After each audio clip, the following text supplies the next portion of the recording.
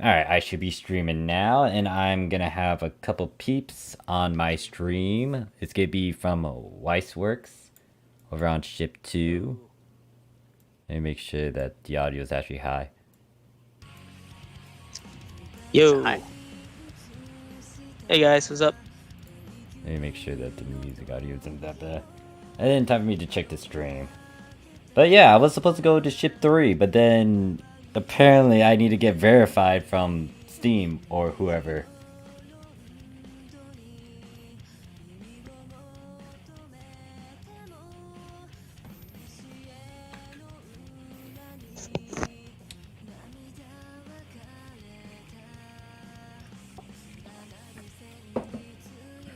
Oh wow.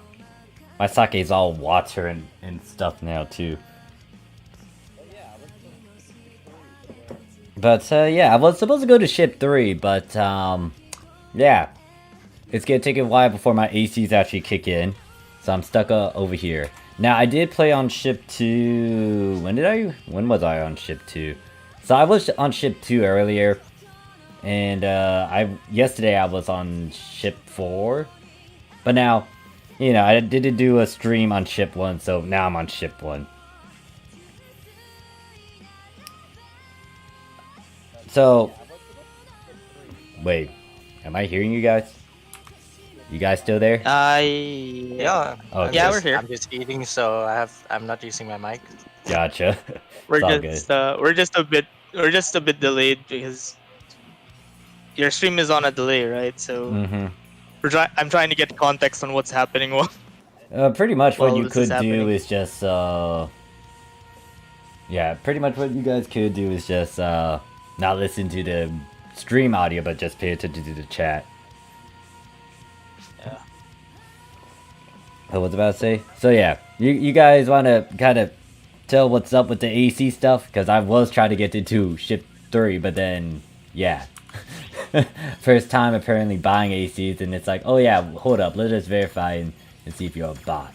I'm like, wait, what? Yeah, it's weird. Yeah.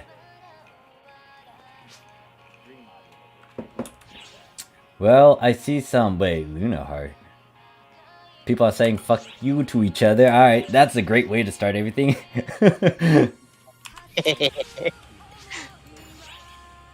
What am I gonna do over here? I really hate that client order. What? Who? Why is this a thing? Complete 10 daily orders. Like, out of all the things I ever dealt with, it's like, I used to do that back in episode 3. And then I realized it was annoying me. I wish we could have that. I wish we could have that removed and replaced by something else already. Or just, like, do what Japan does, which is just swap around with desynthing and just grinding. Not this thing over here, because... Really, 10 daily orders? Like, what I would do, especially if I did mine and fish a lot, is just stock up on all these harvesting things, especially if I have premium, and just let it sit there until the time comes. Oh my god, when they say 24 hours, it does take that long. Oh my god. Oh my god. Yep. I just wanted to go to ship 3 today. Well, you're lucky if it's 24. The longest I've heard someone had them verify was 72 hours. Alright, what am I gonna do over here? I'm using a 1-star too. I was fighting against Persona earlier. What was it? I was gonna try to do very hard, but then I just got fed up with it because it just took a while. And I was like, alright, let me do it on the lowest difficulty. And that took a while too with this 1-star. That is at plus 30, with only 2 abilities. Ripper weak to lighten this Slayer. Now, this is gonna be a fun little challenge later, but I'm not gonna say it now. Like, you guys know what's up. And we're still preparing for it. Yeah, I need to prepare a gun stash over there. Goodbye. Oh. I already got a spare one ready. Oh wait, I can't trade it because it's extended. Oh. Oh wait, is it extended? Oh, oh, okay, that might have explained the attack. I was like so confused at how you got it so high. I was like, huh? How's your raw S attack so high? I don't think your rifle is extended right now, right? Yeah, that's the only way for you to work on it with 1-stars on divides. Because I tried it without extending. It's next to impossible to kill anything. Okay, that's on my sake, sadly. I'm sad now.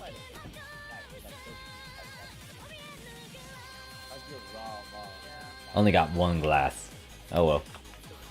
Wasn't gonna drink heavily anyways. Maybe I should take out that drinking of... Well... Yeah, nah, I'll leave as it is. Anyways, so what are you guys up to? Doing my dailies. I'm just eating. I'm still eating, man. All good. I'm still trying to clear. Then I'm starting to dread doing divides again. Divides. I could use those gold keys in here. But at the same time, isn't there an emergency quest coming out soon? There should be morning in 30 minutes. 30 minutes, alright. I could use a trigger over here.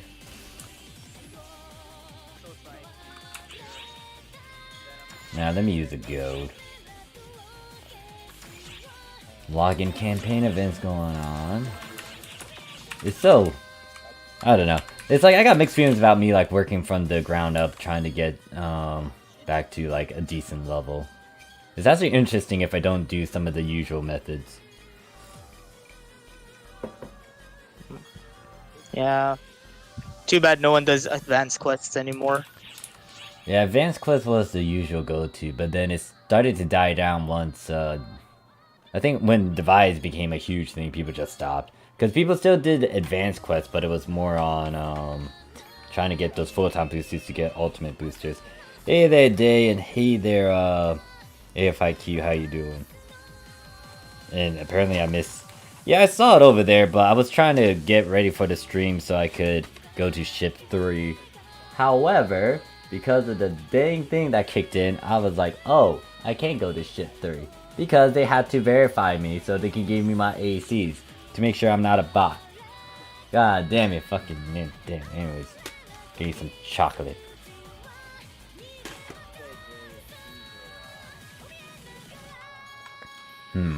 What am I doing? Oh yeah, I was gonna go to team.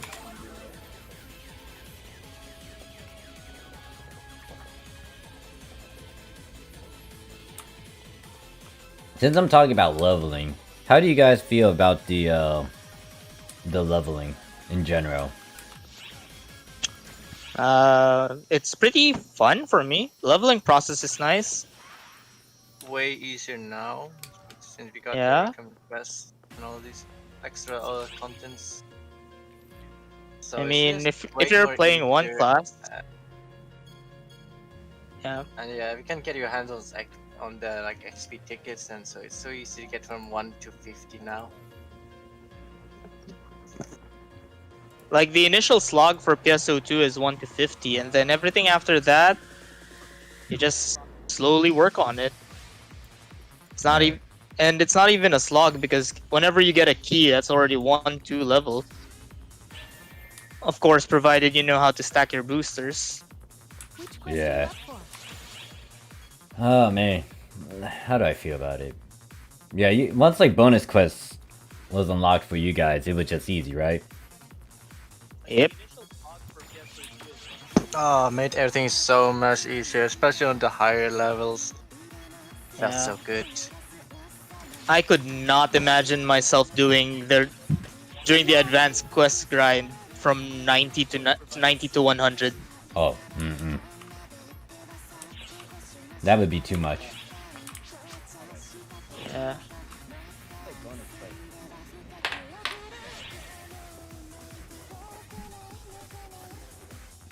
Too much. And the recommended quest made it easier, Oh. at least. I'm kind of mad at them. Sorry. I'm kind of mad at Global for that because like we added the recommended quest a bit early on our side.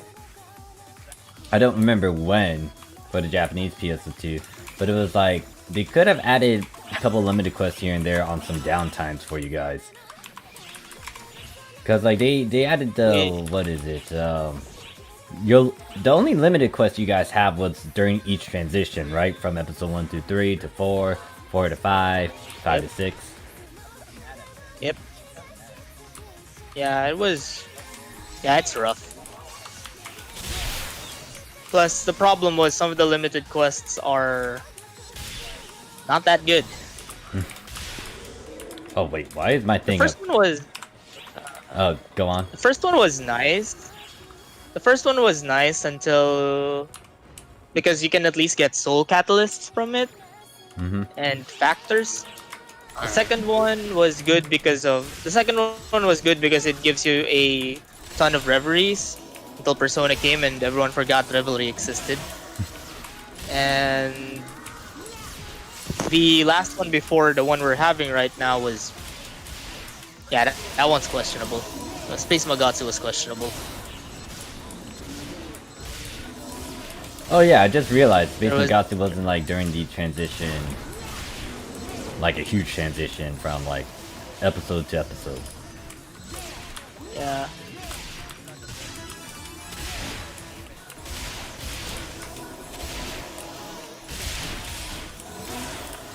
Jaws is just before bonus keys were a thing in global. Doing advanced quests that was obtained on the higher levels, it was so tiresome.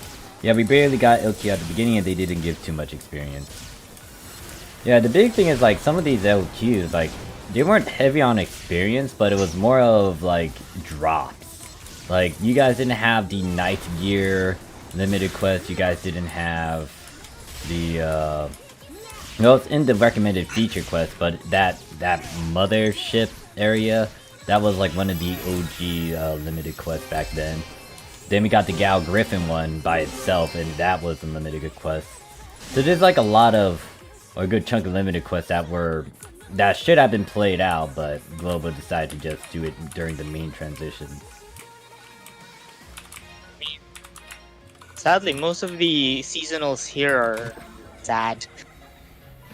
Yeah, at least hopefully they start to open up, because like right now in the episode 6 era, you guys are what is it? You guys now got this limited quest where it's unique, different, gives you a bunch of stuff that is relevant. Because guess what? Modules can drop. You got the glares that can drop. Oh yeah. Yeah, we gotta start actually decent stuff to drop now, apart from weapon camos. Yep. So I'm back. So if anyone, Welcome back. So if anyone's in global right now, please start spamming that limited quest. Like even if you're not going for G Soul, profit you can get from it, pretty nice. And if you're not looking for profit, you can prepare if you're that type of person or player. Now I would be super careful with the triggers because I'm not sure if Global's gonna put that into a shop, into your Rising Bad shop. That's a guarantee. That's the problem. Is it can literally, they surprise us with like cool things, but sometimes it's just like, I don't know. It's up in the air. It's so hard for me to even try to help you guys sometimes because it's like I cannot figure out what Global does at some points, and it's like, let me just say this one thing and just note that if I say this, it may change over there in Global.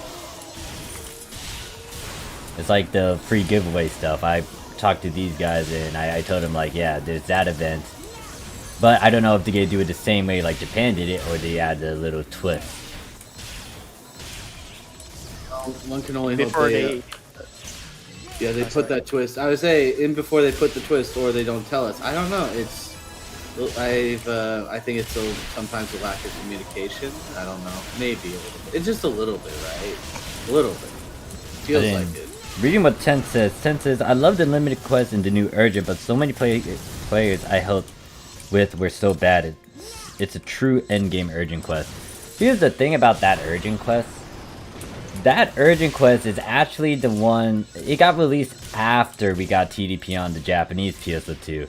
I'm surprised they decided to do the reverse and release that first compared to TDP, because it would be nice to have like better weapons to fight against those things, and I think you guys didn't even get any sort of nerf to that, so yeah, you're getting a very hard version. And at the time for the Japanese PSO2, a lot of people had still Puros or some decent weapons to go up against Shiva and her gang. So it's like, okay, Global. Talk about awkward. Very very weird. I mean, I actually agree with what Ten says. Like, yeah, the problem was You're cutting in and out. Rest in Yeah, peace. you can cut off a lot. Oh, sorry. Hello, you guys hear me properly now? Yep. Yeah. But yeah, I agree with what Ten says. There's a lot of quote-unquote bad players in the Lament UQ, but I don't blame them for it. It's just that it's hard that there's people using it as a leveling UQ. Like yesterday, we had people around level 85 bringing a level 100 subclass and an all-class rifle to it, and that was not a fun time. See, it's weird that you say that, because I remember back with Global Episode 1, early days, like everyone, the UQs back then were just like, it was the big Vodder one. It was a big Vodder UQ, and everyone would just do that to level. part of me like wonders, do people still think like UQs are the only way of leveling? And that's if so, because even when that was like an okay thing to do for XP, there was advanced quests. So it's some sort of, I don't know. I just hope people aren't really think that. I hope not. Some people might think that, which is why you sometimes need to be blunt and just state some of the things, but I don't know if there's a good chunk of videos that stress that greatly. I might do something video-wise with that, though. Because, yeah, the big thing about all these future urgent quests, they're going to be big in terms of drops more than, like, XP. Like, you don't... This is how I do things, and if I'm aware of certain things, I'm not going to try to go into, like, a urgent quest with, like, low gear sometimes. Or if I know that I'm not doing as well, I'm not going to go into the highest difficulty. Big thing is, too, looking at, like, as I play on Global, I realize that they don't kind of take account to your subclass as well. And the thing is, you could technically do extra hard with, like, a level 75, but a very low subclass. And I don't remember how Japan did it. I know there were a couple quests that actually state your main and sub had to be at a certain level, and that would be good because, you know, you do want your subclass to be at a fairly high level so it can give you a bit of perks, stats, and all that. Hey there, HHH, how you doing? And then Jay says, Shad, you remember people bringing level 1 subclass to mining defense? Oh, goddamn, that was a... Now, that was super bad, what they brought up. So, oh god. Here's the thing. So, they bringing up Mining Defense 3. Mining Defense 3 was released during episode 2 time on the Japanese PSO2. And Mining Defense 3 was actually really good for XP. But the only flip side is you need to actually survive the what is it, wave, a lot of the waves until you get to the end. But yeah, some people brought low level gear and low level subs and it didn't go out well. Like, you could technically get away with it, but you would need to know how to do mining defense, what to prioritize, and how to use the AIS well. But it's like... The thing about Japanese PSO2 in the past is that Advanced Quest was actually very, very grindy in the past. Just to clarify it, did you guys, when you did your Divide quests, I mean no, your Advanced quests, you guys were able to use capsules to increase the risk, right? Yeah. Yep. Yeah. Oh, so here's the thing on the Japanese side. You had to physically run it an X amount of times to get that grind cap up, or that the risks favor. So you gotta, if you want plus 50, you gotta do it 50 times in game. In a week, right? Yeah. Within a week. That thing resets in that week. But yeah, Japanese players had, like, some people I knew did it over and over again. Did so many advanced quest runs to get that risk up. Also, didn't the Japanese server start with back then they weren't using one capsule per run, right? You guys ran with 10 capsules per run on the ABC caps. I think so, yeah. They did convert it, I think. I can't remember because I never done a lot of those. Jay, is it true that back then in the Japanese PSO2, the ABC capsules were actually 10 instead of 1?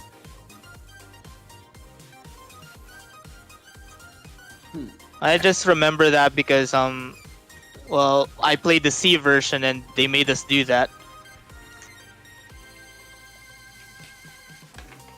They let us experience old types and the original advanced quest.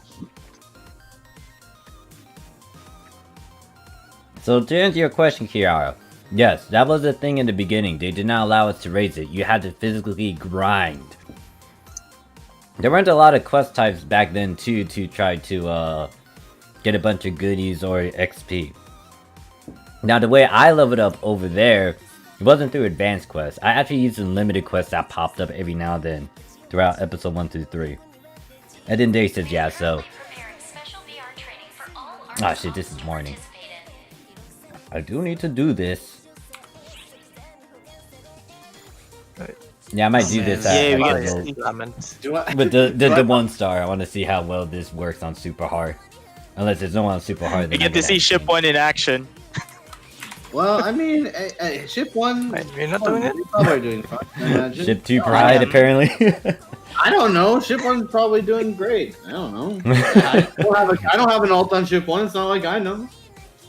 Yeah, at least we can see what's happening. I'm actually curious. Yeah. It's fine. Apparently they said it was hell. It was. Like there was so many things that you couldn't cut shortcuts with. Like leveling, for example, that was hell. Also, if you had multiple characters, guess what? You know how you unlock your free fields and stuff? Actually, I don't know if you guys actually went through the proper way of unlocking free fields. Probably not. The You have to do it one-on-one on all characters, right? Yeah, so I don't know if you guys also had the client orders from Coffee. Because Coffee was your main go-to gal. She didn't just have these quests, she had quests where it's like, what is it? You need to do these ARCs missions to unlock the free field. So... Oh yeah, the ARCs quest, right? mhm. Complete all the I remember those. quests in order. Oh yeah. Yeah, I don't so... know. Sadly, Helios, I cannot go to ship 3 because, they had to verify my account and then make sure that I'm not a bot. That might last 24 hours, question mark. But yeah, I interesting can't... that they're doing that. Sorry. Yeah, I can't get my ACs immediate, apparently. Because I was confused about that, and I talked to these guys, and I was like, hey guys, this is my first time purchasing ACs, or they kind of pointed out, like, hey Morph, is it your first time? I was like, yep. And then, yeah, they told me about that waiting period, and I'm like, oh, well, now I'm pissed. Because, you know, I wanted to go to ship 3 to see you guys, but nope, so I'm stuck on ship 1. Yeah, the AC thing is like a general, like, you know, it doesn't matter what platform you're on, rather. If you're buying AC for the first time, guarantee like half the time it breaks. I swear. I don't know. Allegedly. Yeah, it's weird. It's just weird. is all. I just hope with New Genesis that it's less of an issue that people have, because like there's nothing wrong with having currencies because you know other games have them, right? But it's just weird. The transaction period. Oh, my bad. No, it's fine. That was basically the end of what I was gonna say. Hold up. Helios, don't tell me it's 2 fucking days. No, definitely not 2 days. No. Should be accurately at 24 hours. 24. I don't know. It's weird.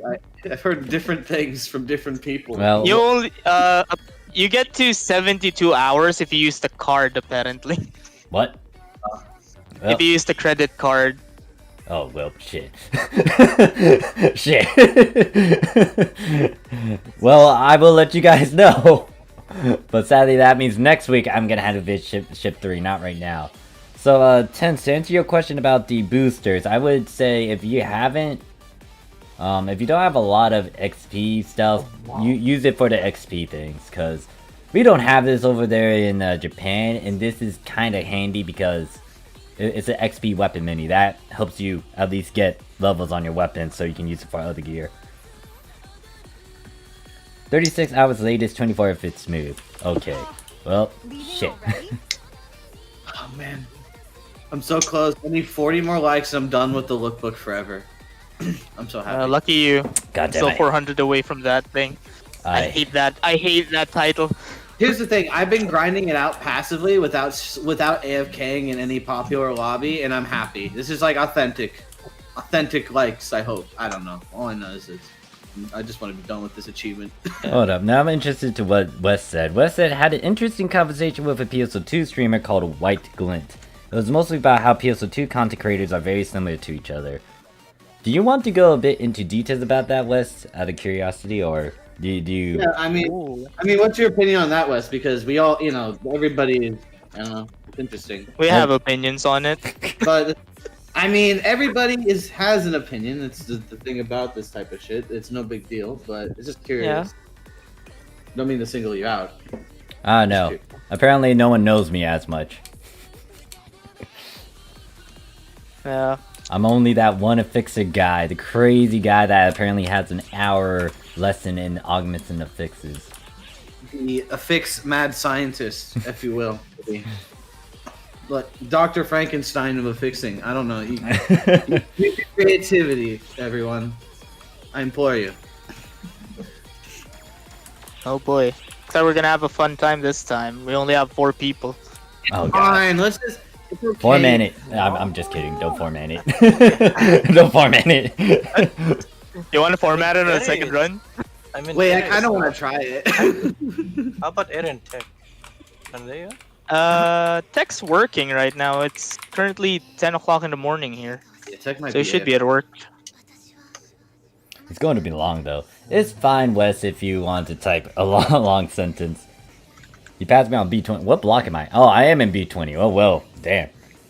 Hey, HHH, how dare you point that out? I accidentally. Oh, well, fuck. Hey. Destroy my Skydance boon. Oh. Goodbye, Skydance. It was like Was in that- that video you can hear me click, but apparently I didn't register like. You got Like- server lagged. No, it was like no. I was like what clicking on the selection, so I thought I clicked Skydance boot. You could hear my mouse click in that video, but I didn't register like it didn't actually show up on that list. And then like when I hit confirm and stuff, I didn't realize I destroyed it. And then like moments later when I'm trying to push it to the 7th slot, it was like, oh wait, where is it? Where is it?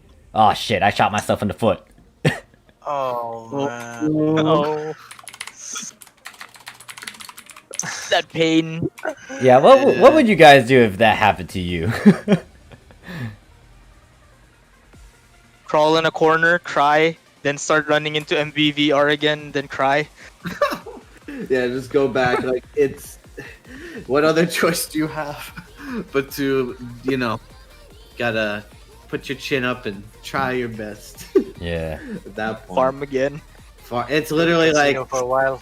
it's the risky run, and I one of my friend here, Chingu, has dealt with Dudu, giving him a, I remember a specific percentage. I'm not gonna mention it, but it was legend. It was something, and I'm sad. The legend of Chingu's Doombreak 3 shall forever live on. It was such a pain at that time because the Doombreak 3 was so fucking costly. It was so expensive at the time when you were trying to do it. I was like, no. Rip. And that's the thing, like, we had people who grind a lot and have Meseta. Think about people who don't like have a lot of Meseta. They couldn't even afford like getting Doombreak. It's just so it was annoying. It was that annoying to bad? do. I didn't know. It was that annoying. bad. It was that. Yeah, it was I mean, bad. You had to have Meseta. You had to have had Meseta to really want to, properly affix. Unless you went for I'm sorry, not properly. Just like, for Doombreak, that is rather.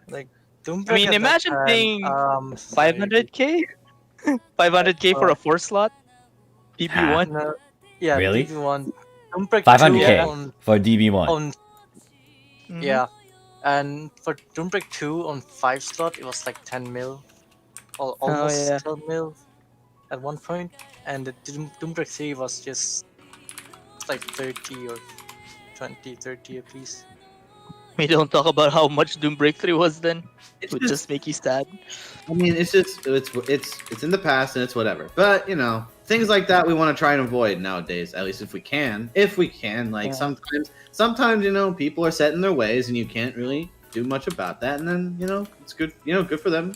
If they have their own build they want to go for, then more power to them. Is all I have to say. You got something in mind?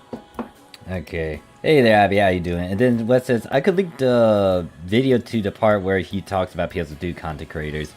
Are you on our Discord or my Discord, Wes? You could post it there, because if you try to do it over here, it's just going to redirect you. Or it's not going to show. Hey there, gamer. Gunner Gamer. Hey, does this game work on Xbox One without Xbox Gold membership? I have no clue. Wait. Anyone play on the Xbox? We have one who does, but I- let's see if they're online. Kind On of. Xbox, yeah, I we have a used- couple. I used to technically, like when episode 1 came out, like when this game was okay. There was a time when this was there was like a closed beta. You can only do it on Xbox, Mhm. and I had an Xbox laying around, so I was like, all right, well, I don't know. It's I haven't recently though, but in the past I have.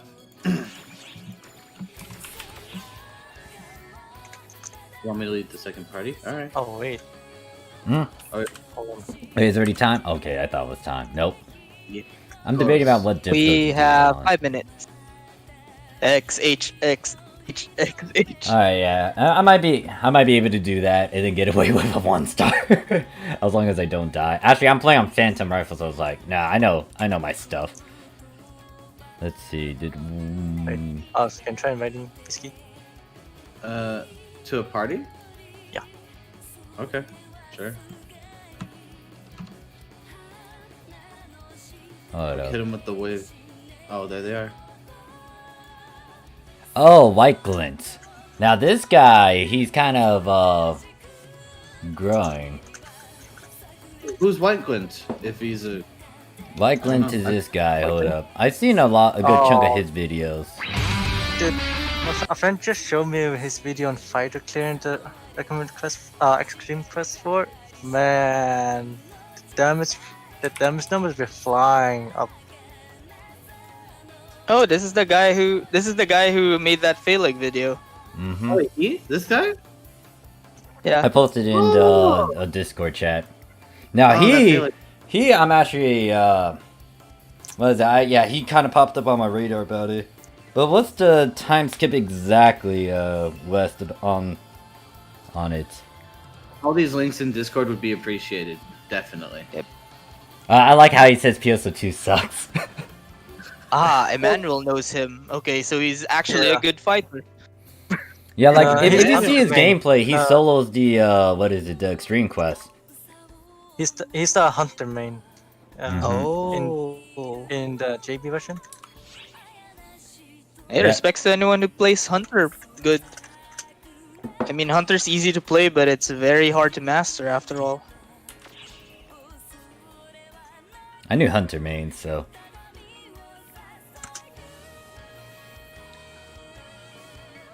Kudos to them. Especially fighter mains, that class is pain. That class is pain incarnate.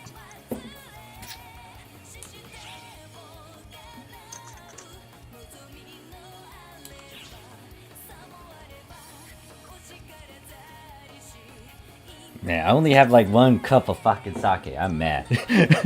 I wanted to go on a tangent, but yeah. Oh no. Now you just gotta get larger gulps, you know, to maximize what you got. Maybe. I might chug. If I die, I'll chug like 30-second worth of this. Okay, the chat will support you, and we will try our best. Depends on if I. Don't actually worry, do stuff. you got people drinking with you. I mean, I could. Alright, fine. I can. Yeah, both Data and Abby did it, and you said 3-0. All right, we're gonna look at this later. Definitely. Thank you, though, Wes. Appreciate it. Yeah, I do want to hear about it. Then we might go into a talk about it. Actually, let me save all this because, like, once again, if I die, sort of thing, I'll chug. Yeah, fighter is like one of the classes that people brought up every now and then, and it's like even with the rework, it's like it's either late or there's still a bit of fine tuning needed for that. There's like so many good classes, but it's like they got so many nerfs and reworks. It's like, come on, find something. But I feel like even though they do those reworks, it's like how many people actually play well with these classes? Man, my personal experience, the people who usually are the best with them are the ones that stick with them. Like, again, my Chingu's stuck with Hunter for the most part and done different things, but like there's people who consistency is one thing. I think like sticking to what you like and having fun with it even throughout the different episodes, because ideally there was supposed to be your class should get like, or job would get like some sort of new tool that you can add to your kit of like things you can do, ideally, right? Some classes got some everything they needed, some didn't in some respects. I mainly like to talk about Summoner because I know Yuki has a lot to say about that. Oh yeah. I do not want to talk about that right now because it's gonna be a long tangent. That's definitely a big tangent for him because he plays a lot of Summoner, my friend here, or used to. Sorry. I still do. Yeah. Most of the time when you guys aren't looking. Hey there, Tin, how you doing? Hello. Time. I'm joining. Alright, good luck. We're watching you, Morph. Let's see how's how ship Yeah, one rolls. I want to see how if I'm gonna fuck up while using this 1-star. Oh, I can only do it You're on fine. super hard. Fuck. Yes. Oh well, whatever.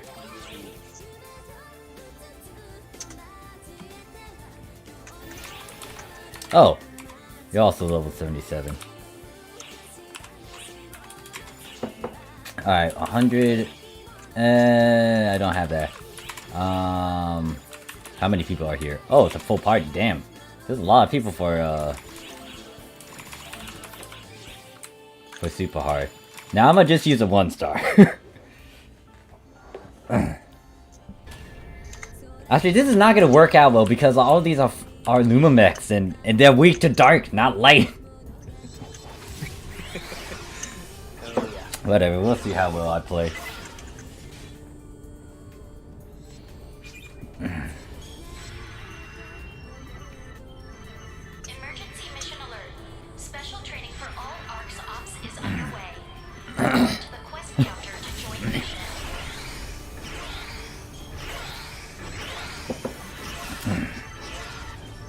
I am ready to die again. Yeah, sadly I am leveling up over here on ship 1. I was supposed to go visit ship 3, but nope, I had to wait on my ACs. Alright, let's see how well I do. Nope, that's not the right one. Oh wow.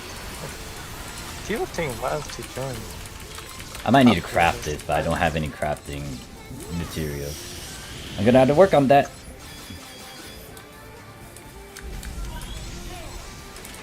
I'll most likely When you get to stay ship inside. 2, we can craft it for you. I mean, there's probably people who could craft it on every ship, but it just depends on who you know, I guess. Right. Right? Yeah. Definitely not that one idiot who just got all the license for weapon crafting. Alright, so the big thing I'm gonna point out, since I'm talking about and showcasing this, Morning of Demise, you definitely want to try to destroy all the defense systems on this damn ship before you actually destroy the ship, because that's gonna give you most of the points. If you destroy it before you destroy the stuff on the ship, it's not gonna count. Or you're gonna miss a couple points that can help you get towards an S rank. It's not that... Do I want to say it's not that important? It is important to try to get a good rank, at least A or S, so you can get a good chunk of goodies.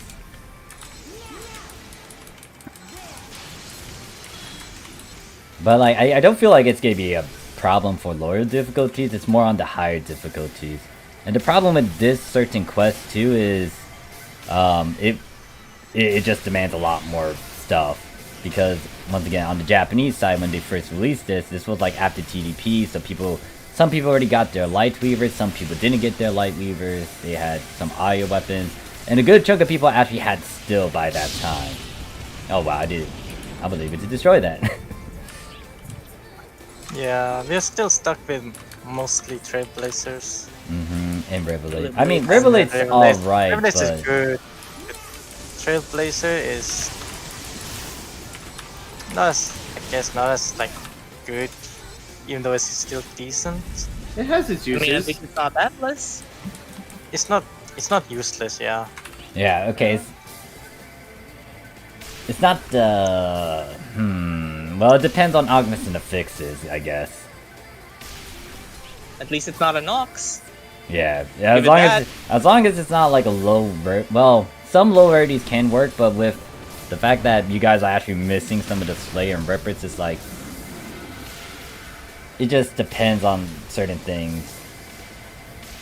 But most likely you want the highest rarity so you can do well in the ultra hard stuff. And apparently I got grabbed. Hi there. Don't kick me, please. They kicked me. Alright, you gotta be careful because the mobs could actually destroy those photon cannons.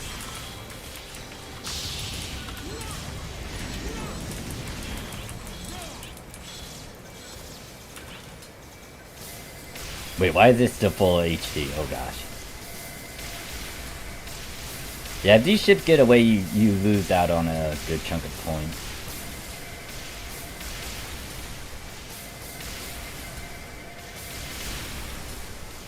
Oh wait, shoot! I just realized. New Saturn, new. My battle buddy disappeared on me.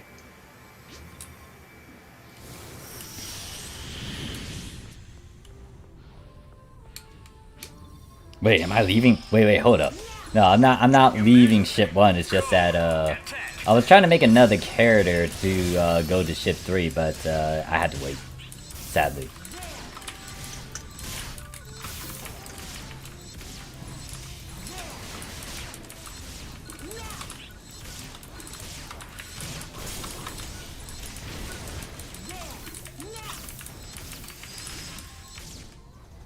Completed.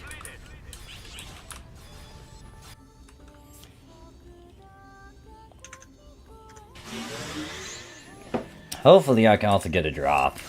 Because I am trying to get a 15-star weapon. At least a collection file one. You definitely. I'm not sure how quickly is that difficulty, but definitely possible. Why not? I mean. Yeah, my collection file is kind of high up there already. It's just that I need a couple more emergency quests or urgent runs. Well, if you wanted to do collection files, we could spam Magatsu and ship 2.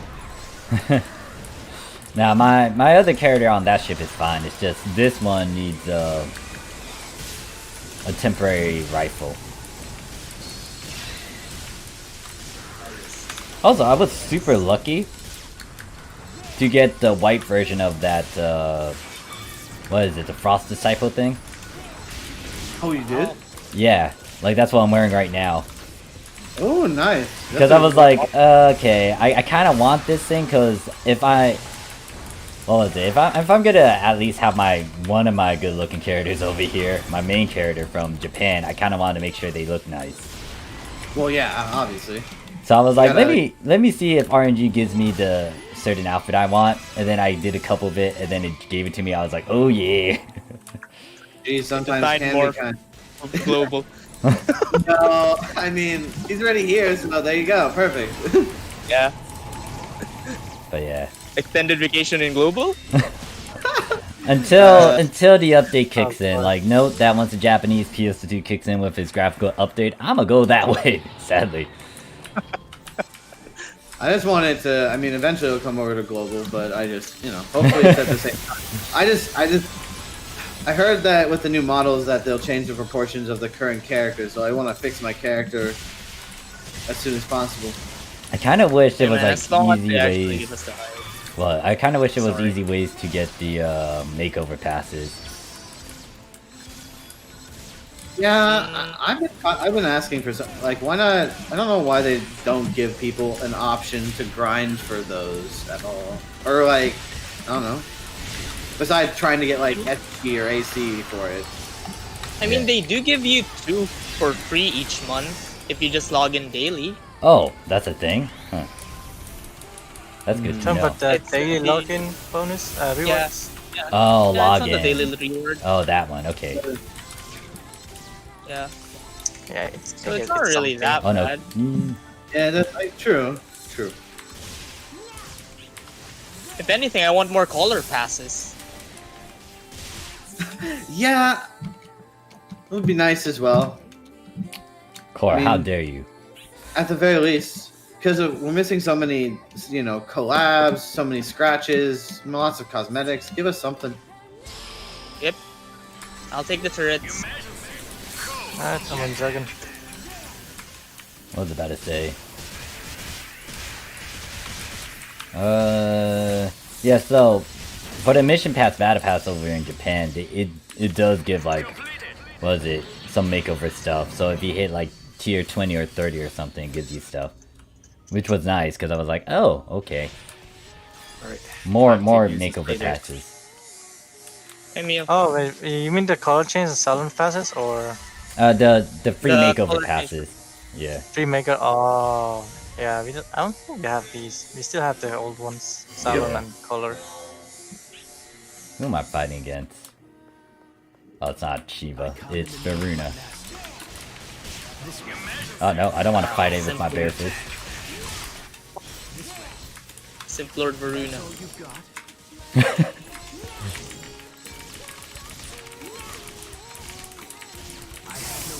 Oh, he What? was dead. Oh no. Wait, why did the laser slow down?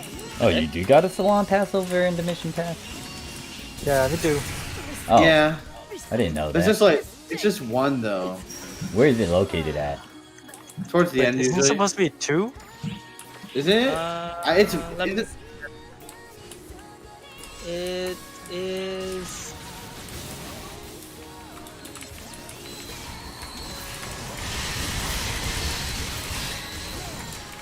I think it's in the gold tier. Okay. No, it should be Alright. it should be in free as well. Gold tier 20 and normal tier 20. Nope, just gold People tier, really gold tier just... 20. Oh gosh. Really? Massacre. Wow. Oh, Shiva. Yeah, but then people were punching her when she was just standing idle. I was like, oh, yeah, no. Vessel of the world, hearken to me.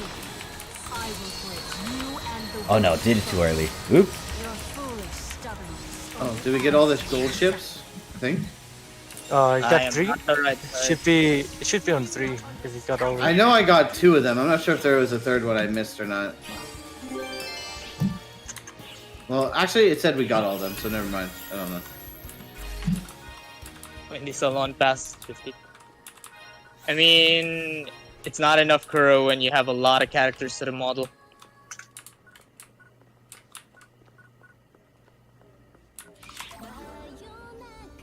It is nice though when you find an outfit you're looking for, and just in general, and it's in the color you want. Yeah. Always You good. know, that's one of my pet peeves though. Like they release a base wear that you like, and then the color the color is not there. The color you want is not there. Right. Or the color scheme is different than you thought. Yeah. How about you, Morph? What's your pet peeves on the fashion side? What do you think could be improved with the new Genesis? The outerwear and the hips.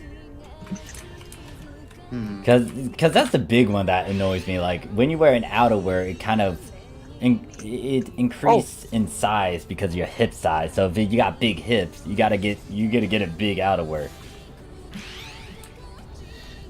Yeah, I've noticed that as well. It's weird. Hey there, Nero, how you doing? What other things about fashion? The big stickler is just like, what is it? You know, if you wear something that can change because of what you're wearing, sometimes it just changes to a completely different shade or color than you expect it to be. So if you have like a witch hat that's supposed to change colors depending on what you're wearing, outerwear or your outfit, sometimes if you wanted to have a certain color from your outfit, it choose the main one. So if it's like black and red, there's a chance that it's gonna go to whatever color it is. So if it has most likely black in its name, it's gonna be a black hat. But if you wanted the red one or like a certain tone, it's like you can't really control that. Yeah, that's a pet peeve on my marine when I was making her. Yeah, at the The very least, ribbon though, just turns black. Like that. they are addressing that.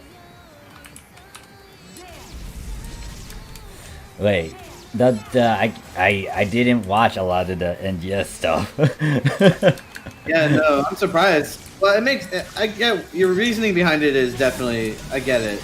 I couldn't help myself I spoiled myself a little bit, but after that like week of the closed beta, I'm good. I'm not looking into anything else. Because like the big thing is, if I played PSO2 blind and I want that same experience, I'm gonna go into NGS blind. I'll learn from people in the game. I'm not gonna learn through like a video or something. I'll learn from people in the game who are willing to say said information. Fair enough.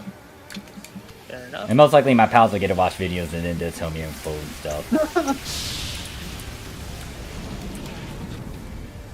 Always good to double check or have different perspectives. At least we don't have to deal with some hard, easy to mess up things for newbies, like mags. Right. Yeah. Yeah, that was the notorious one. And the reason why people were stressing it so much is just because there was no way to actually fix it until recently where they decreased that cost.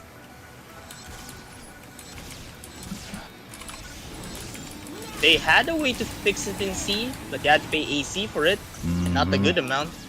Yeah, some people didn't want to. And if you were back then in Japan, like, maybe you didn't have an easy way to access those ACs. Yeah.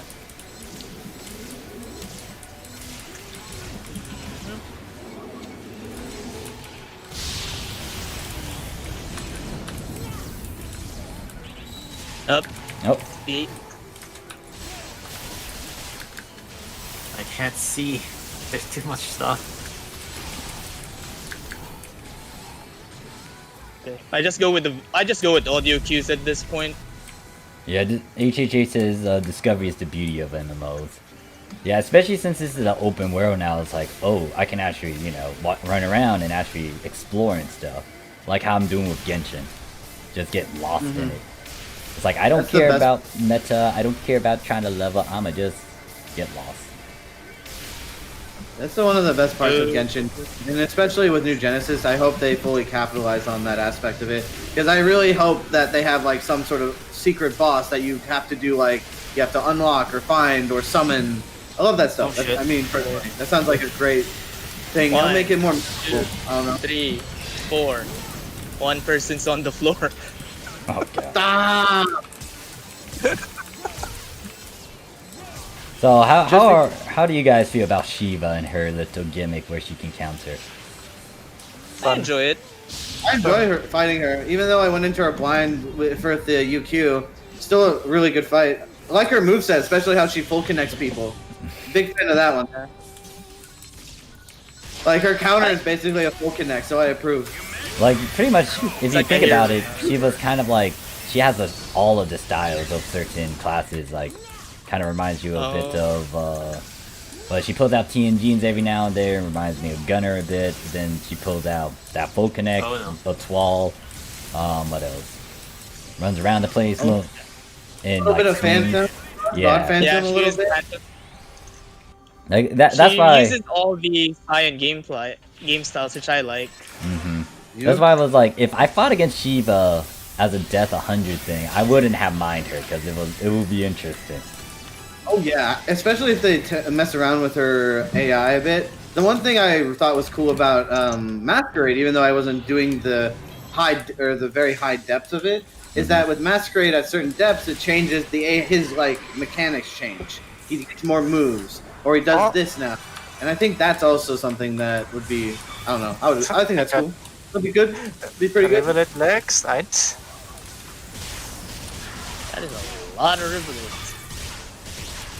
Oh shoot, can I actually destroy these? Hold up. It's Renko. We did it, team. It's okay, Kuro. Yeah, it's okay, Kuro. 9,000 points. What happened to Kuro? People left his lobby because they kept dying. Oh boy. I rarely see that nowadays, but when it happens, it's you can't Well- help but feel bad. Well, wait, define snowflakes. Defined. I guess. Ooh, Well, I that's for think- Kuro. I think Kuro right now. Oh, no one's going this way.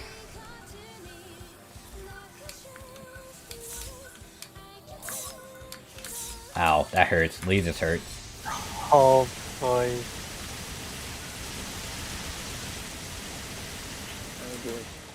I'm surprised no one went this way.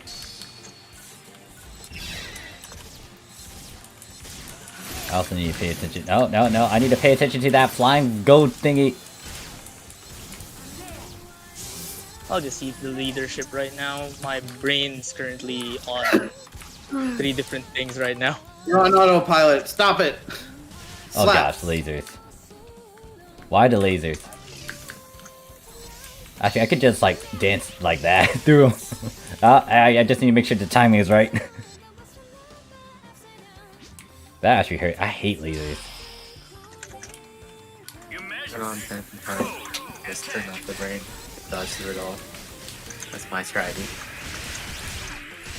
Wait, so snowflakes like what is it? Someone that just ditched because of something? or Fine, snowflakes. hey there, Jess, how you doing? And I only had like one, so it's not that not that big. Tomorrow's gonna be the big one. What are you doing for that? Are you gonna do Dark Souls again? Hmm? More Souls? Like what? More Drunk Souls? Yeah, more drunk souls. It's Classic. like, it's not fun if you don't make it fun. Like, I could be all like, you know, serious about it, but at the same time, nah, it's Dark Souls. I like taking my time with it. The game is old enough now where it's like, you know, it's who really cares? It's a good game. I just care if people play it, even the old ones, if you can. Not 2. 2 is weird. Try to do this. Go Dark Souls 3, then 2, then 1, and then play Demon Souls. Go in reverse. Hey, Demon Souls was at least harder. What Yeah. about Bloodborne? Bloodborne fit into that. Yeah. Where would that be fit in? I guess Demon Souls 3. I mean, Demon Souls 3. Sure. No. Dark Souls 3, and then, Bloodborne, and then Dark Souls 2, and then Dark Souls 1, and then Demon Souls. I remember when I played Demon Souls after, what was it? My friend told me, like, once I finished, like, Dark Souls 2, and, I played Dark Souls 1 again, like, my friend was like, oh, try Demon Souls. I was like, alright. Started playing it, I'm like, oh shit, there's no bonfire mechanic. Oh shoot, I actually had to run all the way back. Like, if I die, I had to go to that main hub, and then I had to run all the way back to, there we go. There's my rifle. I had to run all the way back that to where I game died. Yeah. Yeah, that game was brutal. Didn't help that my friend was like, "Oh, you bought a PS3. What?" I'm like, "What's a good game to buy?" "Oh, here, try this out, Demon Souls. I'm gonna give it to you." And I'm the type of person who won't stop until I clear a game. Like, dang it. I mean, the Demon Souls on PS3 was also kind of glitchy. Good, as much as it's a great game for what it is. It's I heard there's a little bit of jank associated with it, so it's good There's that a it got lot of jank. It's a good thing it got remastered, in my opinion. So. Oh, the jank is still there. Oh The yeah, jank of course. is still there. I heard the AI of Ooh. Dark Souls 3 is in the remake. Or Armored not 3, Core. sorry. Ooh, Armored Core. Now, Armored Core was a fun one too, but yeah, it gotta work with it. Armored Core is amazing, but if you know Virtual On or played Virtual On 2, that shit's also great. Ooh. Sega, that is also Sega. Old Sega. That is. Wait, did you guys ever get a EDF? collab from that, or? I would love a collab for that, honestly. No, like me personally. There's like a collab on the Japanese side. I'm just asking if there was on for global. No. Nope. Oh. We're not cool. We're not cool, obviously. We're not cool enough. Yeah. What the heck is being spammed on my screen? Anyways, before we go on, I do want to watch that video and see what this guy has to. And I am gonna actually play it up on the stream. So let me pause the music and see this video. And what did Wes say? It was 30 something. 30106, alright. So let us see. 30.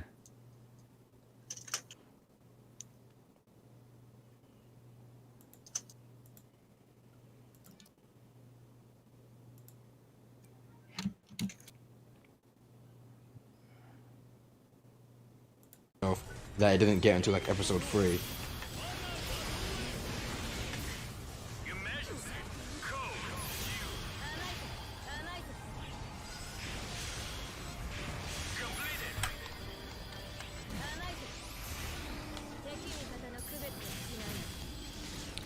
Actually, let me see this side too.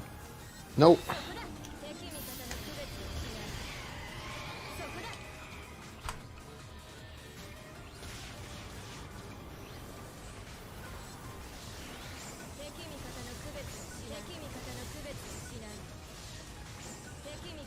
Oh, come on.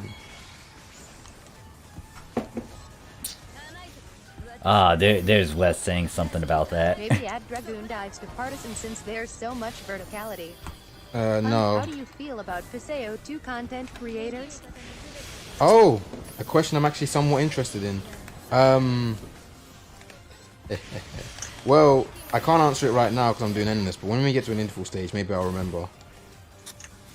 The thing is, most I don't see PSO2... what there is to be excited about for NGS. I expect them to make the same content mistakes as PSO2. It just looks pretty at the moment. Yeah, that's it. That's the main thing to be excited about. It looks pretty. You can see your ugly character that you think is pretty in high definition.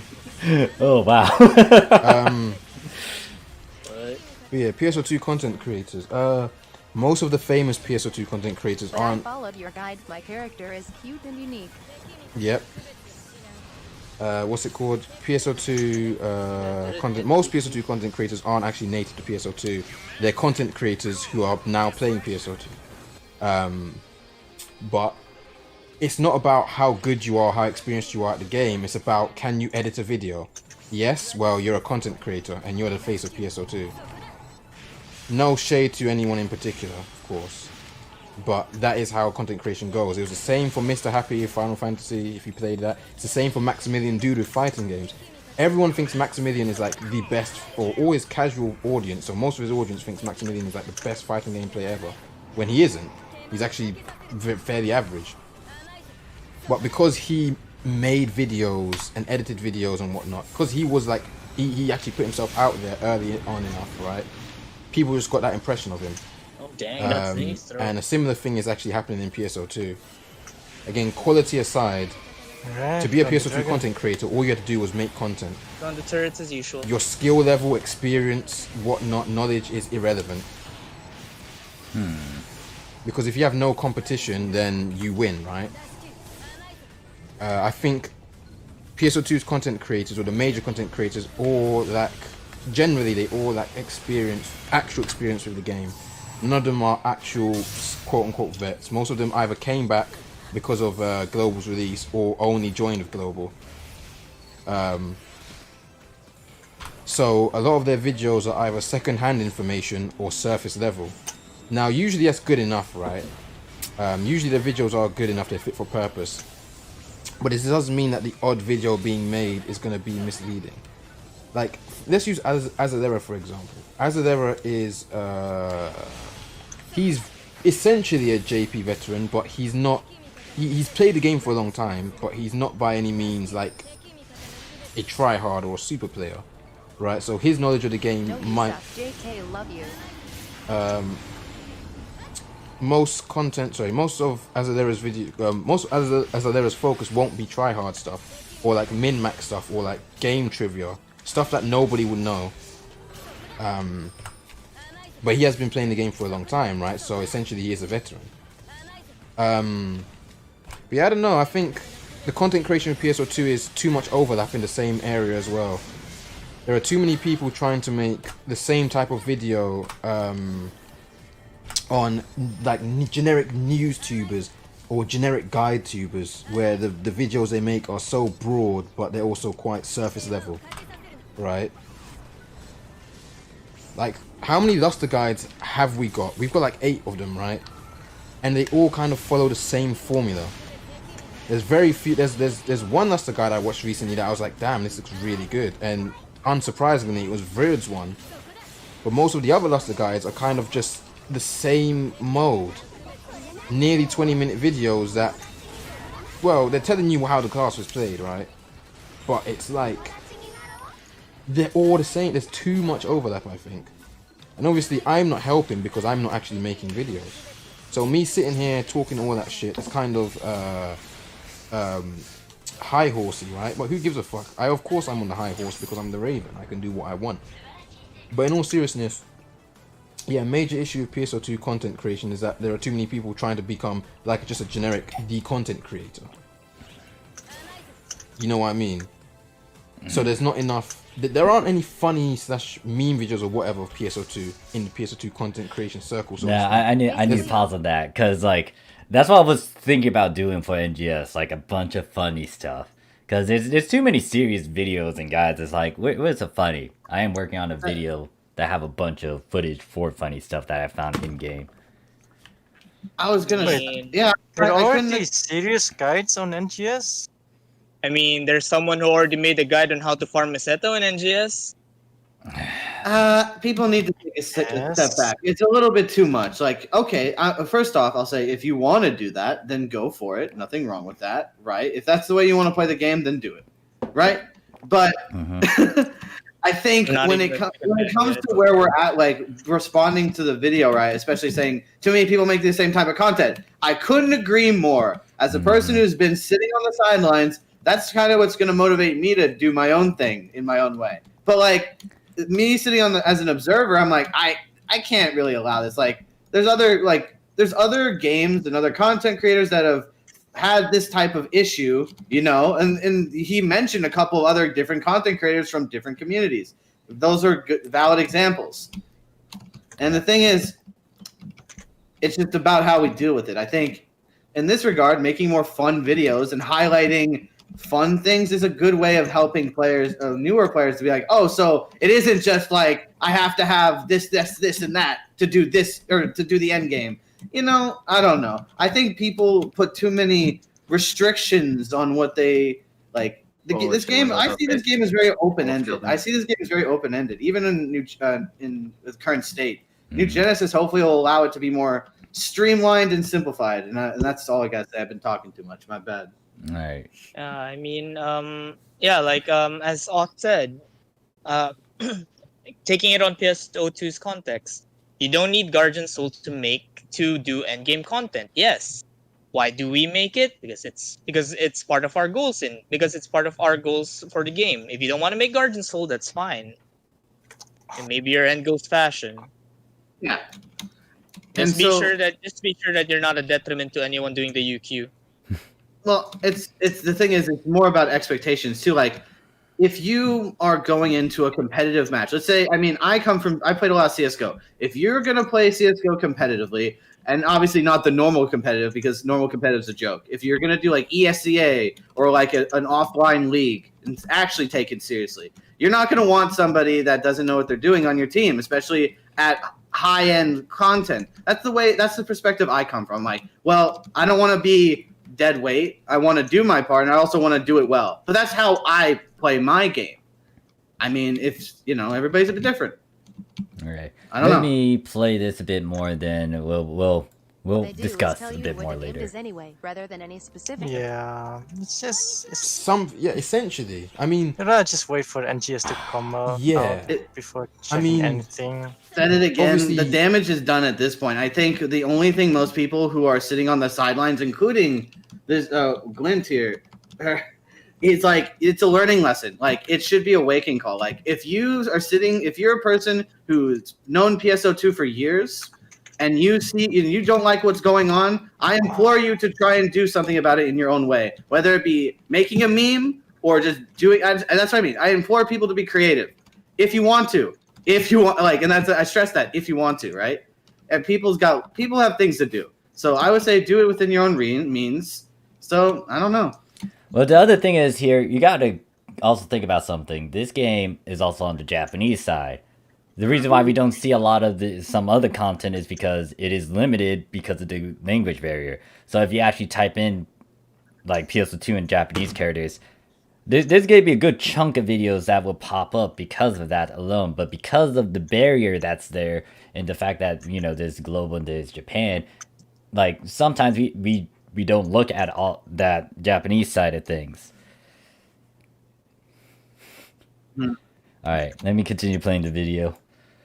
People are watching the videos because they want to know the stuff, and you'll be really shocked at how little people can know despite the game telling you. No quarry. Sorry no if we're canyon, cutting up a that's bit kinda because not good. we're But currently at the same fighting time, Shiva. She's gonna guard. What you're saying. It's Give all us. I think Max's fan base knows he doesn't No, Shiva! He's not a top player. Yeah, that's what I mean. I think Maximilian is the best example because again, and Mr. Happy as well if you play Final Fantasy 14, because I know there's a lot of overlap, right? It's the same thing. Mr. Happy was the first person to make that. Where's my free out button? PS. There's Mr. mine. Happy was the first person to make Final Fantasy 14 encounter guide, so everyone thinks he's like some god That's raider. because If you're having players care trouble about getting out of the playing well or instant kill choosing zone on time. Shiva, just use your photon And that blast and too. hold it down What until she looks stops. That okay. too. I just So use that's what I time mean. to It's time my like frame. What is that blue the point I'm thing? trying to make is that ignoring skill, right, don't and spam experience, heals on. there's just too much over that. No. Everyone wants to just become a content creator, just a guy that's Oh, no, like, that's oh, Everest. that's everyone just wants to become I think. popular, I actually can't tell. and there's too much over that. Sorry, let me Oh, rephrase that. wait, Everyone wants Eddie, to I got a become bullet known corner. as like a knowledgeable, a veteran, a guru. So there's too much over that. What's with these ribbons? I've gotten It's just, Nothing I but think that's it. units. Why do we have like No 3 or 4, maybe recorders. 5 content creators who all make guides, like top Eddie, 10 tips check to out- do this, check that, the- and this. And check did the you voice. know about this, that, and this? And oh my god, can't believe it. This happened. Anime PSO2 Oracle reaction image. And like, I'm clowning on it, right? Because I'm doing the same thing. I'm actually doing that. I've done that in the past 2 or 3 videos as like an experiment. And yes, Is it this why you works. started doing some content? I Yes. thought about it, but video editing is too hard. I didn't like video editing either, but I just decided to try it. I thought video editing was too hard until I found out that Yeah, a lot everyone of them do guides. uses the same After Effects pack and stuff like that. I didn't realize editing was actually pretty easy. But split voice recording, split content recording. I literally did it as I become the face of PSO2, but he's a newbie, relatively speaking, Wait, who is you? who collabed with Anamana, He who's said like we here too. Anaman is like the face of global PSO2 at the moment. He's the most popular content creator. He's like the Maximilian, so to speak, right? And he's collabing with the actual official global PSO2 team to make beginner guides, which have come 8 years too late. But okay. Even why weren't these guys released when global was new? Why were these guys released now anyway? Point is, he's become the face of PSO2, but he's a newbie, relatively speaking. I haven't actually watched his content, but a lot of people say his content has misinformation and whatnot. And again, I don't know. I don't watch his content because I don't need to watch his content. But what I find is that the people who say that aren't trying to make content themselves. So it's like, be the change you want to see, and if you don't want to be the change, then you're not getting any change. You're not seeing change if you're not going to do it yourself. Like, let's say Anamana's videos aren't great. Let's say his videos are shit, right? They're false. They don't do anything. Let's say that's the case. Then make your own videos. If no one watches them, then that's just how it goes. Maybe, I don't know, Viewbot, or I don't know, shit it everywhere. But again, like, you know how people worship celebrities and shit, right? Even though celebrities don't. Celebrities are just regular people who can maybe act or sing. YouTuber who has completely fucked up class trees and dares discuss them. I think I know who you're talking about. I think I know who you're talking about. But, again, I'm not saying any names. Point is, like, people worship celebrities, right? But, like, celebrities don't know shit about anything. They don't. Celebrities usually are probably below average when it comes to, like, actual intelligence. Oh and, my god. You know. This guy, he got a lot of points with me. I'm almost like to watch it all off stream, but like, damn. That's so many things that I'm like, yep. I can't help but agree with him. It's like that's why I'm like that's why I'm trying to change my attitude towards it as well. I'm like, I sat on the sidelines for too long, and that's why I'm changing my mindset with this. It's like if we want to see better content, we're gonna have to, at least I'm gonna give it a shot. Other people, I don't even care. If it gets no views, so be it. I don't care. At least I tried. That's the thing. The importance is like trying. I think that's important. Sorry, you go on. No, I just think like the problem is like this is what I've said to my friends here in Discord before about like the content creators, quote unquote, right? Mm-hmm. Anyone can make a script. Anyone can read a script. Anyone can read from a website. That's just, you know what I mean? What's the difference, deciding factor between a person who just reads off a website and a person who plays the game is experience. And I think that goes for a lot of different things. I mean, I might you can tell me if I'm wrong here, but it doesn't seem to be the case for what I've noticed. Yeah, so Cheapest hero. what was I about to say? Shit, there's a lot of things Sorry. I can point out from what he said. Now, the thing that kind of caught my attention is what HHH says. Mhm. Now, here's the thing. Is it bad to have elitism and veterism? It's like, I get what he was saying with the terms of, like, experience is not everything, but at the same time, I can also counter argument that and say, like, so you want to listen to someone who's new compared to someone who hasn't. And maybe it's because of human pride or some things, but taking the extreme example once again, there were like with the COVID situation, it's like people didn't listen to those doctors. Guess what happened? Shit happened. Fucking COVID spread all around. So it's like I get what he's saying that, especially since this is video game stuff, and yeah, it's like if you don't like what you're seeing, you should step up to the plate and try to make content. Now, the reason why I haven't done anything, thinking about it. Well, I mean, it's already obvious that I don't play on the global PSO2. I play more on the Japanese PSO2. I'm playing global PSO2 right now, trying to see and visit you guys, but also see what is actually up and get back to the experience again and see everything. But the big thing is, it's like I cannot, like, you know, like I am doing videos to help you guys so you don't fall into some of these traps, so you don't spend as much meseta. And he talks about how there's a bunch of guys talking about the same thing. You like, I don't know how many guys are there is shit one is elite. How many guys are there talking about augments and fixes, like very detailed stuff. Like I know that that's not interesting in its own right, but it's like I'm doing this so I can help you guys, so you don't need to spend as much, so you can enjoy your other things. But yeah, and then he also stressed how there's too much content around the same thing. It's a bunch of guides. Where's the fun stuff? There's only a couple videos that actually got into like a bunch of silly, goofy things on PSO2, and most likely I'm gonna start leaning more to that side, especially since I do have some footage that I'm gonna make together and just release. Yeah, well, I don't know. His stream, I have no clue if he visited his stream, but he did come over to my stream once, but even then, it's like, I'm not gonna go into that specific detail.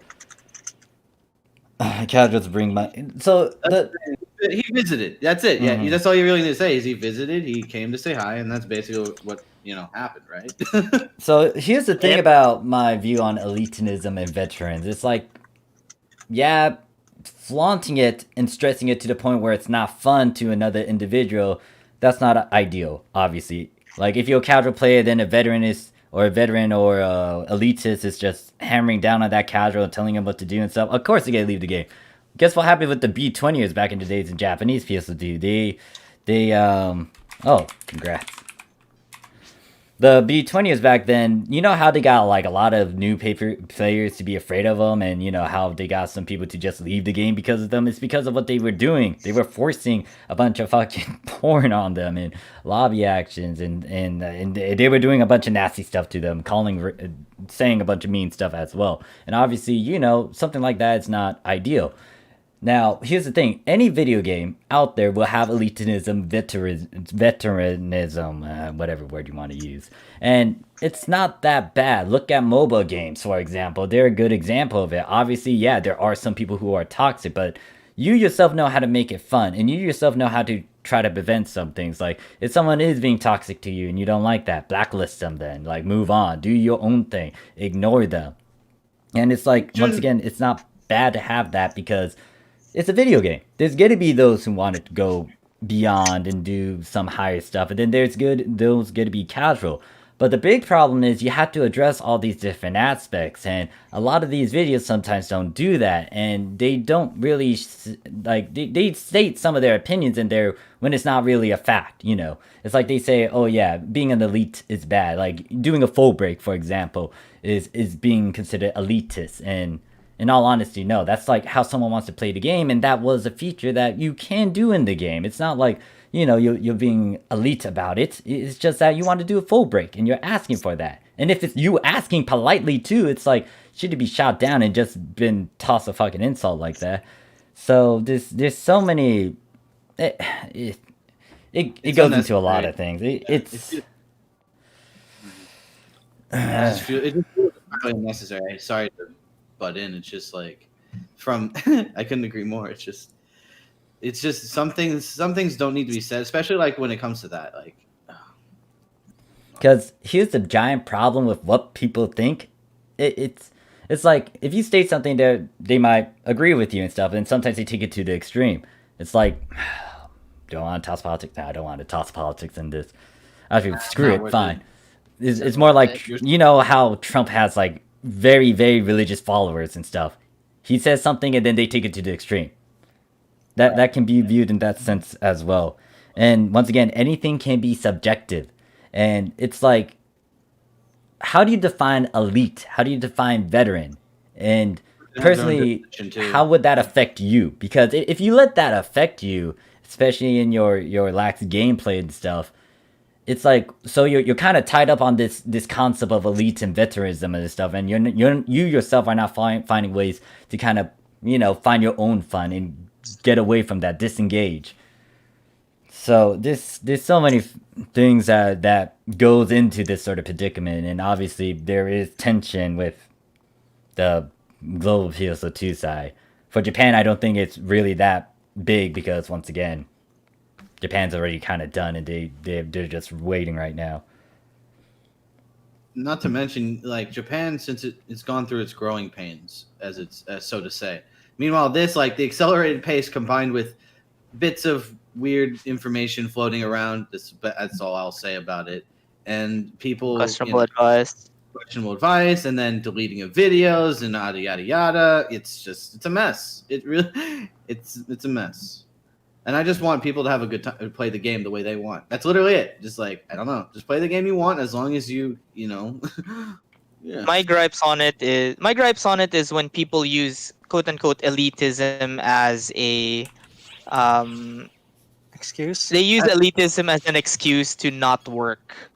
You know, yep, exactly. They use it as an excuse to dissuade or dismiss all criticism. Oh, even if it like you can have good criticism that isn't like, won't hurt your feelings. It's like saying like, oh, you need to work on this right here, or like, oh, you could, if you did add another full connect to your combo, you'll do more damage. Something. I don't know, like I can tell you that if you're playing Phantom, you're spamming Shift Google. I can do it two ways. I can tell you, one, you're an idiot, you're spamming Shift Google, or two, you could just do Shift Breb strafe and then just spam Vebrican and you'll do better damage than holding Shift Google. You'll also have better iframes. I said the same thing, but it's in a different manner. But the problem is, someone would take this as, oh, you're being a sweat lord, you're being elitist by telling me how to play my game. Just giving you advice. If you don't want to listen, then that's on you. But keep in mind that you're also affecting other people that you're playing with. The cost, and like one of those things, because we don't want, no one wants to be that guy and be like, hey, come on, no one wants to be that person to call out another person, especially if it's justified, but it's sometimes necessary, especially when you're trying to if you want to try and achieve a goal, you're gonna do it, and sometimes it's difficult when there's a lot of contention in between opinions on how to do things. Like a fixing, for example. Right? Yeah, if fixing is that one thing people are just like, oh yeah, no. But once again, that goes into, I feel like goes into like some of a different field, because that's gonna go into like looking at a system, not liking it and all that.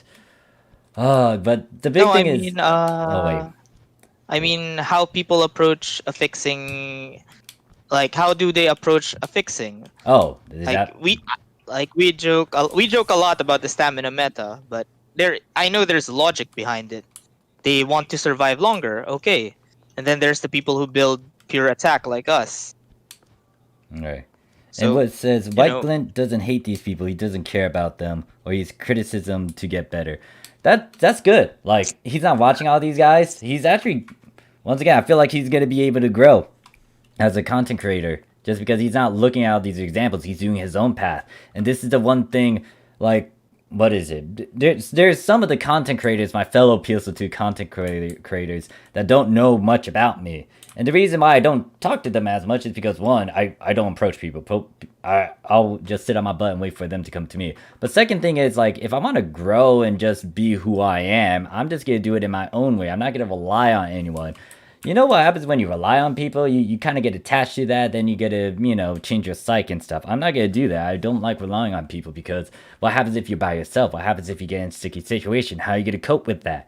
And if I put this in real life, how you get to improve yourself if you get to rely on a lot of people in real life? That's why I put myself in an uncomfortable situation at times. I put myself to the point where I'm by myself. And, you know, if I'm going to push on against something that I'm not a big fan of, guess what? I'm going to try to push through it. Like me trying to take the ASVAB, me physically working out again, me trying to do this, and this. It's like you set your goals and boundaries. The stuff you can do in game, you can also do in real life. And following what Glint says, especially about veteran and experience and stuff, it's like, he's thinking about it. Yeah, he's kind of right too, because all in all, guess what? If you go back in real life, what did you learn from a video game? Oh yeah, I played 8 years of PSO2 and stuff. Does it have any relevance in real life?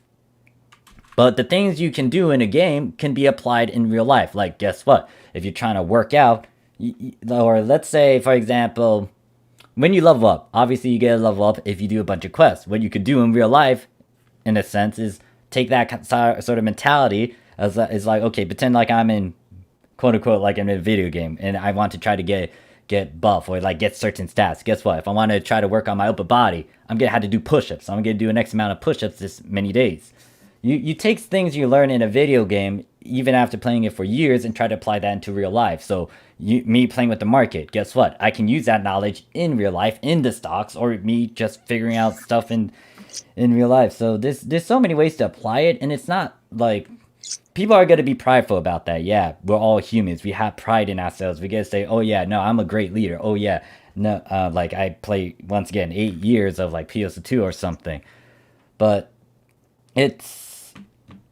it depends on how you view it, and it depends on how you take it and how you do your own thing. Like, yeah, you meet a veteran, so what? What is that going to do? Are you going to try to get knowledge from them? Are you going to listen to all their bad advice sometimes? Or are you going to be peer pressured into some things? How are you going to take that in stride? And when people say, oh yeah, this person is an elitist, a veteran, a toxic player, it's like, how do you define such a thing? Why, like, how do I know you're not the toxic person? Everyone can, once again, twist definitions in their own way. And this is why human beings are so fucking complicated, and we will never get peace, because everyone is different. Very true. Especially, like, if, and the thing is, let's bring it back to goals, right? If your goal as a content creator if your goal as a content creator for PSO2 is to grow the community, help people enjoy it in new ways, or to enjoy it in their own way, then I applaud you. But if you're in it for the, you know, for as a job, then I mean, understandable, right? Everybody's gotta do what they gotta do. But again, where I always draw issues, like, come on, like, are you doing your research? Because like you have to understand this, because a game, you're affecting multiple people, lots of different, I'd say lots of different types of people. So with that, it's gonna be a mixed bag. And if you just do, you know, surface level information, then when people take their interpretation of that information, a lot of miscommunication or misunderstandings can happen. Like, we have translations on global right now that are super scuffed, and people are like, wait, is this the augment I need? Or because translations, you know, like if somebody's trying to do a fixing and they look at the translations, some person who's just, you know, with a specific mindset be like, no, I don't want to bother figuring out the translations or whatever. And, you know, then what can you really do? It's like, if that's your mentality, then all right, but yeah, I don't know. It's not mine, and that's fine. Do a podcast more. We could, most likely, but I have fun like talking to these guys, and most likely when I go to other teams as well, if they have a team Discord, they want me to speak to them, we can share ideas and whatnot. This is what's gonna happen. So another thing I'm gonna stress out as well is what he was talking about with solutions, because he has a point. Like, if people don't like what they see, then they had to take action. And once again, I admit, like, I could step up to the plate, but the problem is, in all honesty, I'm not playing on global. A lot of you guys play on global. Even though I say some videos that will address and be addressed to global, it's a lot of stuff that I learned on the Japanese side, and it's just things that I want to give you guys in terms of advice, so you guys don't do some of these mistakes, or so you can save money or something. But like the entire gist of me doing these videos is just to give back to the community and help you guys, you newcomers. Even though I'm playing on the Japanese PS2, that does not mean I like it's like a giant barrier where I can't give you some help. But I cannot be, that main guy because I don't play on global as much. Right now I am playing on global, but it's like Japan is still my go-to. Japan is still my main account. Yeah, not unless they made it easy to like swap like with that character to come over to global. Unlike but that's not what the world we live in. So it's like it's understandable. If I spent all my time, I spent all my time on global. I still want to go over to JP, but it's just like it's gonna hurt me starting all over again. But I like PSO2 and I'm willing to do it. So it's like other people might not want to do that. That's the thing. Like when New Genesis comes around, me personally, I'm gonna have a global account and a JP account. I'm gonna play both because why not? Who's gonna stop me? Only you yourself can stop yourself. But yeah, he makes a good point. Like if you really don't like it, then step up to the plate. And I will say this right now: if you plan to do anything in the future where you make video content and all that, I would try my best to support you as best as I can. And if you don't like a certain thing, then just drop it. Like don't stop watching it. If you don't like a certain content creator, just don't watch him anymore. Period. Watch someone else. Find someone else you can like and love and relate to. Exactly. Couldn't agree with that more. Somebody who works with you and delivers the information in a way that you can understand the best. Because the big thing that I like, pointing to Abby again, Abby Fuzzybeard in the chat, like me and him had a bit of issues, and the big thing is with like holding a grudge and just hating for a long time, and this is what my best gal kind of told me in the past. It's like it's not healthy at all. It gets to you. You just start to have a bunch of negative thoughts that you shouldn't even have in the first place.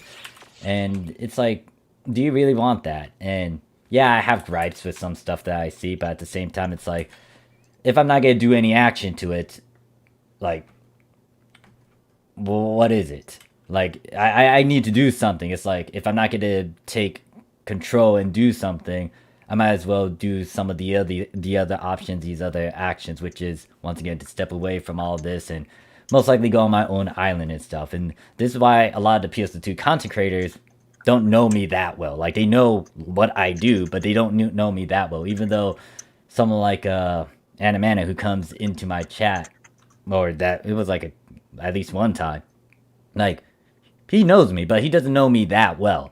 And there was like a certain Twitter post as well that someone mentioned my name, and then like someone said, oh, like they know all these people that they list, but they don't know me. It's like, yeah, I personally did that because, once again, if I want to build my way up and I want to do it my certain way, I'm gonna do that. I don't need no other person. Well, sometimes you do, but it's like, for my venture doing YouTube and doing a bunch of content and doing what I want to do, I'm gonna do it by myself. I'm gonna do what I want to do. And once again, if you guys want to do something about it, and step up to the plate, and if you guys are gonna try to do content stuff, I'm gonna support you. Most likely you'll see, like, when I go into NGS and stuff, it's not gonna be a bunch of guys. I'm gonna have fun with the game. I'm gonna do adventures with all my old pals. Some of them are fucking goofy, and we're gonna do some stupid ass shit. And most likely I'll chat with some of you guys still, especially if you let me, once I've done visiting with the teams and all that. Like, if you want me to just chill with you guys and chat with you guys in team chats, I'll do that as well. No, please do. We don't mind. It's no big deal. We appreciate more people in our alliance. That's the thing. Well, it's not even just that. It's just like talking to the broader community and because here's the thing. If people are gonna just draw the line and say, oh, you guys are toxic, well, then it's best that it's best that people organize in a manner, or just like it's just one of those things. It's like, it's all about optics, and we gotta try and represent our side of the game in a way that that isn't easily misconstrued by people on social. People trying to do things for gain. Yeah. So it's like, sometimes people bitch a bunch, and sometimes it gets to the point where it's like, it's going to become unhealthy, so. Nothing wrong with, like, with trying. That's the thing. It's important to like it's important to try because at least you can say you did. Unlike other people, you know, it's like I feel like most people will have the hardest. It's hardest to take the first step usually, right? It feels like that. Feels like it. I don't Yeah, especially when like, let's say you're a new content creator and you got your first dislike. That's gonna hurt a bit. No goddamn lie, but you gotta push on through. Yeah. Once again, hate comments in general. it's like you yourself know what you need to do, and you yourself know what will stop you. You yourself have to push on through, and you yourself know what needs to be changed. This is why I like individualism, because you can pretty much twist your psychic mentality to ways that are just beyond it, above and beyond. The big thing is, it's like, look at the celebrities. He brought that up as an example. Some of these guys, yeah, they're normal people, but they change their psyche, they change their mentality, they change the things that they need to do. A lot of motivation videos, like if you watch them, it's from Dwayne Johnson, for example. Wait, did I say his name right? Dwayne The Rock Johnson? Yes, yeah, of yeah, course. okay. The very same, The Rock. And then there's like David Goggins, I think. David Goggins is my biggest one that I really like, because he talks about the mind and comfort zone. And here's the thing, a lot of people like their comfort zone, which is why I would bring this sort of comparison to fixing augmenting. Some people don't like change or new things, but sometimes you got to push on through. Despite that, you got to get yourself in that mentality, because if you don't, it's going to trouble you, it's going to be an obstacle. And if you have a certain goal, you can't be stopped by little things, or maybe it's a big thing, but either way, you got to push on through. You need to push on through. But you yourself, once again, are that deciding factor. If you want to stop and quit, and that's on you. I don't like being babied. I don't like, what is it?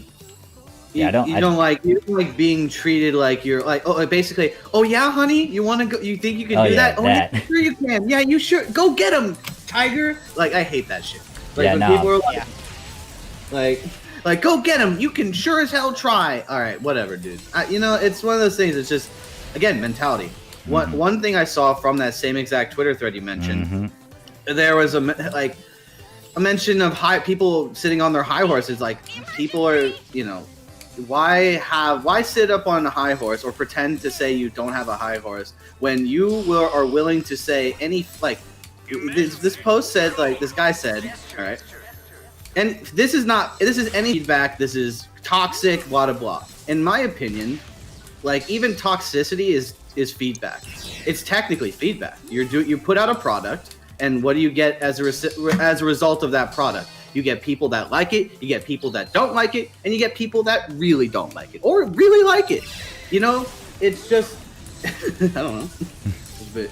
It's just reality. Yeah, but dismissing any criticism as toxic, isn't that kind of toxic on its own? That's not good in my opinion, and I don't know. That is bad. It's bad. Like, if you're a content creator and you can't take some constructive, well, that's in anything, not just like content creators. It's like drawing, writing. Like, there's gonna be people who will be critiquing on your stuff. Like, I'm a writer, I'm a drawer, I done both. I played on the drums as well, I dance, and I got people saying some stuff. And it's like, all right, you gotta have to take some of this. Sometimes it is truthful and hurtful, but sometimes you gotta listen to that. And if you just want to turn a blind eye and just like delete everything, or just like ignore said advice that could actually help you, it's like you yourself are just denying such improvements and progress. That's why, like, when I say I'm afraid of writing, it's because of that criticism. But not only that, it's like I myself am trying to push myself to the levels where I think I could do well in it. And sometimes I get writing blocks, sometimes I just don't have that motivation. Being artistic in a field, that's another thing too, motivation. But you could say those are excuses, and like, you just gotta push on through. So there's always pros and cons. It depends on how you define things. Exactly, and that's the thing. Like, people will have their own definition of toxicity.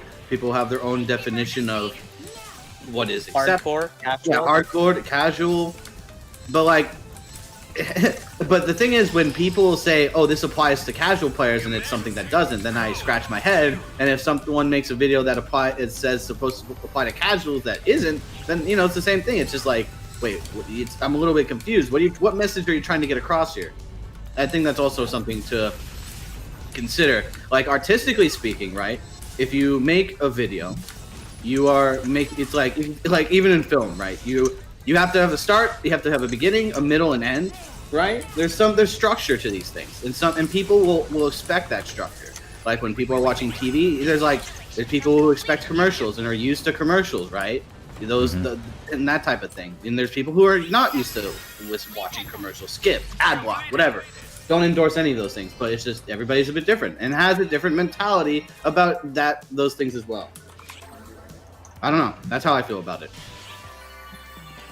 But yeah, so for me, it's taking every single thing that's been said to you and then just trying to mull over what if they said, "Oh, your video's bad." Huh, why is it bad? I wonder what this person didn't like. It's not that you're trying to please everyone. It's trying to learn what caused that person to tell that to you. Sure, there's some you can dismiss, like if there's a comment that says "F you." Okay, now that one I can ignore. But if someone says "F you" because you said this wrong, because you did this wrong. Did I? Okay. Did I really? That's when you start thinking. You don't just say, "Oh, he just said F you to me. That's toxic. That's toxic. That's elitist. Get that out of my face." Yeah, the big thing is That's like... good. Oh, my bad. Are you gonna... No, that's fine. Okay. I'll just Yeah, like, once again, I'll pull out one of the comments that I saw in my one video when I was comparing I think it was the Rivalate stuff. Like, how Japan had it, then, like, global, there was this one comment that started to say, "Oh, this man is toxic and stuff," because of what he said with the Japanese PSO2, and I was like, yeah, but here's my reason to why, and then he kind of said the same thing, and I was like, okay, noted. But, because I made, like, some videos out of, like, once again, pure rant and spite and hate, it was like, a rant of a veteran player, whatever video it was. Like, I just went on a tangent talking about that, and then this comment was addressing all of those things, but the video in itself never addressed those Japanese remarks, like, I'm a PSO2 vet and stuff. And sometimes, once again, knowledge is power, and knowing your history is good so you understand the differences. But this guy pretty much said I was toxic and stuff, and it was like, alright, I'm not gonna try to fight with this guy, and I'm just gonna tell him straight up, like, alright, if that's what you see, then that is what you think. I'm gonna go on my merry way, and, what is it? It's like, I'm just gonna do my own thing. Like, sometimes you gotta play devil's advocate to show tough love.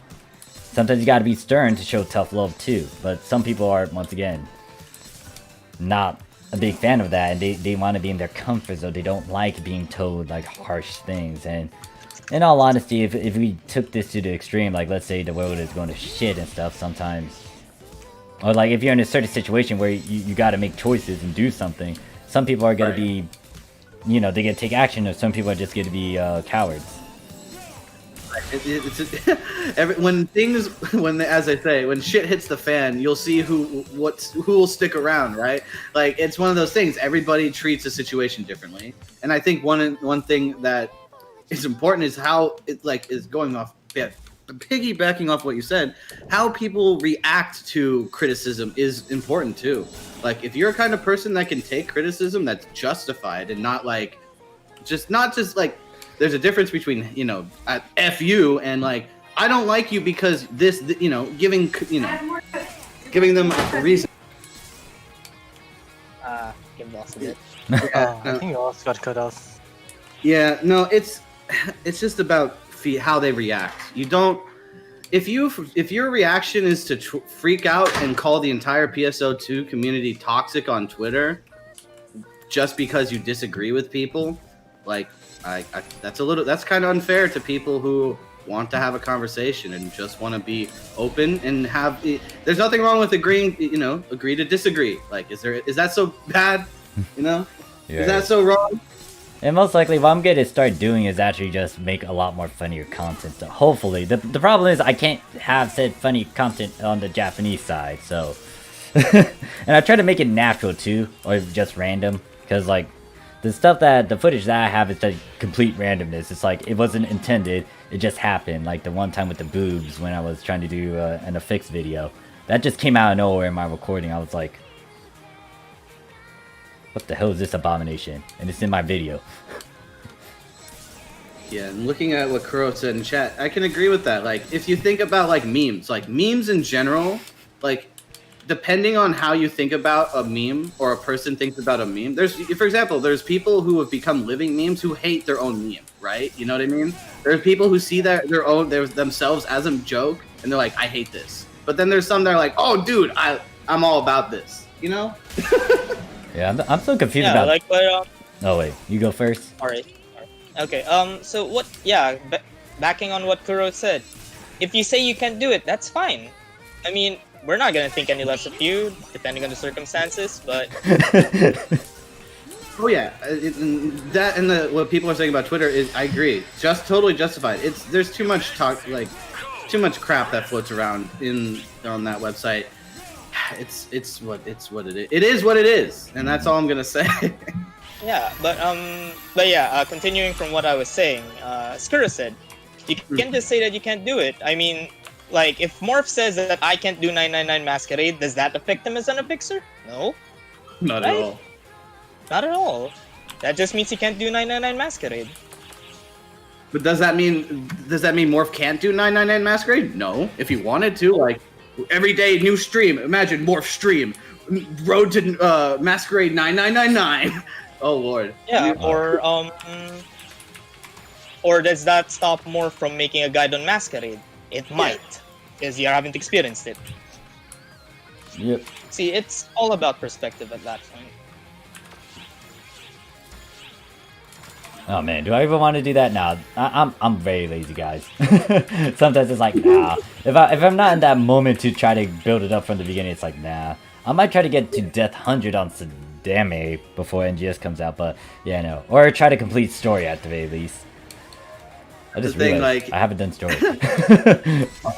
Yeah, I have to do that as well. There's the good old SG and stuff. Sorry. Yeah, and that's the main gripe of people about those Guardian Soul guides that are coming out, because Guardian Soul is not something you tackle half-heartedly. Like, it is suffering.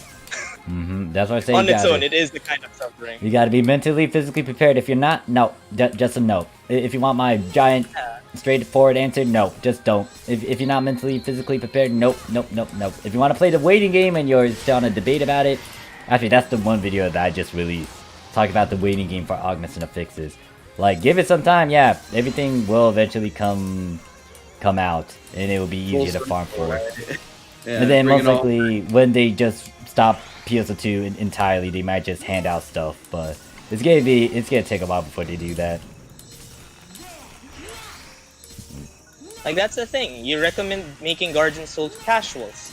You could have just told them, oh yeah, this is a very hard to fix. If you're not prepared for it, don't do it. Because there's an easier recipe that you can use. And it's like, what, a few percent lower than Guardian Soul? It may be a bit different, but it should be enough to clear all content. I mean, currently, people are thinking that, oh, I need Guardian Soul so I can clear everything. No, you don't. No, just even with normal fixes, you can find everywhere. Just like Varuna there right now.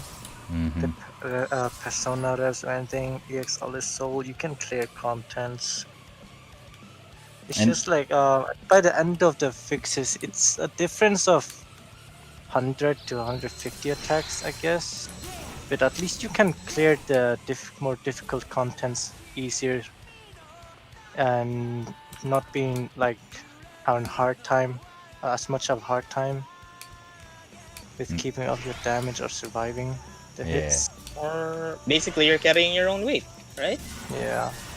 Like, you don't even need I personally don't think you need affixes like mana revs and all that. Just as long as you manage to make something is high enough attack and defense, I guess it'd be fine.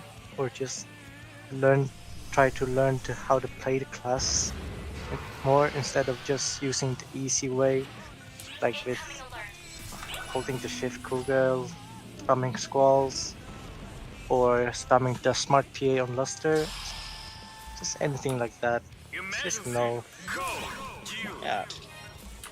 Yeah, that's why I made that challenge video where I took default stuff and you can still do ultra hard things.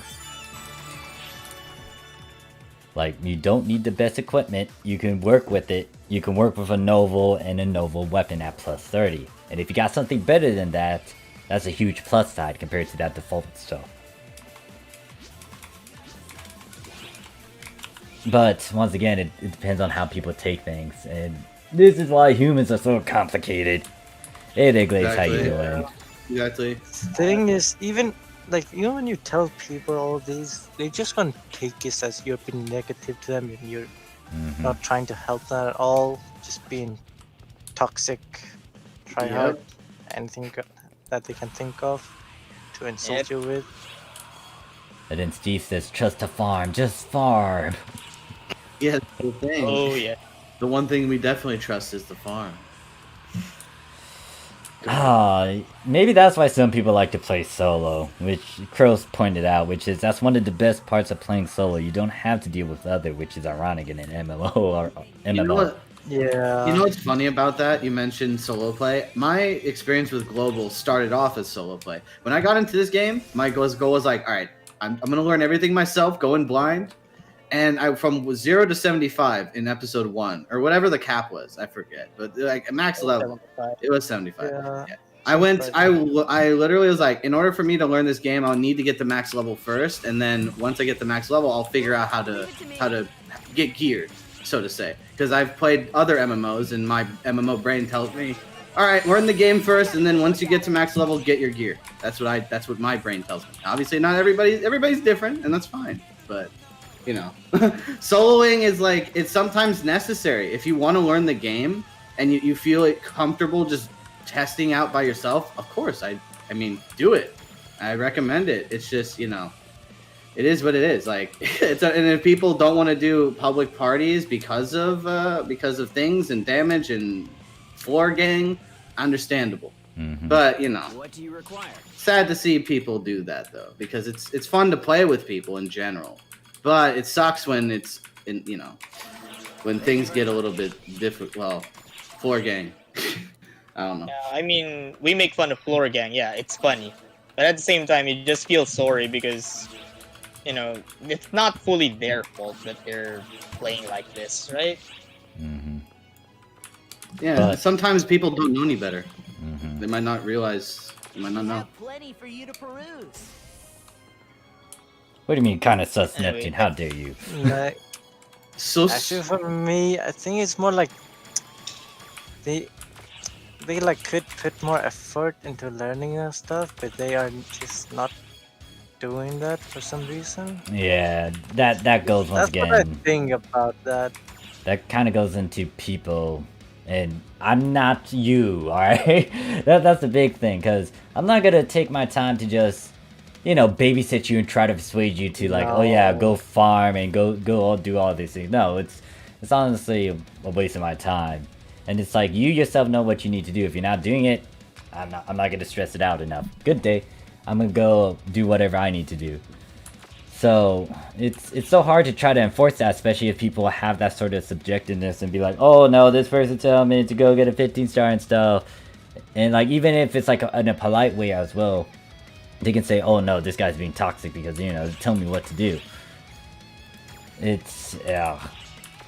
It's messy. Like, I don't want to be like, if somebody is like, hey, what do I want to do for my skill tree, and I give them what I use, and they're like, wait a minute, this is bad, like, this isn't what I wanted. Like, I don't know, we've had people we've tried to help, and they're like, this isn't what I wanted, really. I'm like, okay, then do what you want to do. We're not going to stop you. You asked for help, and you rejected our help. Okay, that's fine, you know. I like teaching I mean- people. Yeah, fine. teaching people is fun. It's just that once again, it depends on that individual if they're willing to actually learn. And even though I call myself quote unquote a vet, it's like I still learn. Like I'm not just like closed-minded. Like if I know that I can, like for example, Ricky. Ricky is one of my guys in the chat sometimes, and he's up on Discord. Like she taught me how to play Luster well. It's like I already knew some of the basic stuff for Luster, but to improve on it and go further and beyond with Luster, guess what? He helped me with that, and he gave some time to teach me, and I took it all in. And if I'm most likely gonna do the same when I play some of the classes in, like for example, what is it, Yuki in the chat? They know how to play Summoner, but first I need to get to 3-click. Most likely when I start playing Summoner, I'm gonna bother him and ask like, hey, how do I do this? Your man, definitely. Step 1, supper. Step 2, play summoner. It's like you gotta take on your own like Buddhist like mantra, learn how to suffer properly, sit there and meditate a little bit. Then once you're ready, you will understand because you'll be right there with the wand right behind you, ready to hit you in the back of the head. He's ready. He's there. Dude, Summoner. Oh, God, your macros for Summoner, by the way, Yuki, are insane. They're hilarious. He switches between his pets like on the fly automatically through macros, which is something. Alright, if anyone is interested in joining in my trigger that I opened up, it is on very hard. I am at B10. Yeah. Or I could just solo Oh, if yeah. no one joins. Speaking of elitism, my very first experience with that was playing on episode 1 to 3. Playing on this is not in global back then. This was in C. I got in a very hard Elder trigger. And the first thing that I heard was because back then it was old type, so I was carrying a Yasmin Kov rifle and some what was that unit set? The Calvaria set units. The first thing that was said to me was get out of our MPA, you scrub. Wow. Yeah, now that is a different story. That is pretty toxic. Nah, man, that's not even elitism. That's just pure toxicity. Mm-hmm. Yeah, but I asked them like why. Well, your gear looks so bad. You're gonna die in one shot. Why are you in very hard in the first place? So I took that in stride. I asked them, well, why? What's wrong? And at least they at least told me, learn to affix your gear. Oh, I'm like, okay. And that's how I slowly learned how to play PSO2 and gearing. And at the same time, that was a very fun experience. First thing people tell you when you get into their MPA was, get the hell out of my MPA. The classic get good. The good old get good, kid. See you on the way out. Yeah. Anyone who wants to join, I'm on chip 1 doing very hard persona at B10. Hopefully I can actually get more medals from this too. One can only hope, and hope that the drop rate isn't broken. Pray.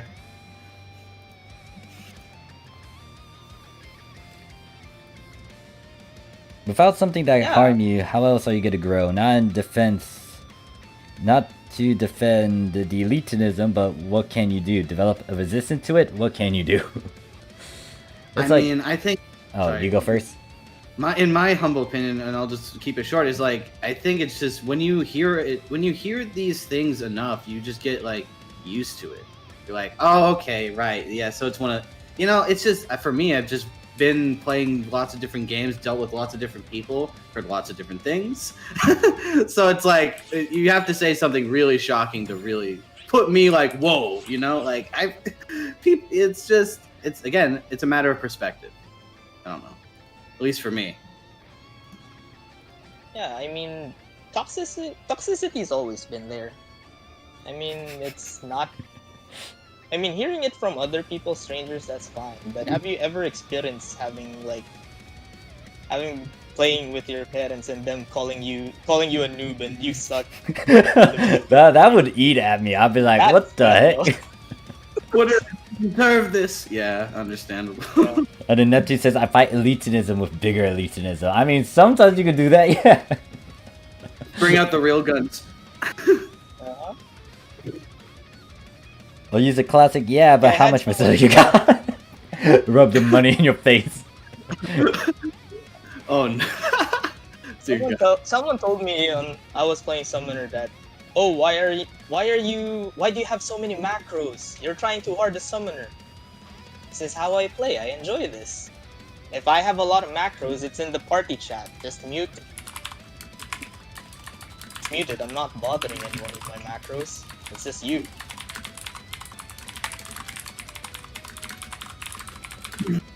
Yep. Alright, let me BRB. I'll let you guys chat a bit more. I'ma go use the dang restroom and clean up.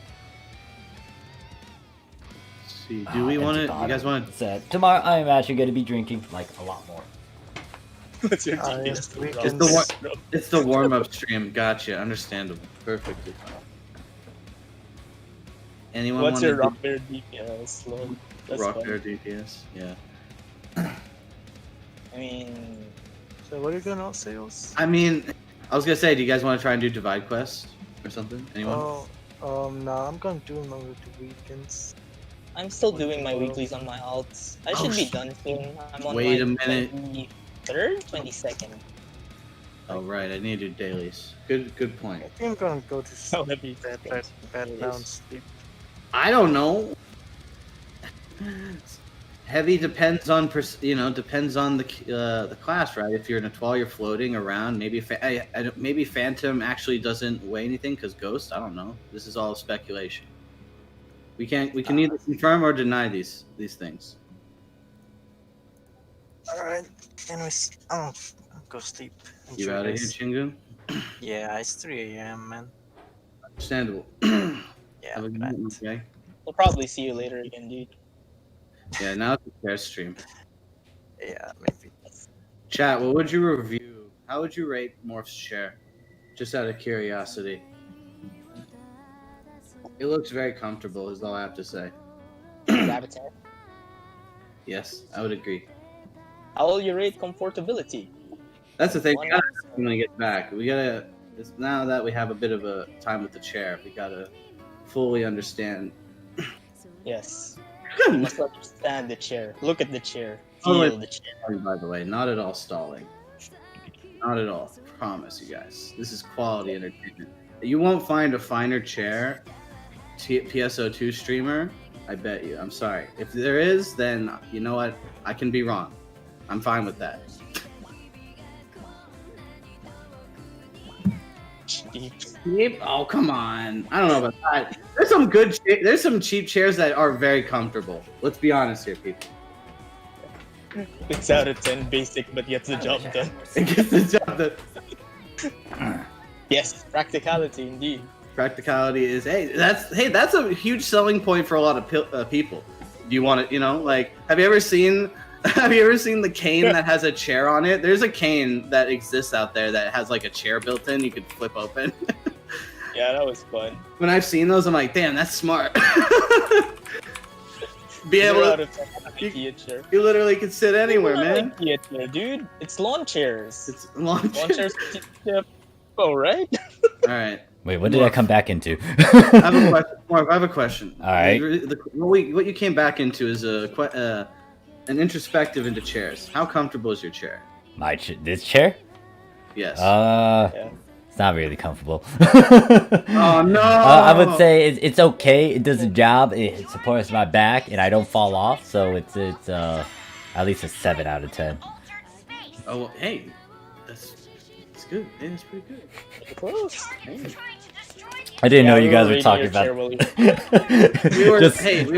We were stalling for content, and in the process, we were reviewing your chair. I'm sorry, guys. It is what it is, as they say in the business. You want to break down on my chair? According to Abby, it's not an IKEA chair. 0 out of 10. Hey, IKEA's good for budget. Sometimes, if it's not made out of cardboard. Oh God, look who it is. Oh boy. Sorry, man. I like my lawn chair. I like my lawn chair. I used to use a garden chair, man. Garden chair. It like had padding. You know, like the patio chairs that have the big I don't know. Neptune is kinda showing like- off. They're just in my stream right now, just showing off, like, just tank. Oh wait, I'm able to tank it too. I only saw 1 damage tick on them. He shattered the chair out. Whoa, what? God damn it, Abby. Oh no. Oh my god, you guys want to see an unboxing chair stream? Oh hell yeah. Oh if god. you get a new chair, you gotta like. I mean, well, hey, content is content. Oh yeah, well the thing is, I am planning to expand a bit more. Hopefully within the, hopefully next week it's not raining, but I'm gonna do some new stuff for you guys. Yeah, like, hey, we can be shameless. At least we're aware about it. At least me. At least me. I'll claim for that. I'll take responsibility. It's fine. I'm willing. Joke's on you, that's built in my DNA. Oh jeez. Boy. That's who I am as a person. Shameless. Shameless. Oh god. All I know is it's nice seeing Persona getting beat up because Persona deserves it. Man, his dub. How do I feel about his dub? Oh yeah, what do you think about the dub? I mean, I feel again some things are good in the dub. I really feel like, not really. I don't know. I sit with the Japanese dub on most of the time, but I'm trying to think about this one. This one is like. I ain't gonna lie, and I'm a global player. XD. I'm trying to figure this out. Do I like his voice or am I? I feel like I'm neutral with his voice. I feel like the Japanese one is pretty. It's a tad better. But for the dub one, it's like, okay, it kind of fits him. I think. I thought it was pretty okay, to be honest. Like, The feeling the Japanese dub for the Japanese dub for Persona is, oh yes, I am this giant threat that will destroy multiple universes. In the English, it's like death to Oracle. it's a bit different. And also, someone mentioned the Luther dub. Yes, that's the exception I think of every time. Like, damn, Luther do be spitting though. Alright, Luther is up there. Anything deep and dark, I think Elder Arms and his dub is nice. Some of the dragons are nice.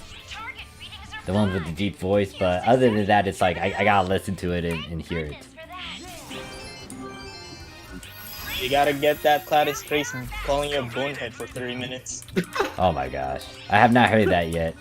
I could go through this story a bit later and see how that sounds. Yeah, man. See, that's the thing. You can hear Gladys Grace, you can hear the others, and then there's something. Mate, why do you do this? Oh god, I don't even know. Aphin just makes my it scares me. It makes my skin crawl. I don't know. I'm more scared of him than I am of Dudu, and that shouldn't be the case because I fixed a bunch. Podcast. Now, I cannot agree to the karaoke one, Crow. I am not a singer, period. How about drunk karaoke? We need rhythm games. If anything, you gotta settle out a rhythm game, games. maybe. Because like drunk rhythm games are inherently a terrible idea. That is actually something. That's the thing, right? Doesn't matter who you are. Like even if you're here's the thing: if you're an expert at a rhythm game and you can do it drunk, hats off to you.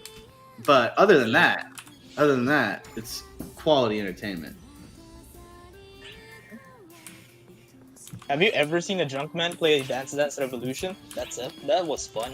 Oh god, I don't know. It's one of. Oh no. Oh god, Ibel. Oh gosh. Let's see if I can get a couple of what is it? Triggers. Yeah, you know that feeling I had when I saw Appen in English. Like before I played them, it's like I played the other version. Like Appen's my bro, he's my partner. And then when I came back to the English dub, I'm like, hey there, partner. Hello, mate. Who the fuck are you? Get out of here. Who are you and what have you done with my friend? Who are you and what have you done to my partner? Mate. Oh, to be completely honest with you, I wish I could mod it in where like Afin's voice is just a text to speech robot. I would crack up with every time. Something about like a Microsoft Sam just like a deadpan saying some dumb crap. Oh, that hits me right in the kidneys. I know it sounds mean to whoever voiced Appen, but come on, man. I've been expecting you. Why you gotta do Appen like this? Hey man, it's just I don't know. There's no.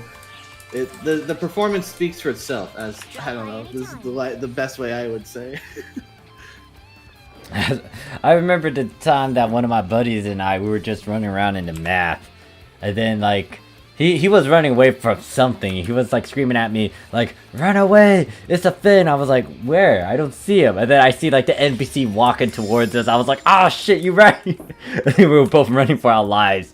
We didn't want to start the emergency trial, so it was like we were running away to the next area while Finn was chasing after us. It was hilarious. I remember during the I'm pretty sure it was the Halloween UQ in global. When you after you destroy like a set of barrels and whatnot, when the boss spawns or one of the bosses, Afin and his sister, I forget her name, the sister, they both they both come out and they help you, and they're both in like Halloween get-ups, right? And every single time I just am like, it's Halloween, they're scary. Afin just looks more scary to me. I can't. It amplifies the feeling of horror because it's a Halloween UQ. It's like I should be scared of the boss, not of. But hey, this is my opinion. This is just how I feel about it. Everyone's. Okay, so I can confess now that I actually let him die on purpose during those 2 runs where we killed that. I remember that UQ. I remember those. I killed him on purpose. Worth it. Hey, when given the opportunity to, you can. And also, if anyone who does play on JP can do us a favor and tell Sega to give Global the doo-doo punching bag, I'd be very happy. You do me a huge favor. That's all I want. That's all I want. Theodore, can I hate? So, what are your thoughts on Theodore? I mean, he's had it rough as it is. He can catch a break.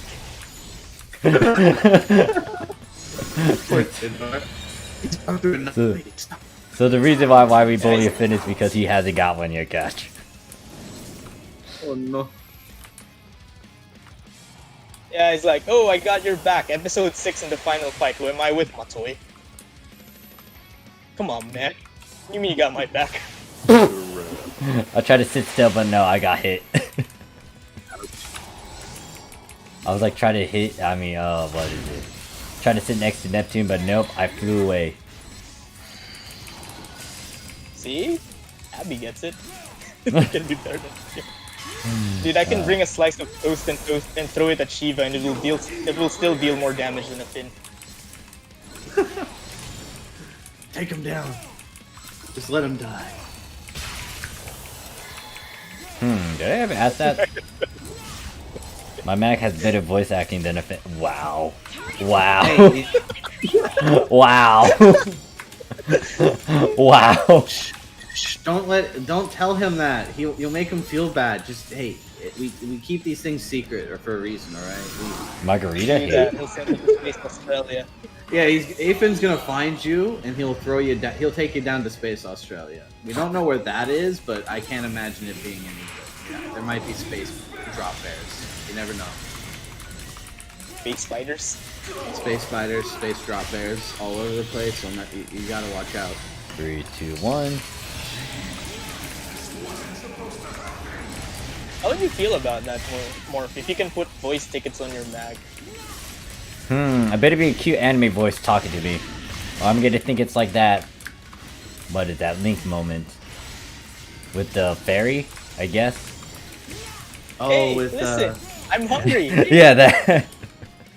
Oh my god, if Mags like actually talked that, annoying but hilarious. Power level at 0%. Please insert. Imagine perfect Please insert food. If they have a perfect affixes though, it'll most likely be SAS. Minus the upslotting. Did I just see 999,999? Is that a 12? Is that Most likely, yeah. Yeah, I see it at 12. Nothing's playing us at 12. They're carrying my butt. Yeah, you gotta love full connect. I just wish it wasn't limited by damage cap. It was like, hey, you do damage cap plus percentage, but that would be too much, I guess. Oh well. You gotta blame the Marins for that, man. I don't really care. I'm just happy with a 12 for what it is. I like it. Apparently, a thing got affected by Hachima's cooking. Oh, that honestly would That explains a lot. that explains a lot. Like that would be honest, like with you. Maybe somebody. Or is it the other way around? Did Afin introduce Australian food to Hachima and that's why she became like that?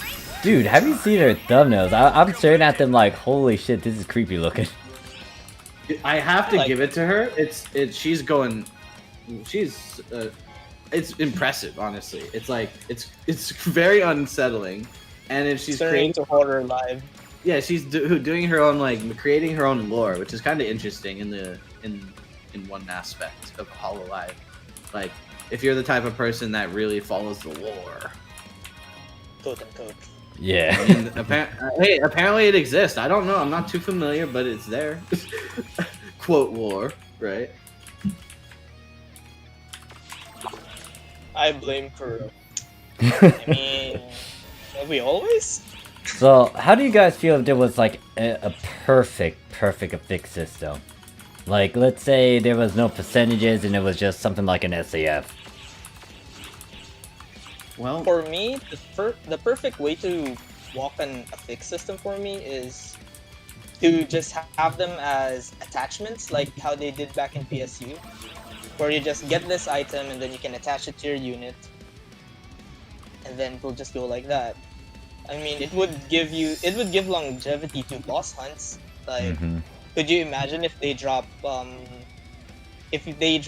Elder Souls only from Elder, or Luther Souls only from Luther? Persona only drops this. And then if you want to make a fix, you bring it to Dudu and he makes it for you for a hefty price. Well, wouldn't that just... how do I say this?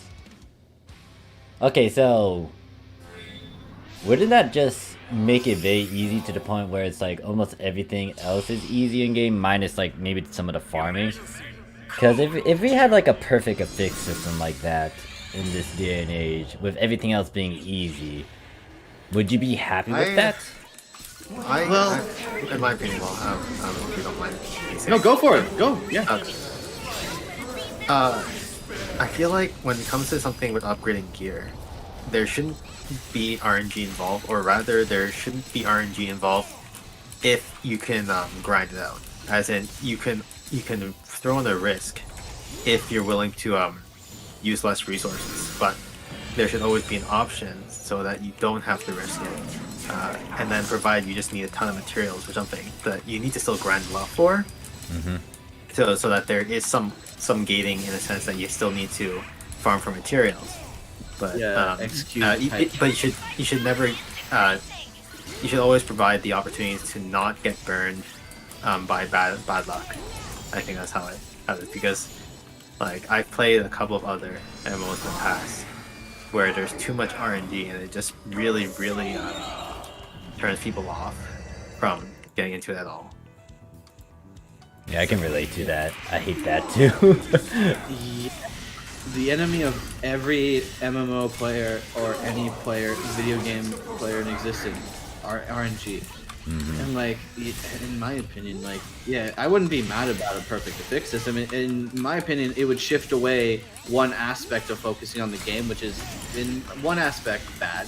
Because, you know, there's an argument to be made for people saying, I like it the way it was because it allows me a lot of flexibility because I can really choose the stats, like, down to the single digit, right? There's that argument too. And I understand that, and I see that. But I think for, like, the way, you know, there should be some approachability, though. I think things... and again, people have said this over and over, but I feel it's very true. Things should be easy to learn, hard to master.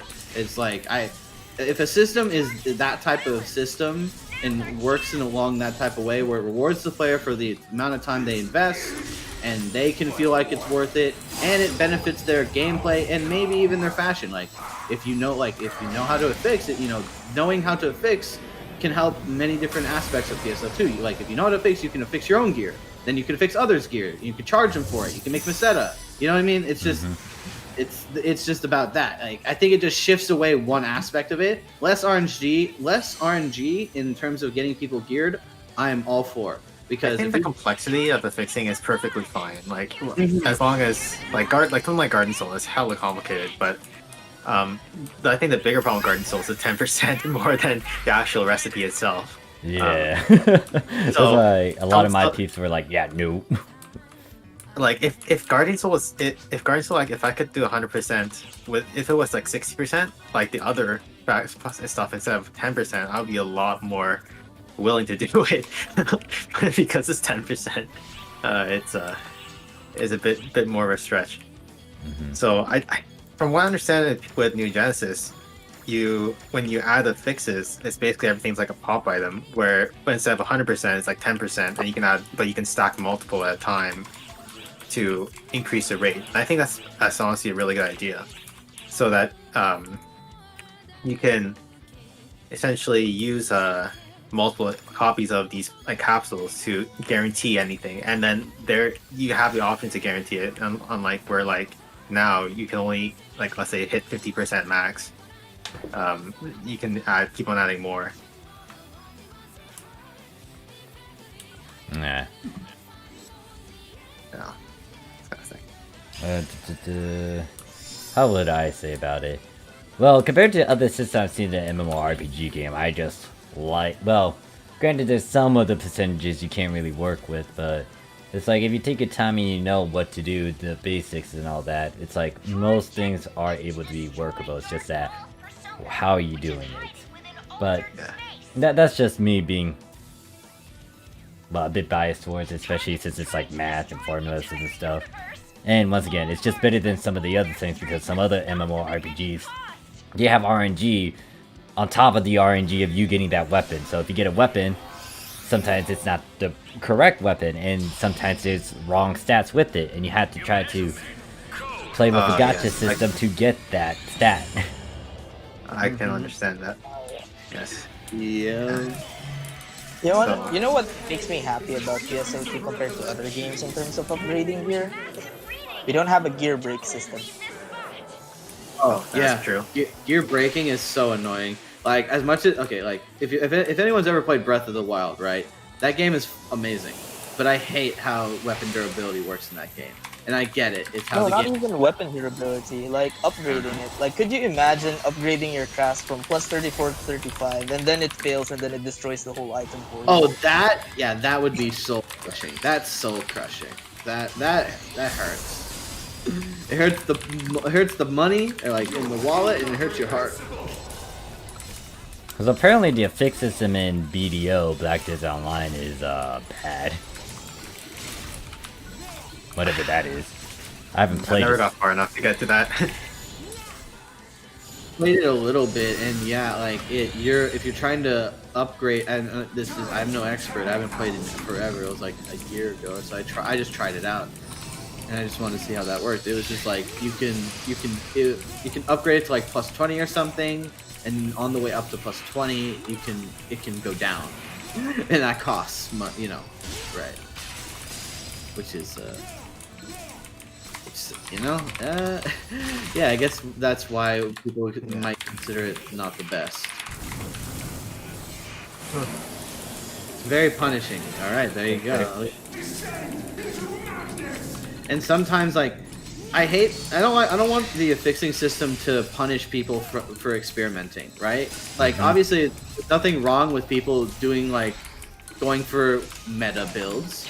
But also, I want New Genesis to allow people to play in fun ways too.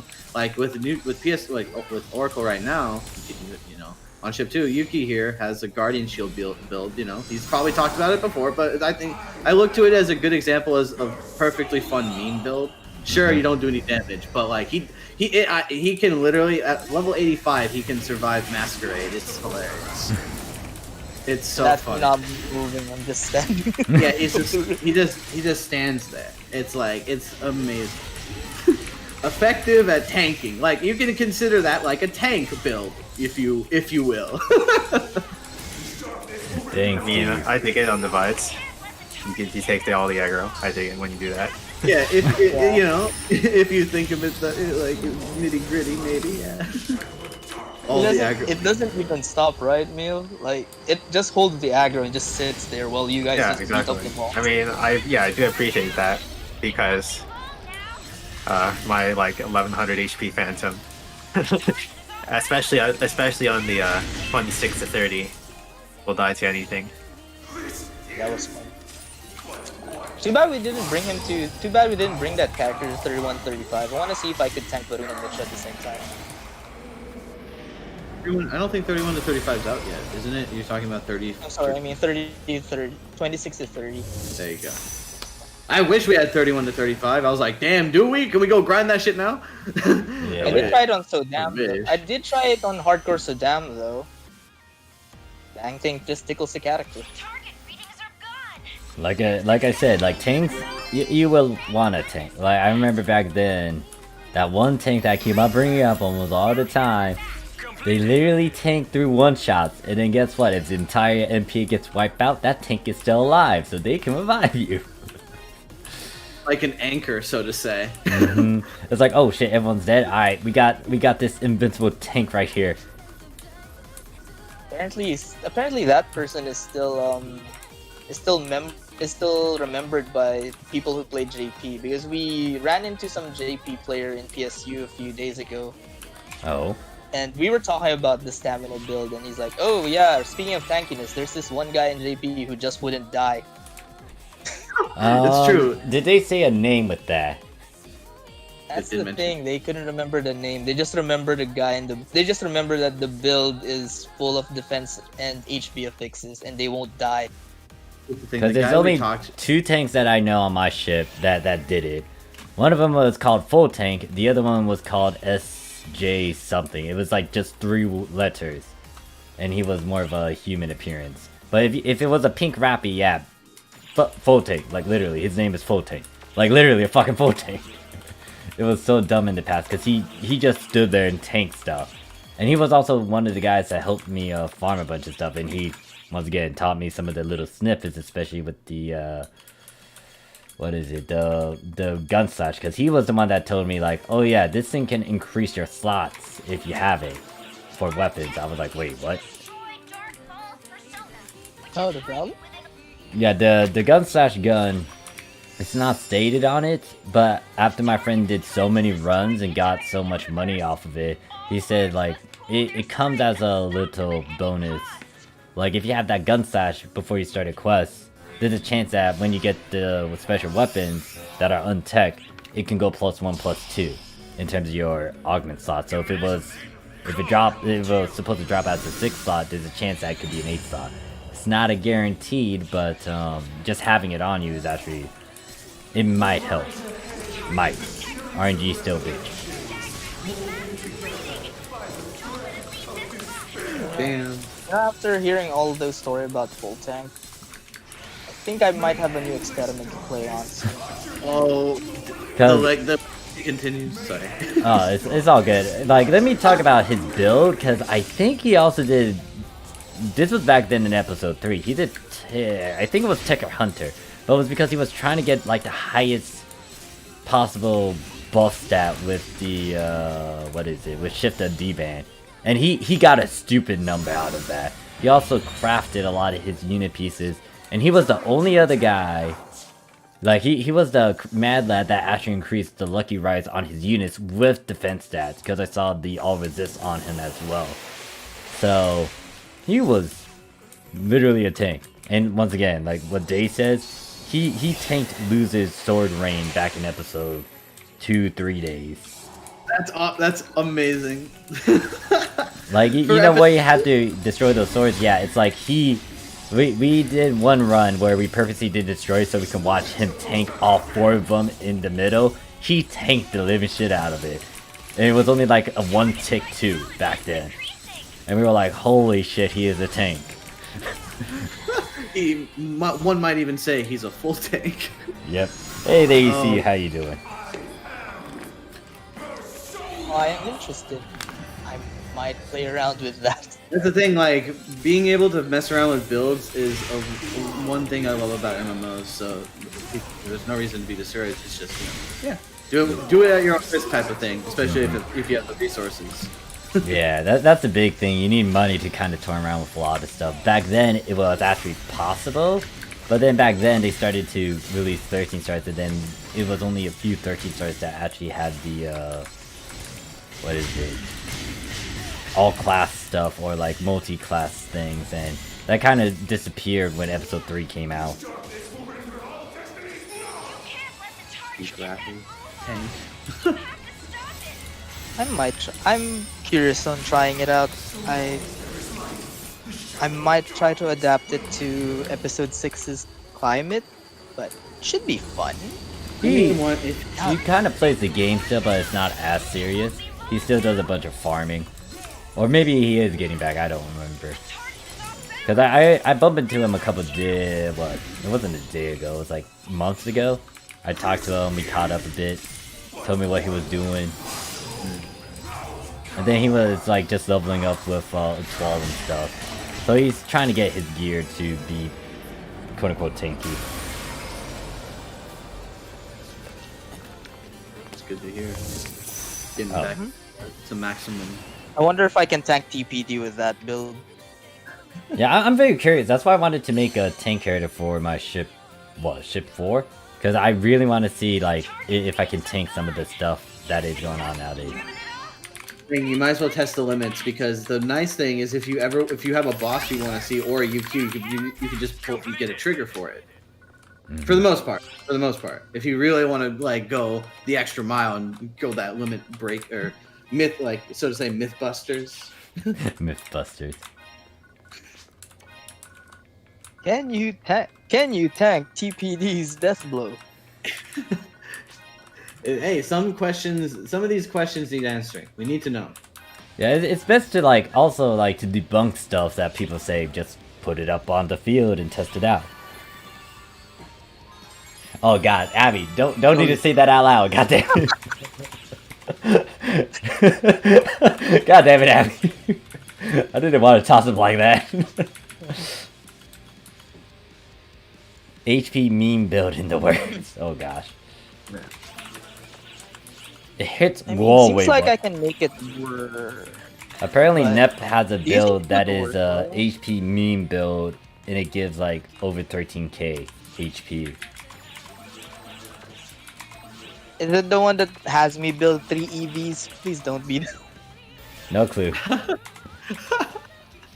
Oh no. But I kind of want to play around with it, and I might actually make a still weapon for it just because of the F5. If anyone wants to join, we are... Oh, apparently they found me. What was it? Block 10 on ship 1. You've been discovered again. How dare you? Yes, I know, right? Exposed. Block exposure. 10k with Arcs Boost 3. What's Arcs Boost 3?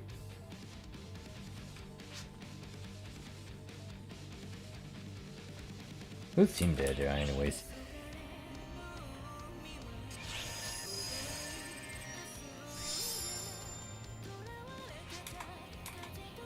On a Rappy? Okay, so they're apparently using Rappy Shine, and they're getting G-So on it.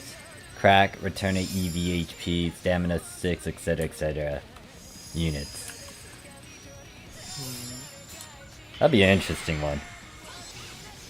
Yeah. Sadly, I can't use the Rappy Shine on my build because the build requires you using 4 instances of Guardian Shield, and it swallows your sub. That's why I had to stick with Partisan Hunter on it. Because when you add up the damage reduction, it can stack up to 97%. Ah. Oh yeah, I think that was the one unit piece my pal was going for too. But then you need Buster Metals, I just remembered. Fuck. Oh god, Buster Metals.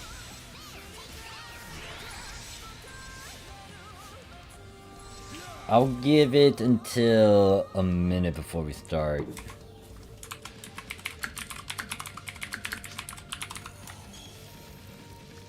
Okay, I have 6 more alts left. Oh, for your weekly And zone? I'll probably be done, and then it's gonna and then it's gonna reset. You guys It are again. doing a fixed hell? I mean, no, weekly hell. Yep.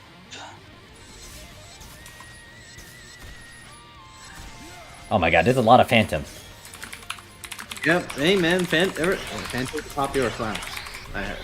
A lot of rifles. You know, nothing. Oh god, I can see a shift Google hold incoming. Oh, maybe I should do that. I mean, I You do know- that. Depends on the situation.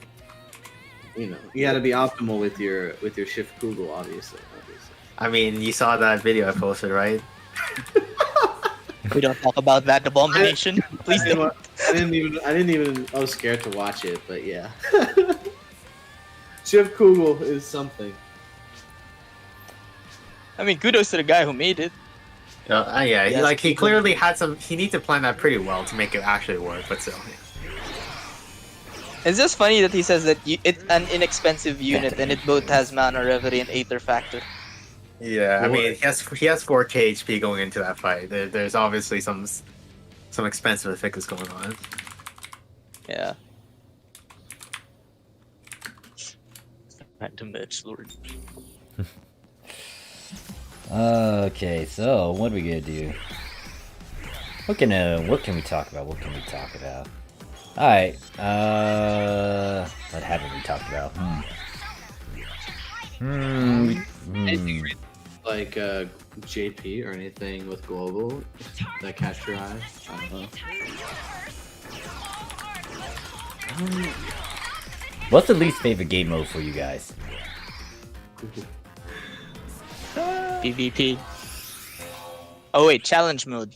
No one does challenge mode here. Challenge mode is Seriously? Except the only ones who do challenge mode here is a very small group, and they usually meet up once a week just to do it.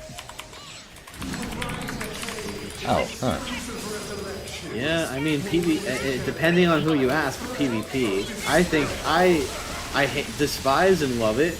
It's a love-hate relationship, really, because it's on one hand it's super arcadey and hilarious. On another hand, it's just broken all the way to hell because somebody who might be lagging or it's just weird. It just feels like there's a lot of connection issues in it sometimes. Yeah, it was bad on Japan when we tried to do PvP. It was like they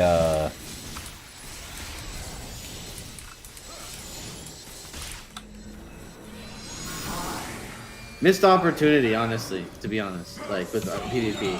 Obviously, they were busy updating the game and such. Wait, who's Zaro?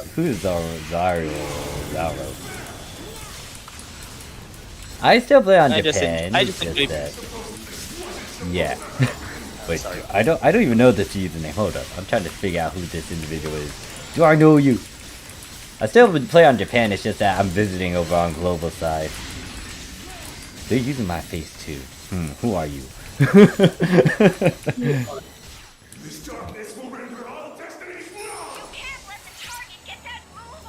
I don't know if I could say my face, but my usual go-to face is the ones with those equal W equal. Sorry about that. What were we talking about? Challenge. These are hated PvP. Yeah, PvP. I think it's fun in a way. We have like little alliance get together. We try and group up together and just beat each other up in local queue for it. But nobody Just does. enjoy PvP because I can kill Aerie. Yeah, we can. It's just basically an excuse to beat each other up. So Dude, there's other games for that like MOBAs. Actually, have you guys played MOBAs? Yes, MOBAs? and Yes, as in League. Yes, Yeah. Yes. I played that for like 8 years. Dang. I did at one point. I played in season 2 and quit in season 2. I stopped playing with the recent season. It's hard to keep up, but yeah. Thank goodness I stopped have because great frame rate. it's already detrimental to my health. I mean, the trick is to only play with friends. It's not fun if you play on your own. Yeah, that's the Playing biggest with one. randoms. I would Yeah. say too. Heard the same thing. Fair enough. Nothing wrong with this though. It's just not my type of game. I've always played more FPS oriented games before. Like I tried FPS. I'm just bad at FPS. Anything that requires like a twitch shooter mechanism, like it just completely frustrates me. yeah, it's understandable. Like I spent hours in an aim trainer at one point because I was just dumb. I'm more of an MMORPG guy. I've always played I'm more MMOs of in an between. I've always played them on the side, but it's just nowadays I just prefer to play MMOs because too many games are just not what games aren't what they used to be. I don't know, man. It's probably because I was raised to play MMOs in a literal sense. I mean, I also play a lot of MMOs. Like League is the exception, but like, I mean, it's like I think it's for both of us, right? Our childhood game was MapleStory, so. Like I could remember back in like grade schools, like, hey, why are you going home early? I gotta go home. I got something to do. Oh, you gotta help at home? No, my mom needs me for a raid. See, Oh. I got into MapleStory way later, but I did play that. For me, when my first MMO experience was Flyfe. If anyone knows that game, Fly for Fun. Oh yes, Fly for Fun. I tried playing that a bit. I tried playing a whole bunch. Like there was like a phase in like high school where I just like tried to find every single obscure MMO, like or left to play MMORPG, and then just try them, try as many as I can. Yeah, there were a lot of free ones, so it was like, why not? Yeah, exactly. Because all of them are like free to play. It's like okay, just try them all. Yeah, and I love the appeal of that one because you can at least fly around. Oh, and speaking of around, I guess New Genesis, right? Like, the fact that we can glide around, I'm excited for that. It's gonna be fun. I guess we've had to relate it back to PSO2, right?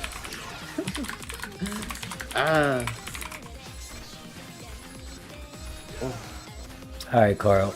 We'll see you around. Yeah, see you around. Have a good one. Watching the VTubers.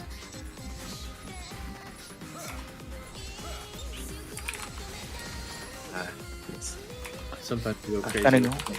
I still tried to play. Back during when the lockdowns were more severe, I tried to get back into MapleStory. Holy shit, it is brutal.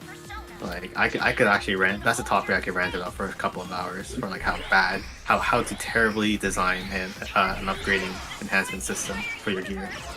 Gosh. Let's not forget about MapleStory 2. Well, actually, no, MapleStory 2 was honestly a tragedy because it had the potential to be an actual great game. But it just got destroyed by Nexon being Nexon. Oh, yeah, Nexon. Well, what was my games back then? One of them was the OG RuneScape. Oh, I never got into those games, but I will say I've listened to the music. I understand why people love that music though, right? That's good stuff. Wait, old school RuneScape Like or what RuneScape was it? Classic? Wait, what's the difference? Old school RuneScape is the very first one, and then the one that most people know nowadays is the Classic RuneScape, which is now also called Classic RuneScape. And then there's RuneScape 3. This is the one that was on the browser with JavaScript. Let's see, how do I say it? That's basically old school. How do I differentiate the two? Wouldn't that just be old school? I guess that's old school. No, they're both on. They're both on a browser, but I guess if it's the more popular one, then I'm pretty sure you probably played Classic RuneScape instead of old school RuneScape. Think so then. I don't know. I know I was like, playing on a browser for it, and I played for I think a year before I stopped. Old school RuneScape. Yeah, it's confusing that there's 3 versions of RuneScape. The heck is the 3 versions? What the heck are they doing to RuneScape? Honestly, how did that even happen? I most times I hear about RuneScape is old school RuneScape, which is fine. Like, if it's no complaint, but it's just like it's weird that there's two other ones. Yeah, most people forget the first one because they haven't really played on it. And there goes my dog. Goodbye. What's the most grindiest game you ever played? Oh, I don't know if my stream was acting all wonky. FGO. I've already. Oh gosh, someone brought up FGO. Yes. Did I hear Oh FGO? no. I just heard FGO. Yes. Yes, you heard right. FGO. Yes. I've Yes. never played that. I don't want to get into gacha games. I won't touch that. Fine, Genshin is girlfriend. my only. Yeah, I'm gonna stick with Genshin. The pull rates are not horrible. They're terrible. It's not horrible, it's just terrible. There's no pity. Yeah. That's brutal. There's no pity. Yeah, we have no pity system, so whale or free to play, the game has no mercy on both. Honestly, I pulled a 5-star for free, but then, yeah, Nero came out, and then I decided to go crazy. I have regrets. Yep, I think anyone who's played gacha games have been caught into the, as they say, the gacha hell, which is, I understand it now as a person who used to play Arc Knights a lot, and realized that, hey man, it's not worth it. I got all the characters I want in that game. I'm done with it. I'm done. I'm done. I play Yeah. Genshin instead. I play Genshin instead. I'm good. One game. One of those games only. Yeah, my thing about gacha is that sometimes it hit or miss. The big one that actually hurt me though was FGO, because yeah, I decided to go MP5 with fucking Swimsuit Nero because I was like, that's 3 out of 5, and like, well, it was 3 out of 5, and then I was like, nah, I need to push this 5-5. Wait, did you pull on a shared banner too? It was just Nero at the time. Okay. Because that's the most brutal thing for FGO. If you want to get a certain character and you rolled on a shared banner, yeah. Yeah, no. It was like, I don't know what came on me. It was like, oh yeah, I have this character that's at like, what, 7-5.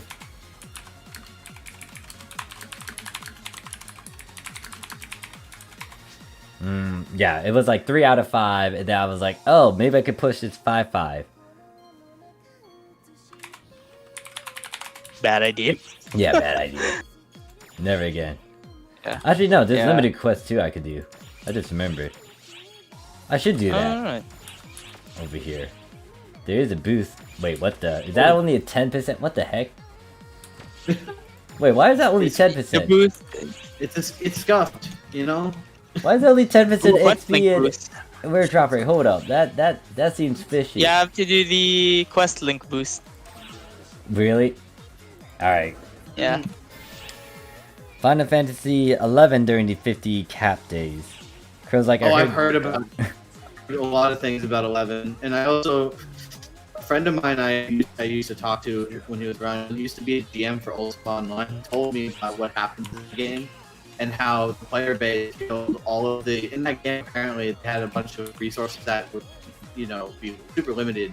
Everyone killed off all the like animals or something, like killed all the deer so the deer couldn't respawn and people couldn't get meat, like to survive. I heard, or something like that. Alright, if anyone wants to join, I am doing super hard. I think I'm block 10 doing the limited quest. Yes.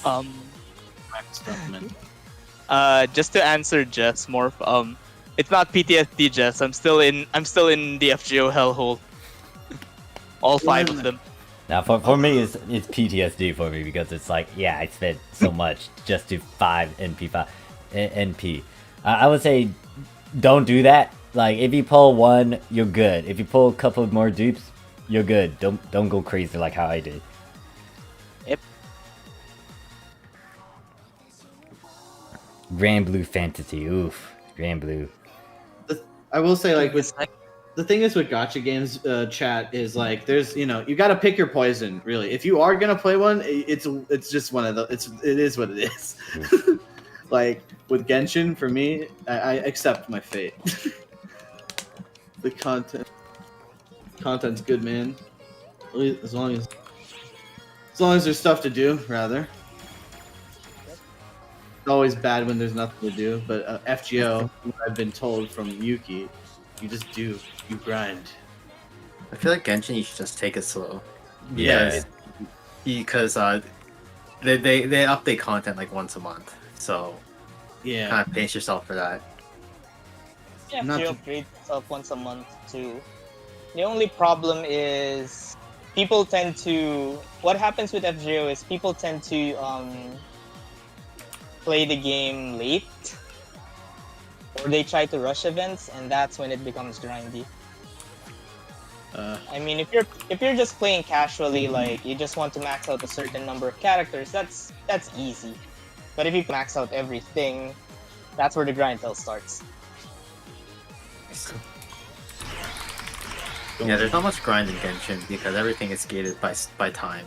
So There is, I mean, it just depends. Like I'm at adventure rank, like at the end, what would be considered end game.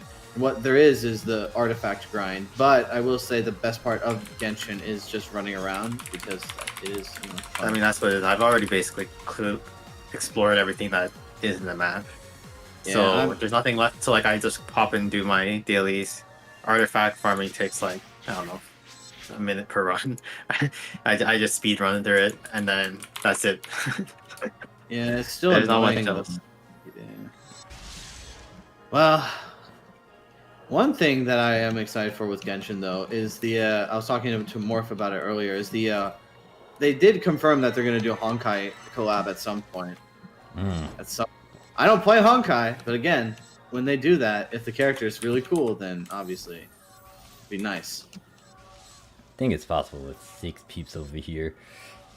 Yeah, Parafrost in chat that's how I feel too. Getting the perfect rolls. I'm jealous of people who have good rolls on their artifacts, but it is. I mean, I'm also AR-54. The artifact farming is all that's left. So It's all there is. But besides the tower defense, I guess. the tower defense event right now. Play it while it lasts. I haven't got to that point with artifact farming. But once again, I'm kind of enjoying the game at my own pace. Yeah, definitely take it slow. There really is no incentive to rush. I would say and they might make a better system for artifacts too later on. We don't know. I'm still like, don't get me wrong, I got some good characters. It's just that Oh yeah, you did. what was it? It's just that I keep on pulling husbandos. I'm like, I want wife's. Well, the thing is, I mean, if Kaching was your cup of tea, her banner's happening right now, which is, I mean, it's hit or miss depending on who you ask. It's and then there's the rumor character to come out. We'll see. I don't know. The rumored character I've been looking forward to for a while, and I mean, I've been farming all their materials already. I could ascend them to 9. I could get them all the way to 90 if it is the character. But I mean, oh, I guess I can go into that topic. Think about it. So, how do you guys feel about the fact that what is it? PSO2 isn't that actual pay to win sort of dealio?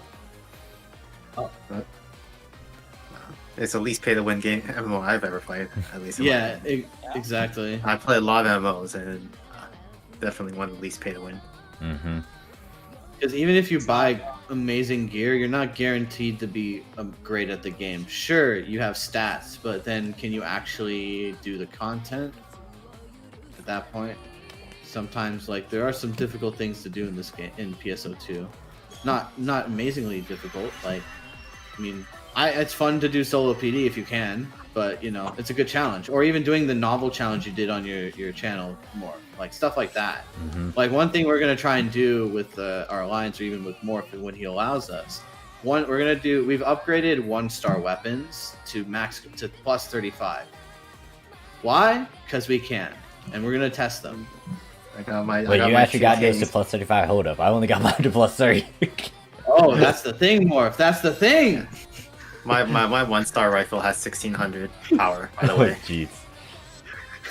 Mine currently has 1400. I think everyone's here, yeah. Wait, 4, 4, 3. Actually, someone's still in the ship. Getting 50, 100% at least crit CD cooldown, I think. Critical rate damage. Helm or element CU is cup with decent substats actually paid. Oh, that sounds like getting very specific stats is a pain in the butt. Yeah, it's because RNG. The proposed perfect artifact would have 4 substats: crit rate, crit damage, and flat attack, and attack percent. And you need all 4 because the reason is if you have 3, it might randomly add a 4th one when you upgrade it. So you want to start with 4 substats, and that exact combination is extremely uncommon. It hurts. It hurts the soul. So I've given up and I've just found a decent set. And I'm like, I'm just gonna upgrade this. I don't even care anymore. Pretty happy I got. I actually got one earlier on last weekend, so I could throw it on my Quee. So I'm pretty happy about that. That's good to hear. I'm just gonna keep trying to. I accidentally got rid of an artifact I needed from my Flame Witch set, but I found something that was good enough to sub, but it's not the best. What's the You most? only really need 2. Oh wait, sorry about that. What? Continue on. I was about to ask a different question, but continue on. Oh. Go ahead. I'll just say my last thing about it is I just hope that they listen to the. I mean, they send out surveys pretty often, so I just hope that they take good feedback, not stupid bad. Like there's some things that I want to keep, like the tower defense mode I thought was fun, so why not keep it? And I hope that they don't disappoint with the new region whenever that comes around, because we have a ways to go till the new region comes out. In terms of Genshin. So apparently, just as does Genshin still not have guarantees after the number of tries with the gacha, I think there's a pity system now. There's always been a pity system. That's the nice thing is, at least with Genshin, even though the rates they're low, like it's a gacha game, right? But like at least you're guaranteed a thing after a certain amount of rolls. And you can kind of you can be strategic about it too. Like if you're a kind of person that doesn't want to spend a lot and wants one character and you want to make them like super strong and whatnot, like if you rolled on one character, you can build the pity like on a banner and then stop rolling on that banner, and there's as long as you have an idea of where you're at with your pity timer, you can try and hit the pity on a banner you want. That's what I usually try to do.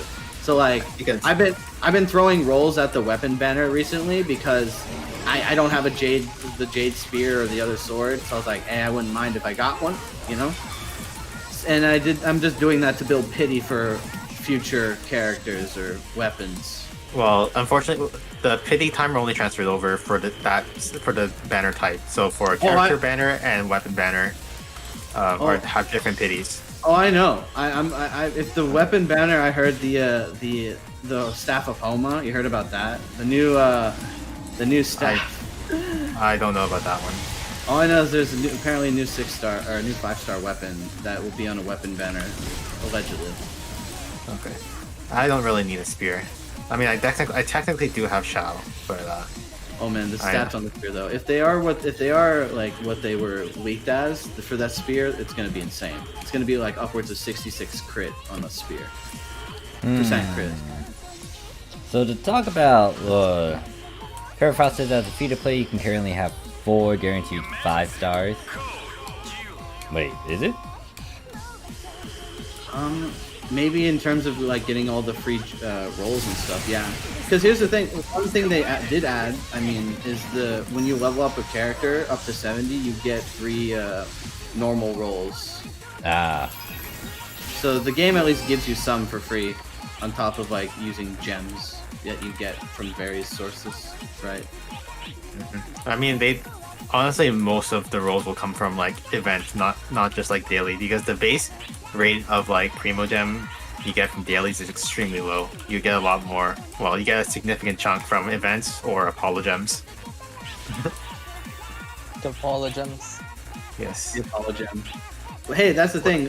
Whenever a bug gets reported, you want to be on the lookout for those. That's the thing. If you find a bug, report it, and we might get free gems. So hey, do your part. Have a heart. Because even if you do dailies, you'll only get a roll every other day, a single roll every other day, or just from the dailies alone. So, compared to let's say like the event right now, you just get 10 free rolls for logging in.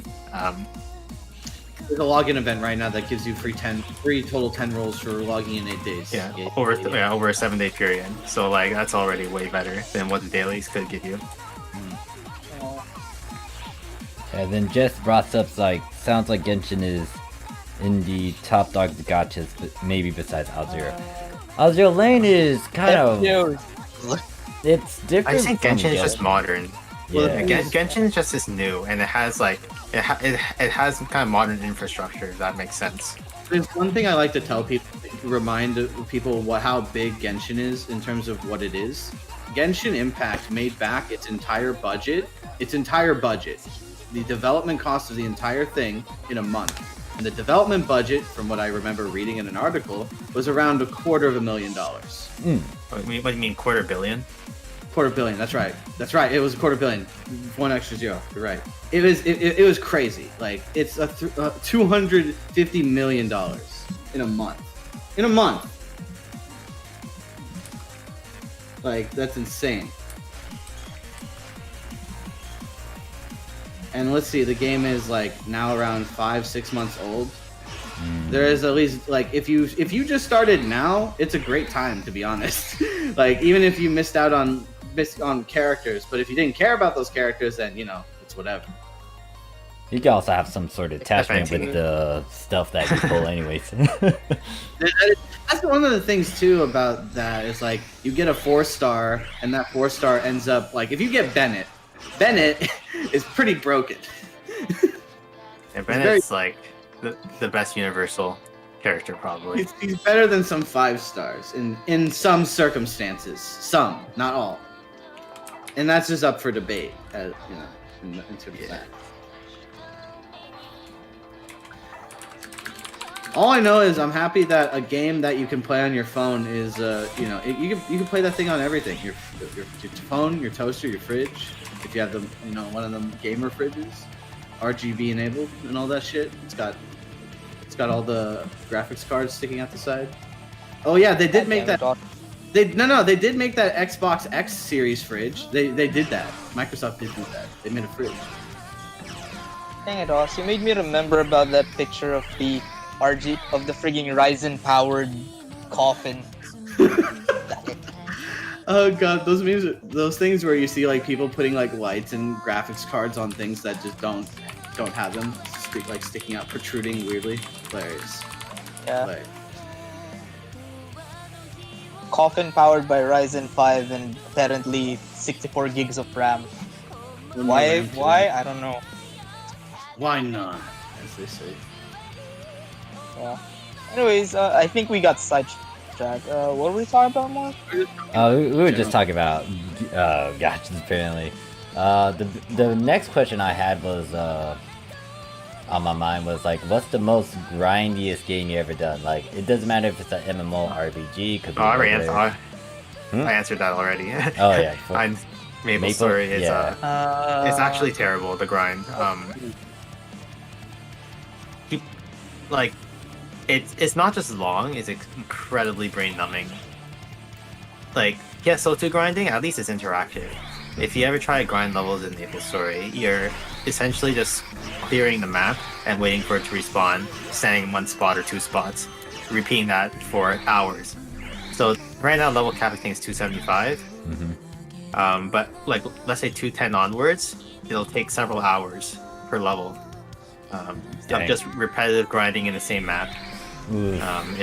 It's extremely brutal, and I just stopped because of that. Well, that's one of the reasons I stopped. There's many other reasons I stopped, but that's one of the reasons. I guess for me, like grinding. Okay, go first, Oz. I'm still thinking. For me, it's like a different angle on grind because like I always try to do it at my own pace, even grinding. So, but in terms of the grindiest thing I've ever done in gaming would be playing fucking Overwatch from season 1 to 11. I used to play that game only competitively from season 1 to 11, and grinding competitive in that game was soul crushing. I hated it. I hated it. Logging on every day to try and grind MMR to try and break it into like master or even like out of diamond. Most of like I don't know. That's whatever. Just for any rank. It doesn't even need to be that. It just sucks. It hurts. Alright. That grind. What grind are we talking about though? Like just That's grinding in grind. general, Years? like Per level? anything grind intensive. Like let's say you're playing a video game and you're trying to get something, and you know that grind session to try to get whatever. I see. Like I grinded. My I grinded longest for. one. Oh, go ahead, no, you might. That's all. My top 3 would be, the first one would be an old MMO I used to play. I remember grinding from level 390 to level 400 for 72 hours straight. Second one would be me doing a no-hit run in Kingdom Hearts 2. Yeah, that took a while. Jeez, that. And the third one, the very top one was, in my opinion, my most insane grind that I've ever done was 128-hour grind on FGO during the Christmas event last year. Jesus. Oh my god, you know what's funny about that? I remember, like, we were playing PSO2 still at the time during that, and he was like, guys, I have to take a week off. Like, he's like, okay. Because I have to grind for PSO2, or sorry, for FGO. And he was gone for an entire week. Like, Dang. didn't hear from him for an entire week. Just playing FGO. He came back and I was like, I'm done. Dang. Yeah, I you like laugh. these Laugh bits. Oh wait, you go. I don't know. I was just like, he laughs, but I remember very distinctly. Yeah, I like the variety of answers. It's like some of it is actual MMORPG, and then some isn't. Like the grinding thing that I've done was actually from a sandbox game, but it was because of I played on the official servers. So I don't. You guys know about Ark Survival Evolved, right? Yes. I'm aware of the name. Yes. Yeah, so it's pretty much Minecraft with dinosaurs. But the thing is, if you play on official servers, everything is at a normal speed. So if you were trying to get certain resources, you might want to wait for an event or wait for the weekends for a ×2 event. However, the real grind wasn't the fucking building and stuff. It took a while, yeah, but the big thing that I had to cope with and deal with, and I questioned why I even had to go through it, was raising a fucking digital dinosaur. A baby dinosaur. Or whatever creature I want to do. Because apparently on the official server it's not tampered with, and it's literally the official server. So if you wanted to raise like one particular dino, and I was getting into the end game content where I was raising up baby dinos and getting really strong dinosaurs. Yeah, a couple of these dinosaurs, like the 3 big ones, you had to babysit this dinosaur like for 28 real life hours. And if you don't, like the dinosaur's gonna die if you don't take care of it, because it's a baby, and you gotta manually feed it and babysit it, like literally. The thing, oh god, here's the thing. Like you would imagine, like okay, a game with dinosaur Minecraft. In my I've never played the game, never seen it. Like my impression would be like, oh, it should be fun, right? It should be fun. And then I guess it's, oh god. It is fun, but like when you get to the actual end game, like it's fighting bosses and stuff, but the thing is, you need the right stats on these dinos, and to get some of these good stats, you actually need to breed them and raise them up. Now, the big dinos for that would be the T-Rexes, and they're not that bad. But like, if you were playing on a, let's say, on the online version, and people wanted stuff, like really good stuff, you gotta raise it, or, you know, buy it. And there's people who breed stuff, and these dinos, some of these baby ones, especially the big ones, it's like, yeah, this is gonna take 28 hours, and this is just the baby phase. When it comes to raising up a dino, there's like 3 phases. There's the baby stage, juvenile stage, and the adult phase. Juvenile and adult stage, they get better because at the very least you can dump food in a trough and they can eat it automatically. But in the baby phase, it's like you gotta manually feed that. So it's like, once again, literally taking care of a baby. And some of these dinosaurs are well, the three big ones, it takes literal 28 hours in real life to watch over it. That was not fun, and I had to do that a couple times over there. And I had to have a buddy with me to do that. I was like, oh shit, why are we doing this? We questioned our own existence by then. It was like, one time my partner was dozing off, and we were just watching the dinos, and I was like, dude, you awake? You awake? He's like, dude, stay awake. We can't let these things die. We're already like 20 hours in. We can't stop now.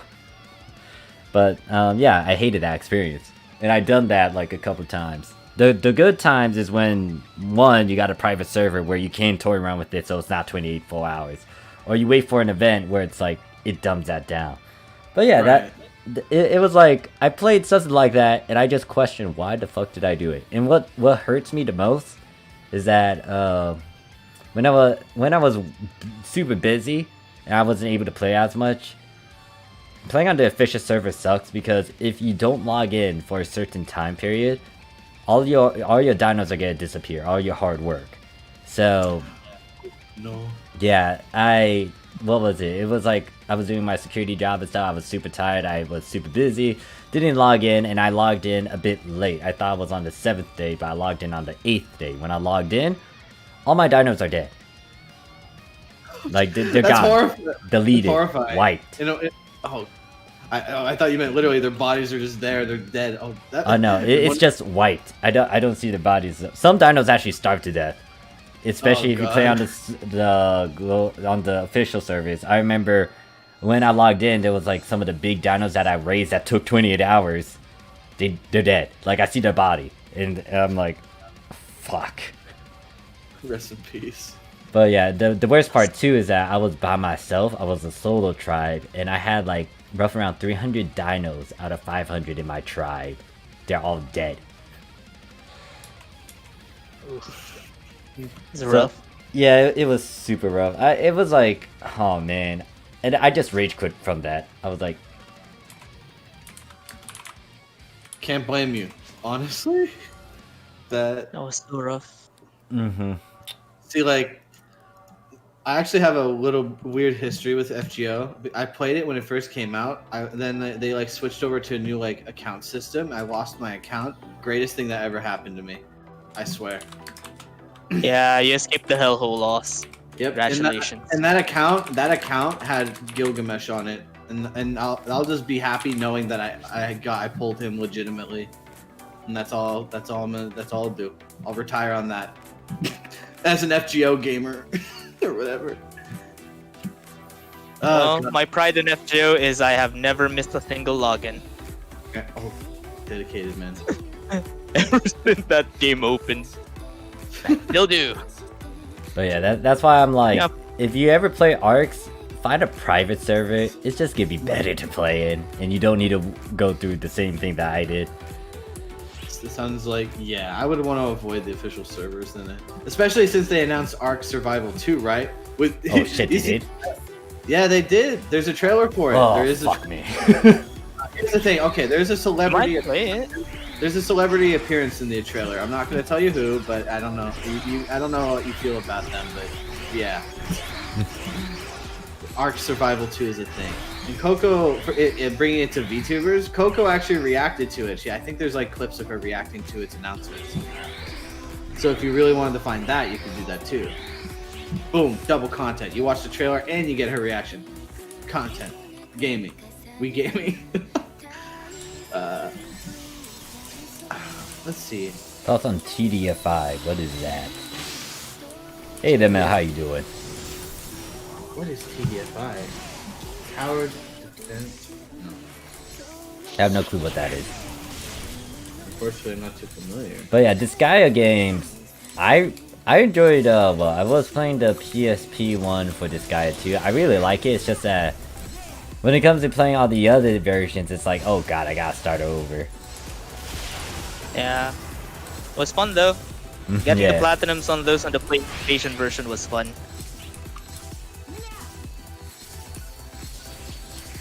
You got Hercules and the Kakyo, but I saw the race, I couldn't do it, but their fan service is S tier. I mean, have you seen some of the oh wait, what? Well, yeah, that's one thing too. Like, Which one though? Oh well, which Dojin? Or which girl? Yeah. Wait, yes to what? Yes to all of it? Both? Do you Well, want to shit. know? The question is, Mark, do you really want to know? Oh god, here we go. Wait, what? Wait, hold on. What is going on now? Yeah, here's the thing. I leave Oz. I'm just gonna. I'll leave Oz for the disclaimer. I'm just gonna preface this very quickly for everybody, so everyone's aware. Yuki here, my friend, is some might call him a man of culture. Others will just say it's a degenerate. Both things are very applicable here. So just be wary, because he's going full degen. All right, here you go.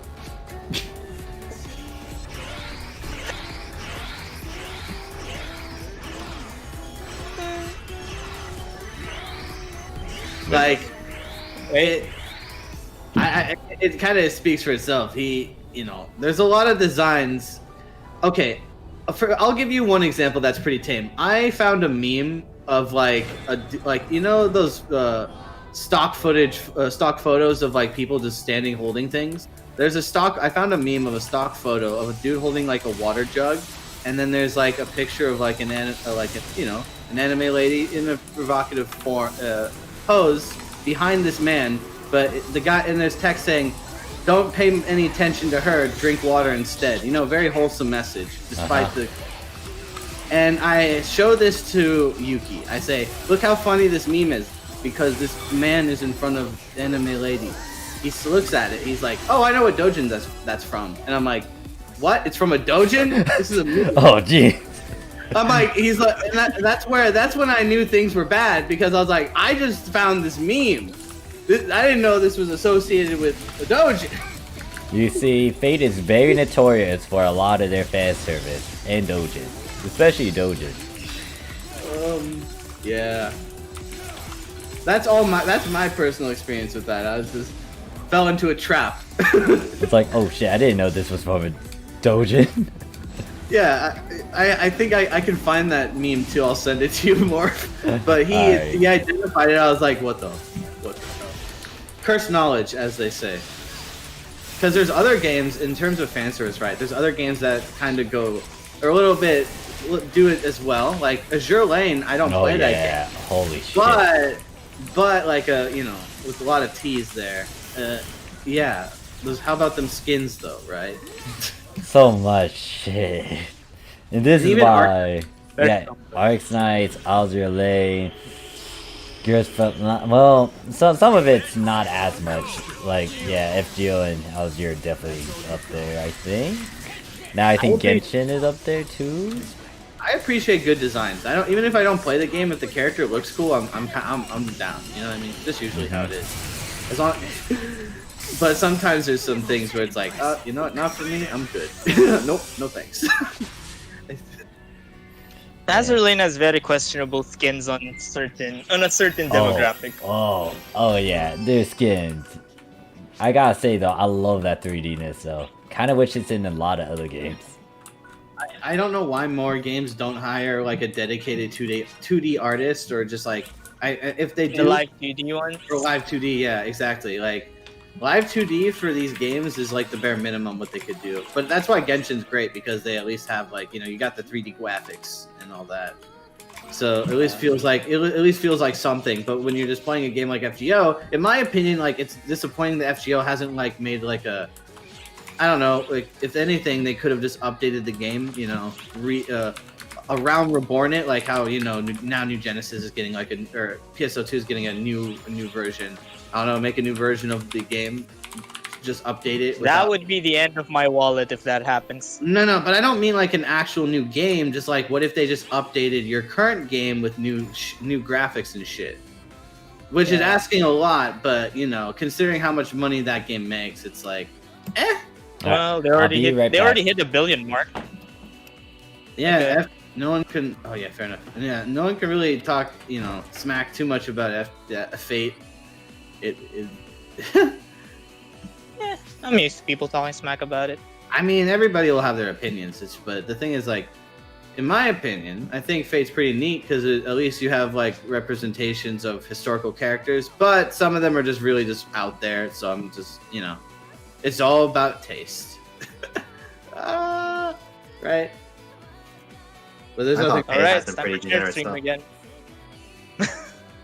Did they, It is once again turn- time for chair stream. Yeah, sorry. No, I thought they turned quite a few historical characters into anime girls. Yeah, that's the thing. What do you It's mean, what do you mean some? It's most of them. like 90. Oh, okay. Excuse me. Understandable. Hey, I'm just happy that King Hassan is dope. He's cool. Skull Knight guy. I don't know Now much. then, I don't know now much. then, Os, let's begin the chair stream 2.0. Chair stream? I don't know. This time I'm more curious about that can of air. I'm jealous. I need some of that, man. Well, you know what? What's Yeah. ridiculous? The price of canned air. That's ridiculous. I can't believe how much that shit usually costs. It's like $4. What do you mean? I don't know. At least where I live. Yeah, I mean it's usually cheap, but I feel like it's just canned air. Yeah, no. Well, it's canned aerosols, but I just need. well, I just need- it should be cheap. I don't know because I'm pretty sure I can go to my computer store and get that for a couple of dollars. My problem is I don't have like an office store nearby, Welcome. and it's a pain. I would have to order, which is I guess the reality. But I see. So Oh, can air nice. stream now. what do you How mean? would you rate that can of air? Thank The- you very much. Very effective. It'll get the job done, no problem. If you turn it upside down, it actually will spray out the aerosol, and it might actually kill you. Don't breathe it in, folks. Don't Oh, do that's Jesus. Yeah, Don't I guess do it. getting delivered is more expensive. it. Don't do it. Don't be that one guy. Don't do it. I am back. Oh, we're back. Thank Hey, you. Morph. Official dojins. Wow, come Huh. on in. Huh. Of what? Of what? PSO? I think Gaia? of FGO. Mm, Are there they? are some, and some of the artists for FGO actually make dojins of their characters. So I guess that kind of counts as official. Which quest would you like? Fair. I mean, fair enough. Let me ask that I look if I forward start. to your next visit. So now I can do extra hard on here. Yay. Yay. Let me swap with the music. Moving on up.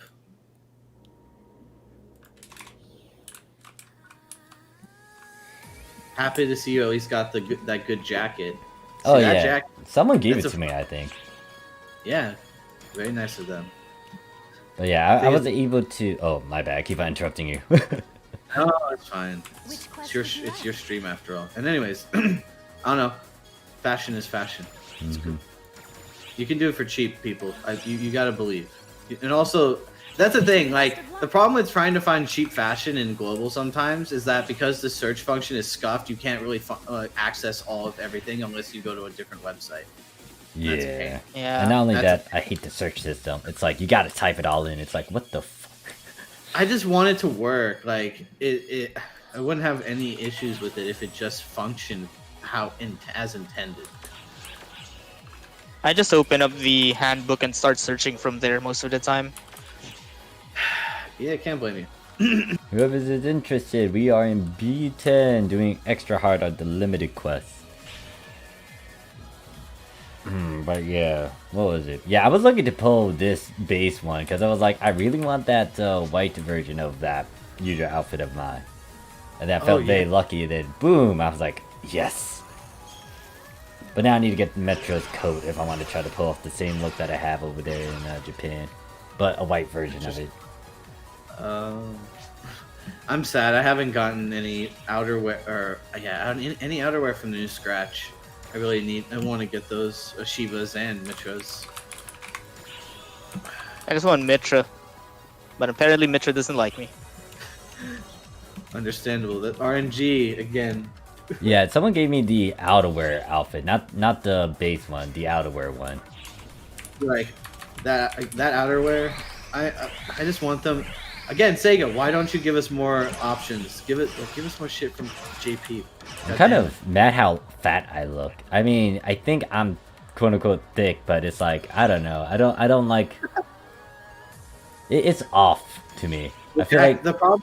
Sometimes there's a bit of distance between the jacket, the outside of the jacket, and like your character's body. You know what I mean? There's like an invisible. It seems like an invisible barrier that pushes the outerwear. Sometimes. Oh no, I wasn't referring to the outerwear. It's just that my character body physique. It looks a bit different from what I had over in Japan. It's like couldn't you get the actual character data? Couldn't you save it on JP and bring it over? Maybe. That's what I did, but it's like Yeah, you can. It's off. Ouch! I cracked my neck while tilting it. It's like off. It's a bit too thick. It's too thick from what I last remembered. And once again, like Yeah, it's a bit off when you transfer it. Yeah, so I might need to have a pass to actually fix that. Extra thick. I mean, don't get me wrong, I like my extra thick, but like for this character, it's like they have a certain physique about it, which is why I was able to pull it off over there in Japan. What I might need to do is actually rework this. I didn't realize it was that thick until I wore this outfit. I was like, huh. Kiko says, I just wish the fashion didn't consist of mostly dressy clothing like suits. I guess we could go into that topic. So how do you guys feel about most of the fashion for PSO2? Or the outfits in general? Well, I feel sad that the male's choices are most male choices are either you look cursed, you look like an edgelord, or you look like some emo kid. I mean, there are only a few fashion that actually makes you look unique. I think unique isn't the issue. I think the problem is limitations on the outerwear, right? Yeah. I think my biggest issue, and it might be the same with others, I don't know, is like the lack of the lack of diversity with some sets. We have good cosmetics on the market, but it's like you have good casual. There's good casual wear. There's good like space like looking stuff like it straight out of PSO2. Looks very PSO2, you know. But like it needs more of a variety because the thing is with JP, right? You would get the crossovers, and the thing is about those crossover items is they can be from such like vastly different places, like Neptune, right? The Nep collab. The outfits of those could be super outlandish, but if you just change the colors on them, you can make them look tame, and then it'll be really cool. Like just sometimes using crazy things. Like one thing I'm disappointed about is like the Goro Majima outfit, right? The fact that it's an outfit and not like an outerwear and basewear disappoints me because I would love to have the Goro Majima outerwear on female, right? And I play a female character. Why not? Like, and same thing for dudes. They should have the option to use like some like female exclusive things if they want to do that. The limitation is annoying, but there's already a limited amount of types of styles besides the wacky ones we get. But it just seems very consistent. Like Nier is like dresses and whatnot. Nier's very Nier, but I don't know. It seems like. Oh, go on. It just seems kind of tame, is all. I don't know. Maybe I'm off base, but it seems kind of tame. I feel like they could. Well, my bad for cutting you off again. They could do better. You could do better, Sega. I feel you have like so many items. There's so many items in this. Like, and there's also a Fate collab. Yeah, they have a Fate collab too, and all that crap. I don't know. Is it licensing? I just want my Saber alter dress so I can make a Rusia. Yeah, like, and with cast, right? I don't think cast fashion shouldn't be super expensive either. Obviously, with New Genesis, they're allowing even normal people to put on cast parts, and I don't know how I feel about that. It's a little bit weird in my book, but I guess it is what it is. But it's nice that you can do it. I guess the cool thing is now that if you had a female, normal, like human character or Dooman, and my character is a Dooman, because I thought the horns were pretty cool, type of whatever thing. But I don't know. It's more options, the better. That's what I'm looking forward to, being able to pick all the colors on an outerwear based off what they've shown, right? From New Genesis's new character creator. Yeah, the big thing too with some of those outfits, it's like the reason why it's based is because it's really like it's just an outfit instead of like outer inner layer stuff, it's just old.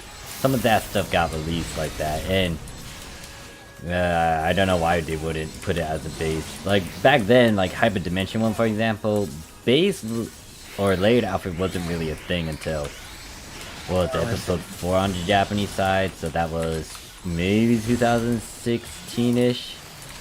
So yeah, some of this stuff is just like that, but still, if you look at some of the future collabs, it's still like that, where it's like the outfit is still well, yeah, the outfit is an outfit, it's not layered wear. So I don't know about that aspect, but now since NGS is around the corner, it's like, oh, they might want to hold off on that, because if they want to incorporate and feature along with that, it's like, yeah. I just want more details. Like even the fact that JP is kind of having a lull, I don't know. Like even before like talking with you, and I would be trying to keep up with content like news and PSO2 in general, I would still look to JP to see what you guys again be like. Oh, so maybe there's a chance we get this. You know, kind of look ahead just to get an idea. But like obviously, I don't have any heavy expectations that they would happen guaranteed. I'm like, oh, so there's a chance. But I don't know.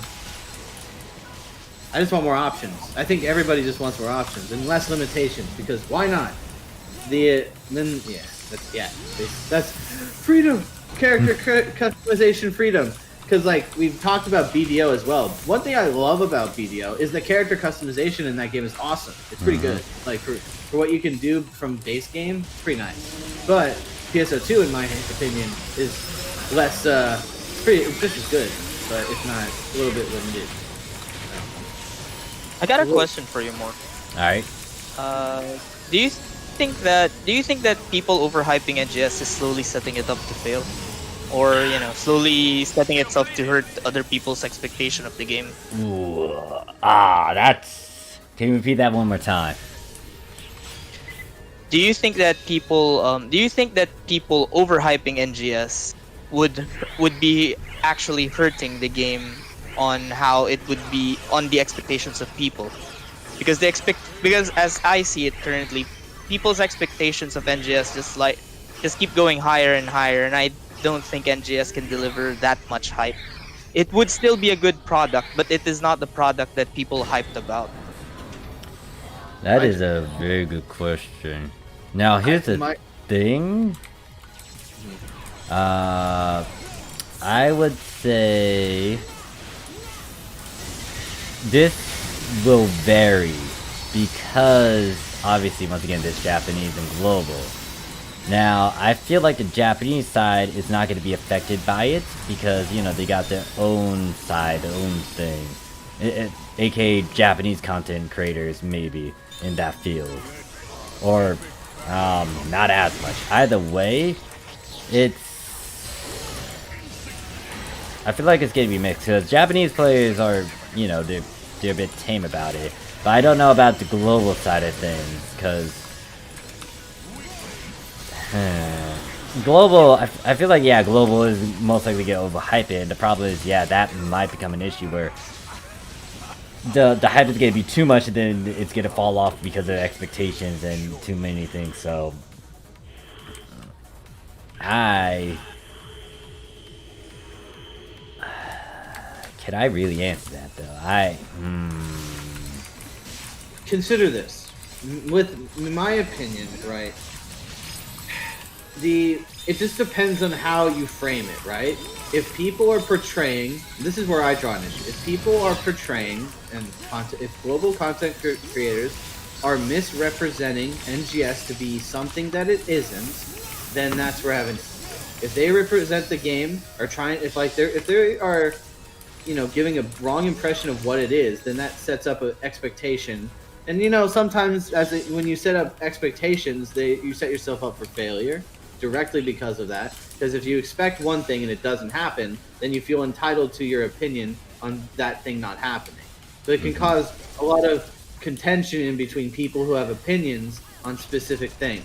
But I just think it depends on how it's framed, right? If you're looking at if a person's looking at NGS gameplay and is being like, very trying to take into account like actual details, information. If they've done the research, basically, right? If they're trying to learn from the trailer, and then obviously they should take it seriously. If you're just sitting there like commentating on what's going on, then obviously, it just depends on the content, right? Different content creators will do what they will with the information and footage given, because people will make their reactions, or people will make their guides, or people will make their meme videos. In other different communities who play like MMOs, like no one can escape. There's always a variety of different content creators. I honestly think NGS would be okay, personally. Yeah, the reason is because there's been a closed beta and there's plenty of footage from that beta, so that anyone who is hyped about it is gonna go look at that and they'll know what to expect. This is a little bit different from AAA games, which don't have things like betas. So expectations can go through the roof, but there'll be no real evidence for it. So I think that is a benefit of having a beta like that, and it does an excellent job at preventing overhyping of games.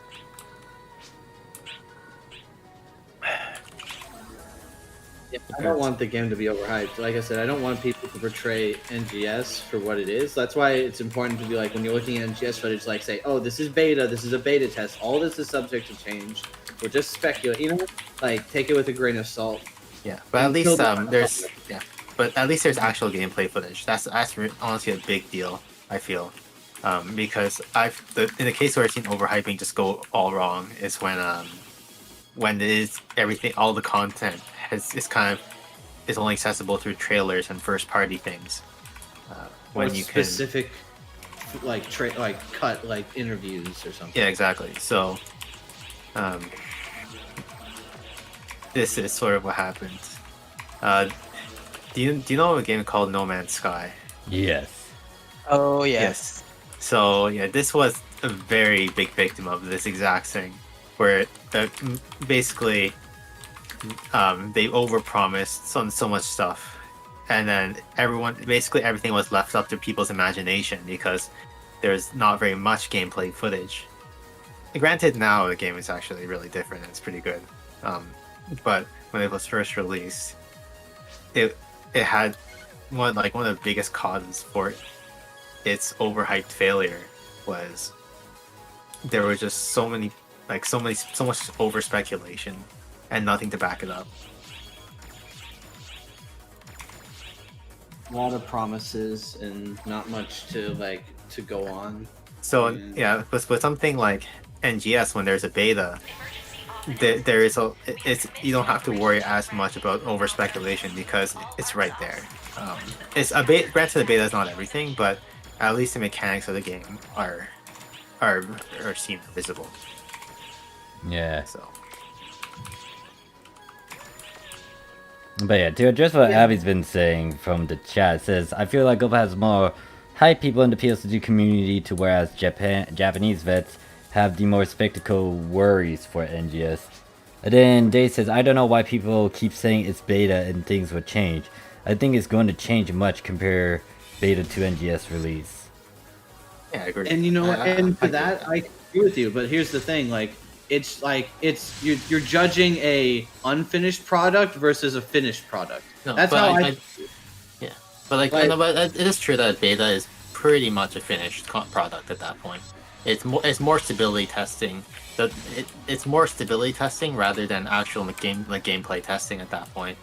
Yeah, it's true. They're trying to make sure the connection, everyone can at least play the game. I mean, they're expecting a lot of people to play it day one, I imagine. So, gotta test for it. Mm-hmm. Like the reason they would do a open beta is really to test server stability and infrastructure, less of actual gameplay content and balance, stuff like that. Because honestly, stuff like balance you're probably gonna deal with when the actual game is released, when this game is released live, because that stuff can be changed later. Mm-hmm. Yeah, fair enough. I don't know. I just want to. I'll judge the game when it comes out. It's tough. And then Dave says you are literally giving Sega too much credit from PS2, from Japanese PS2 vets' perspective, seeing what Sega is doing for years. Not much, will be changed. Well, from what I heard about its development, they hired a team to work on this game in 2016, and they never said much about it. So what can people have really known if they weren't public about it, right? Yeah. That's my counter to that specific point. Because like, you're right. We might be giving credit to Sega a bit too much, but the thing is, like, you don't know how many versions of the game they went through. Like Final Fantasy Remake, for example, they built that game up at one point. They announced it. They had to scrap it and start from scratch with that game. It came out, and people who liked it. I don't know, but there was a lot of positive opinions about that remake, and that's what I look towards.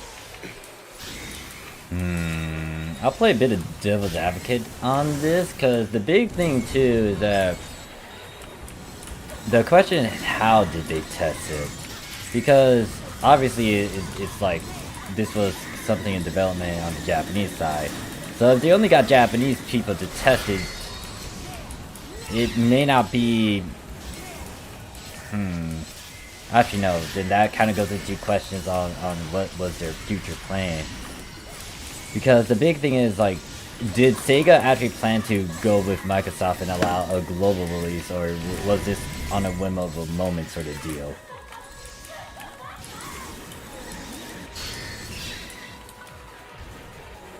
Yeah, that's where it gets confusing.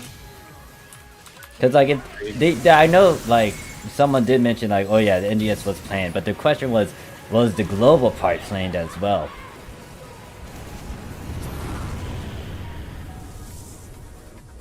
Well, can you say that again? Sorry. Oh, I said, like, the thing is, the NGS was a work in progress in the background. There were some people who pointed out, like, there was a big project going on. The question was Japanese Sega, like, was their plan... Did they plan to work with Microsoft and release a global release? Was that on their agenda?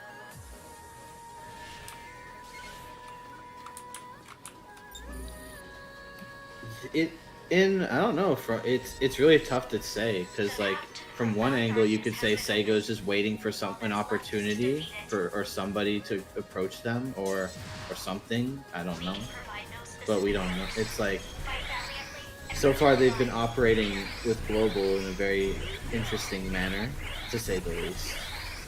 So we'll see. I don't know. It's like, it's too early for me to really dive deep into NGS, because one, I haven't seen a lot of it. Two, well, other than the trailer, I've seen that, and then the new one, but I hadn't watched a bunch of the gameplay stuff, and I haven't spoiled myself in that aspect, because once again, I want to be genuine with my gameplay with NGS. So it's hard for me to just kind of toss it under the bus. Like, there are some things I want as a change, and some things that they should fix up on. Like, once again, the class balance thing. That one would be very good if they make sure that it's not as bad. Yeah, I would hate to see classes limited or be able to do less. That's one thing I don't want. I don't want NGS to, like, limit classes. I hope that they expand upon the classes and make, like, you know, and improve them in meaningful ways that make sense to the class.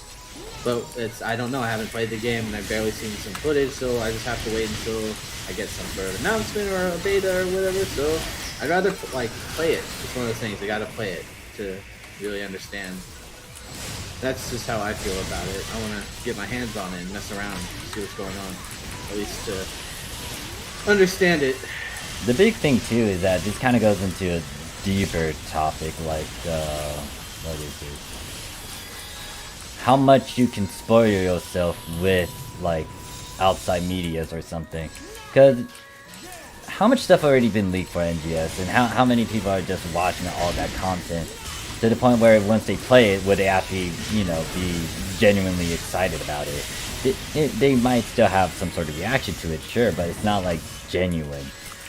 It's like saying, well, it's like seeing a bunch of trailers for an upcoming movie, or like a bunch of sneak peeks into something that's gonna happen. I think a good example of that one might be Star Wars Revenge of the Sith, because guess what? They made an animation based on the stuff that happens from the Clone Wars 2 Revenge of the Sith, and they got the guy that do Samurai Jack to do that animation, that series, the Clone Wars one, like the old Clone Wars one, the one that was nitty gritty with General Grievous being a badass.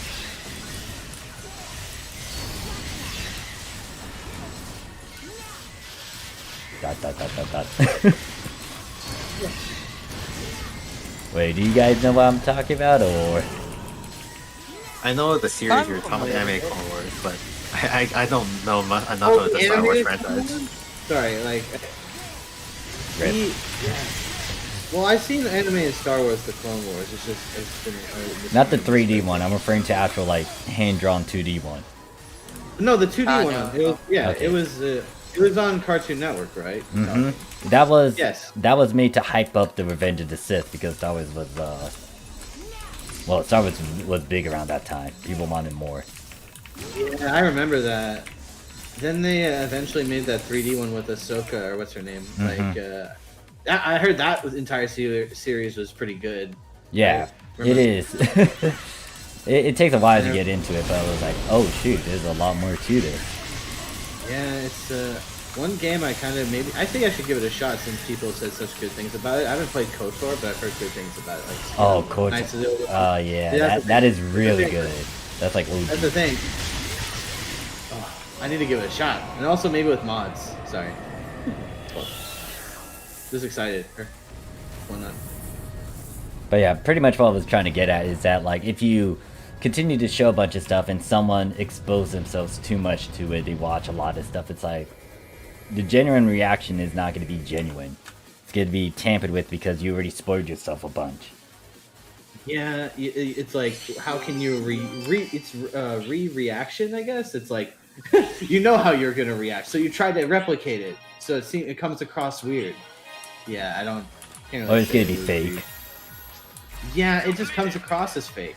I mean, there's a difference between like reacting and then like analyzing, right? Because when you're taking a magnifying glass, so to say, if you like take some NGS footage and just like did it frame by frame and just like examined every little detail and like all right, as you can see here is a Rappy face. This Rappy face means Rappy's confirmed.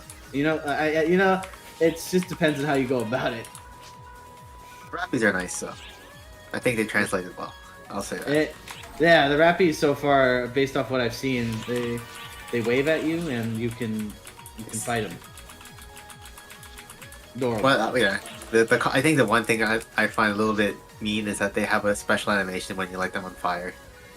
Wait, what? Nice. There you go. I remember that distinctly. They do actually, and it's So they specifically add that interaction. So Sega dislikes Rappies. More news at 10. Hey man, if I can set something on fire, I'm happy with that. Oh gosh. My inner arsonist is pleased. I am satisfied. I definitely looked at a lot of content, but I don't think I spoiled myself too much. It's more just looking at the classes. I still definitely want to leave the exploration of the map completely blind, for sure. Yeah, it's like, it's not bad to do it every now and then, but that's just my general thought process on it, and that's why I try to avoid it sometimes. Take care now. Yes, that's completely understandable. Yeah, I completely agree. I don't want to spoil the open world experience because, I want to find the secrets myself, and then the fun part is like, talking about it and then sharing those with with friends and be like, hey, I found this spot here, and then it's all part of the community. This is not hopefully NGS it brings more people to hanging out, because again, it's 100-person lobbies, right? And you'll be able to see bunch of people out in the field. So even if you're not in their party, you could just stop by and say, "Oh hey," like if you're on a specific block, right? You'll see people you know and be like, "Oh hey, it's you guys," and then find party up or whatnot, or do a UQ. It's really, I like the way they're going about it though, like how everything kind of just happens. You know when a UQ is happening in NGS because the I mean, I'm not gonna say much, but it's they make it obvious in terms of effects, like in terms of in-game effects, and it's pretty. I'm so ready to have people fight over places there. Yeah, it's cool. Feel free to stop by At least I anytime. think so. There's a lot of things to be excited for, but there's you gotta at least temper your expectations because when the issue arises when you create some sort of narrative or thing that doesn't exist. I don't know if that makes sense. Something like that. Oh, it does.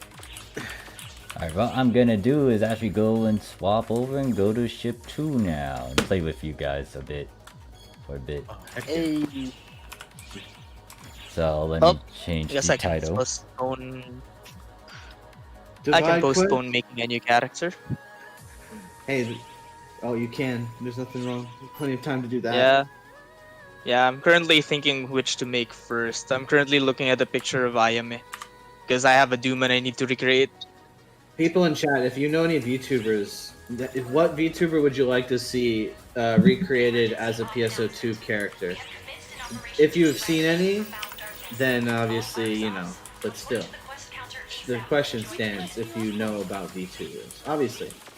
I've got, like, if I decide to swap ships too, like, you could technically do the urgent quest again. I guess I'll bring Callie with me. Alright, so what am I gonna do? Wait, who is that I just added? Was that black to the blank to the basics? Oh fuck, I did not read that friend request. Who was that? I did not read anything. I just add people. I mean, it's fine, man. Nothing wrong with that. Alright, where are you guys? Da.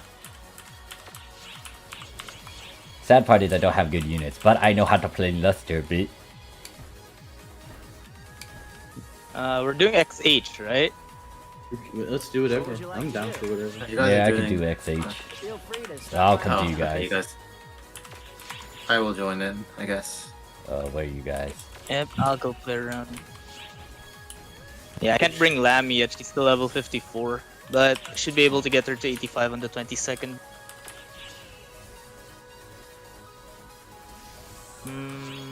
Let me read what Abby said. So Abby says another huge downside of NGS is the chance that Sega missed by finally polishing roads like any other MMORPG. Example, Hewlett, Tank, DPS, etc. How do you guys feel about that in particular? I mean, at least Hacker is now like an actual support, and Forces no longer can't overlap in the role there. Double dip on it. Yeah. So at least that's a thing. But I want tanks. that. no tanks in NGS, I don't think. That would have been nice to have a bit of more road. Maybe we'll see a lot more of that later. Once again, it's still in the beginning phase era. And there might be changes because guess what happened like on the Japanese side with PSO2. It was like during episode 2 to 3, it's like people kind of had to rework their builds and start to kind of get better, especially with like all the stuff that we had to deal with.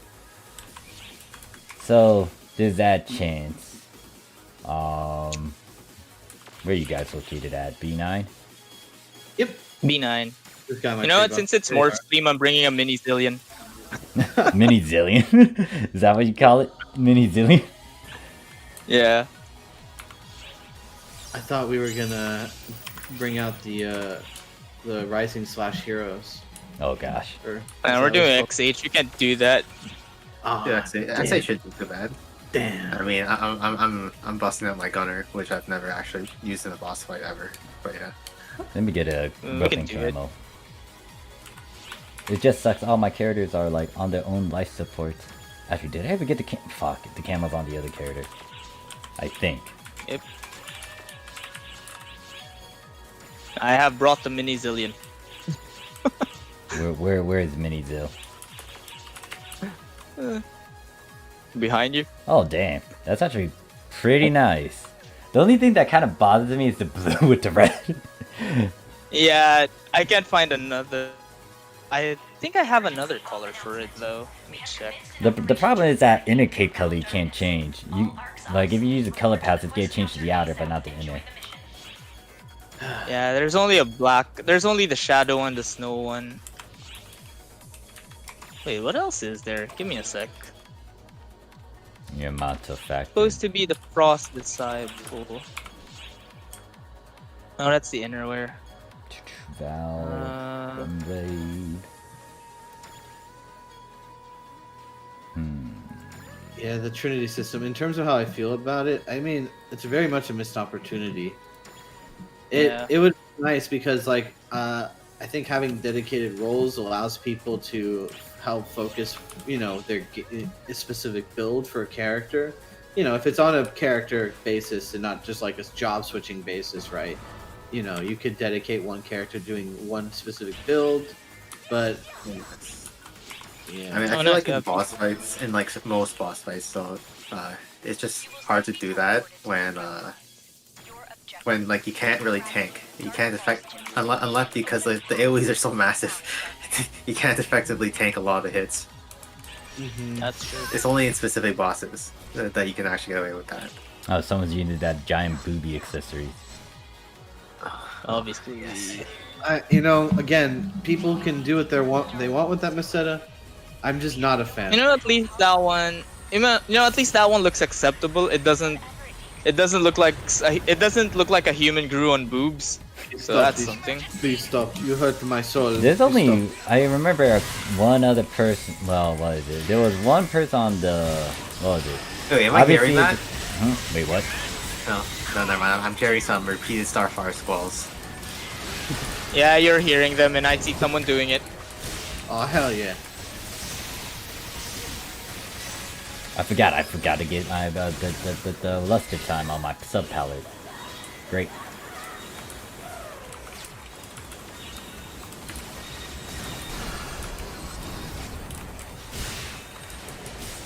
One, two, three. Alright, and then it's gonna go all blah blah blah blah.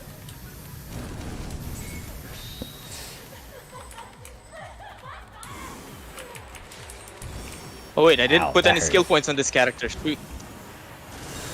Oh wait, I did.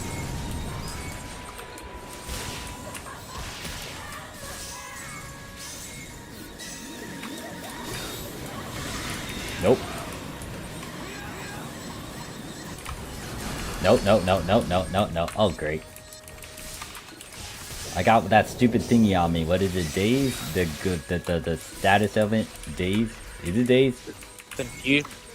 Confused. Oh yeah, that panic. There we go. Oh. I'm running around like a dummy. Oh wait, shoot. No, don't go forward. Don't go that way. Oh shit, I'm dead. Wait, am I dead? No, I'm not dead. Okay, I might die. Oh my god. Oh god. Oh god. Oh Jesus. Praise the Lord. Hey, but I move free around fun. all days. Hey guys, free fun. I need that.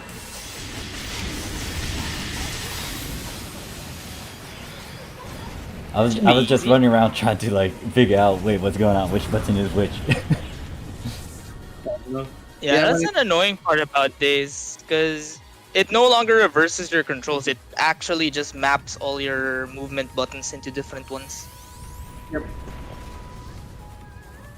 I would have rather them just made it reverse. It's annoying enough. Sometimes I could fight with that, but at the same time I'm playing Luster where it's like, oh, I go fast. And then I'm like, oh, if I'm not careful, I might actually dash into like an attack. Anyways, what was about to say about the fake booby set? Oh wait, there's two of them. Again, like I said, not my. I just wish that accessory doesn't exist. It's like you have a character creator. You know what I mean? I don't know. That's just how I feel. Like you can. That one is where you go and take it too far. I only know a couple of. Well, there were a couple that actually worked, but they made sure the body proportions were near, the same. If it was ridiculous, or if it was big, it was big. But yeah. I will Some of say, it though, is yeah. The good thing is at least people are willing to make such a varied and different characters, and I am, there for that. I respect, really. But you know what? Hey, at least people make different things, creations of their own, so to say. Supports are generally looked down on MOBAs and MMOs. I mean, that's I don't true. know. Depends. Yeah, It I can think depends. of Well, yeah, I guess it depends. It does. It's I feel like it can be case by case. In terms of like traditional MMO games, yeah, they're not like, people appreciate them, but they're never like, they're always. You never want to be them. That's the thing. Like they appreciate like supports, but they never actually want to be the support. Yeah, I don't know. unless the support is fun, but that's just about like opinion and perspective on what you define as fun for you. I don't know. The one side of it is there's people who appreciate that you're the support, and then there's that other side that says, "Shut up, you're just the support." Well, I'm I like, yeah, personally, then shut up. I'm not gonna heal you. I personally appreciate a good techer. I'm always down for that. Exactly. I have a lot. I have a lot of bad experiences with certain techers. Yeah, well, that's why I said good techer. Never forgive. It's been 4 episodes, but I never forgive. God damn. Screw that Deus run. That one run forever ruined it. Ever. I do want. Oh god, I wasn't paying attention. I was reading what Day said, and I got grabbed. So the one thing is, do you think there should be more boss mechanics for boss? Like make it interesting where it does various things in different stages. Like a little bit more than what's already been displayed with some of these bosses. Like Persona has that gimmick where like you break his parts for his first 2 stage, or his first stage he goes into a different sort of phase. Would you want like a more in-depth boss sort of breakdown? I want them to bring back the full break system. Definitely. I think that'd be fine. There's nothing too convoluted. I think because that just makes the learning curve unnecessarily complex.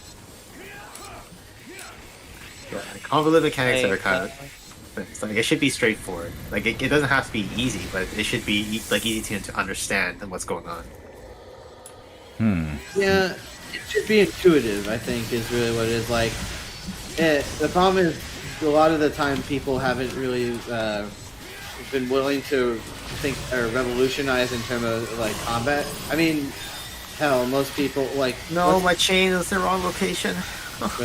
Oh, goodbye, chain. I was thinking about one way to do it, which is pretty much most likely keep it in a separate mode. Like you got the normal engagement fight, and then there might be a way to go into like an EX mode of it, or like a harder mode for it.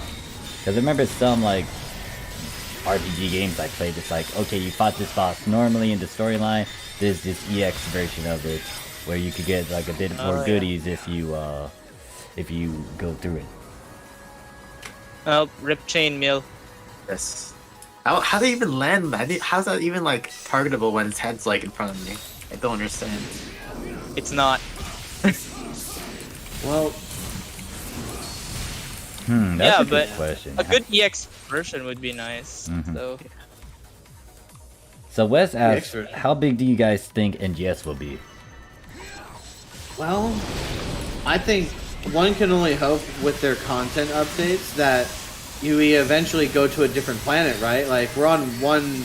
It seems they've only shown us one area that's like it's PSO, right? We're gonna be going to different planets, right? It just depends on how the design. I just hope they go crazy with it. I want them to go nuts with it with the designs, because when I used to play Final Fantasy XIV with the newest expansion, some of the leveling zones are so beautiful. They look awesome.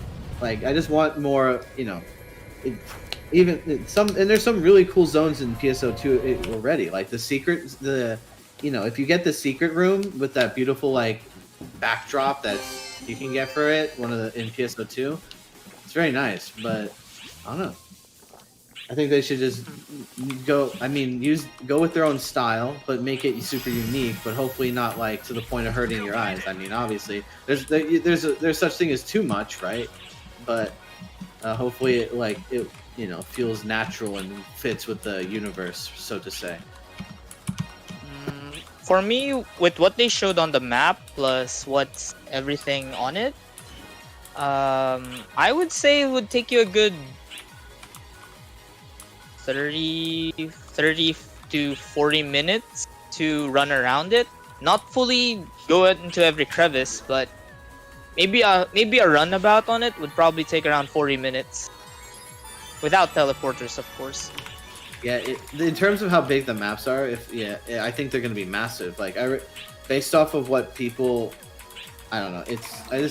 The bigger the world. The only thing is, the only fear is if you make a big open world and don't populate it with things to do, then it kind of can be a bit rough. But I don't know. As long as there's plenty of things to do in that world, then it's worth it, right? I mean, I'm really curious on how they want to do alliances on NGS. Oh, And how that they is actually something. handle them. Yeah, they haven't said anything about. I'm not sure if they talked about personal quarters or even alliance quarters, but those are opportunities to do something really cool, like whether it be instanced or even like if there's like hubs you can put on the world and people can like hit. Imagine if you could put down a beacon and it transports people into your like alliance, like to the alliance quarters, and you could limit it to people or friends and whatever. I mean, that's just asking a lot, but I don't know, why not, right? Something. Alright, I'm gonna bring something Crow points out, which is actually pretty true, because that's the big question, like, what is Sega trying to do with PSO2 in a sense? And it's like, the issue is identity. Does Sega want to appeal to the casual, hardcore, or as a balance? What do you guys think? I think it's gonna be I think it's gonna be more. It's gonna be more towards casual. Oh, sorry. Yeah. Yeah. Compared to PSO2, definitely more casual. Yeah. I would say, because it's like they simplified it like a lot of mechanics in the game. So it's compared to PSO2, it's going to be more casual. Just hope that they have something to make up for it. Like if they make the game easier to approach, I'm fine with that, as long as they have something to make up for it in some way. Like if that something is finding unique combinations of skills in for classes or that like give you exclusive abilities, then that would be cool. Like imagine needing a specific 2 PAs from 2 classes and they give you combine them and they make a special like combo PA. I don't know, maybe. It's obviously like not a thing, but I mean, considering how you have different combination PAs in PSO2, you never know. I don't know. What I want them to do with the system is to at least address the fact that other classes are easily overshined in the original PSO2. Yeah, I don't want that to happen. I feel like they definitely need to make sure they stay on top of class balance with New Genesis. It's gonna be hard in a non-PvP game. There is less priority for getting good class balance. Power creep is inevitable because you want new content to look nicer. Yeah. Yeah. That's a downside to it. Yeah, then Abby says, I feel like Sega has always now appealed to the casual more. That's what I feel like too. I don't know what they're gonna do in the beginning of NGS, because obviously if you did play in the beginning of PSO2, it felt like it was very grind heavy and stuff, but because of that shift in episode 4, it was like, oh, never mind. They kind of dropped it, and it's still present even now. So,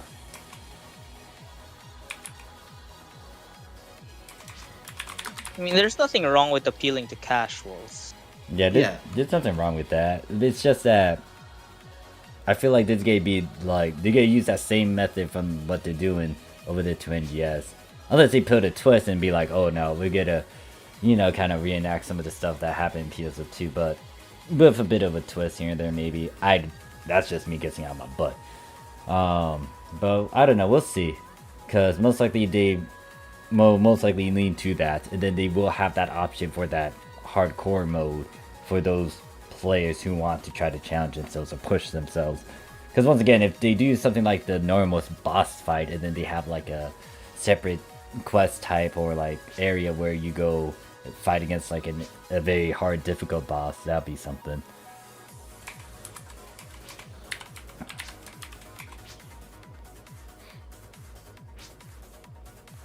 Ultic Vixen, I just need something good for a baseware. I should be able to make Ayame. Ayame. Yeah. Just need a good baseware. What should I do? Should we go farm the mega quest or? I'm okay with that. Yeah, I'm down to do whatever. Everyone left Okay. our party. Where's Yuki? Come back. I don't want to. Give me a sec. I don't want Give me a sec. responsibility right now. Give me a sec. I'm just gonna Give me finish that I'm just buff. gonna finish Ayame. Fine. Fair enough. Just make sure you save your progress before we do anything. Let me And go also, don't grab forget some to Almost boosters. done. Booster, Do your booster, thing. booster. I'm gonna take this opportunity to do something. I'll be right back. Alright, take it down. Mackie says, I believe Sega said we won't have AQs on it. Well, I mean, that's a plus. I haven't done a lot of those in the past. The only time I started doing them was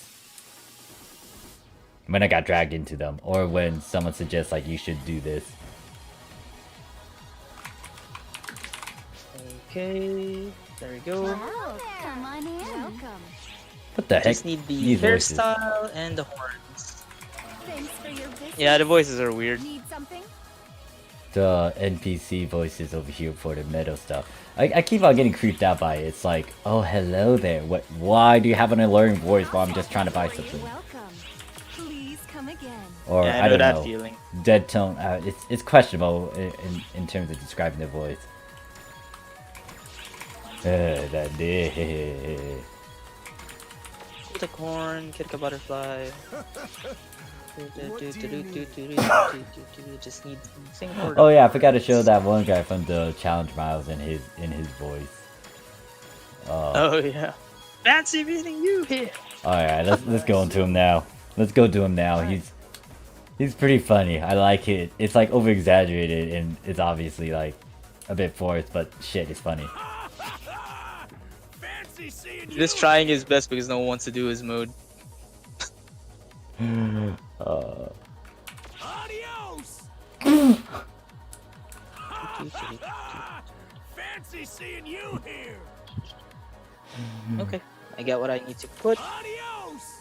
All right, I'm good. I just have a problem with her horns, Fancy seeing but you here. I should be able to find a substitute for it soon. I swear, that guy. Oh, that's him. That's funny. I can't get enough of it. At least there's some good ones.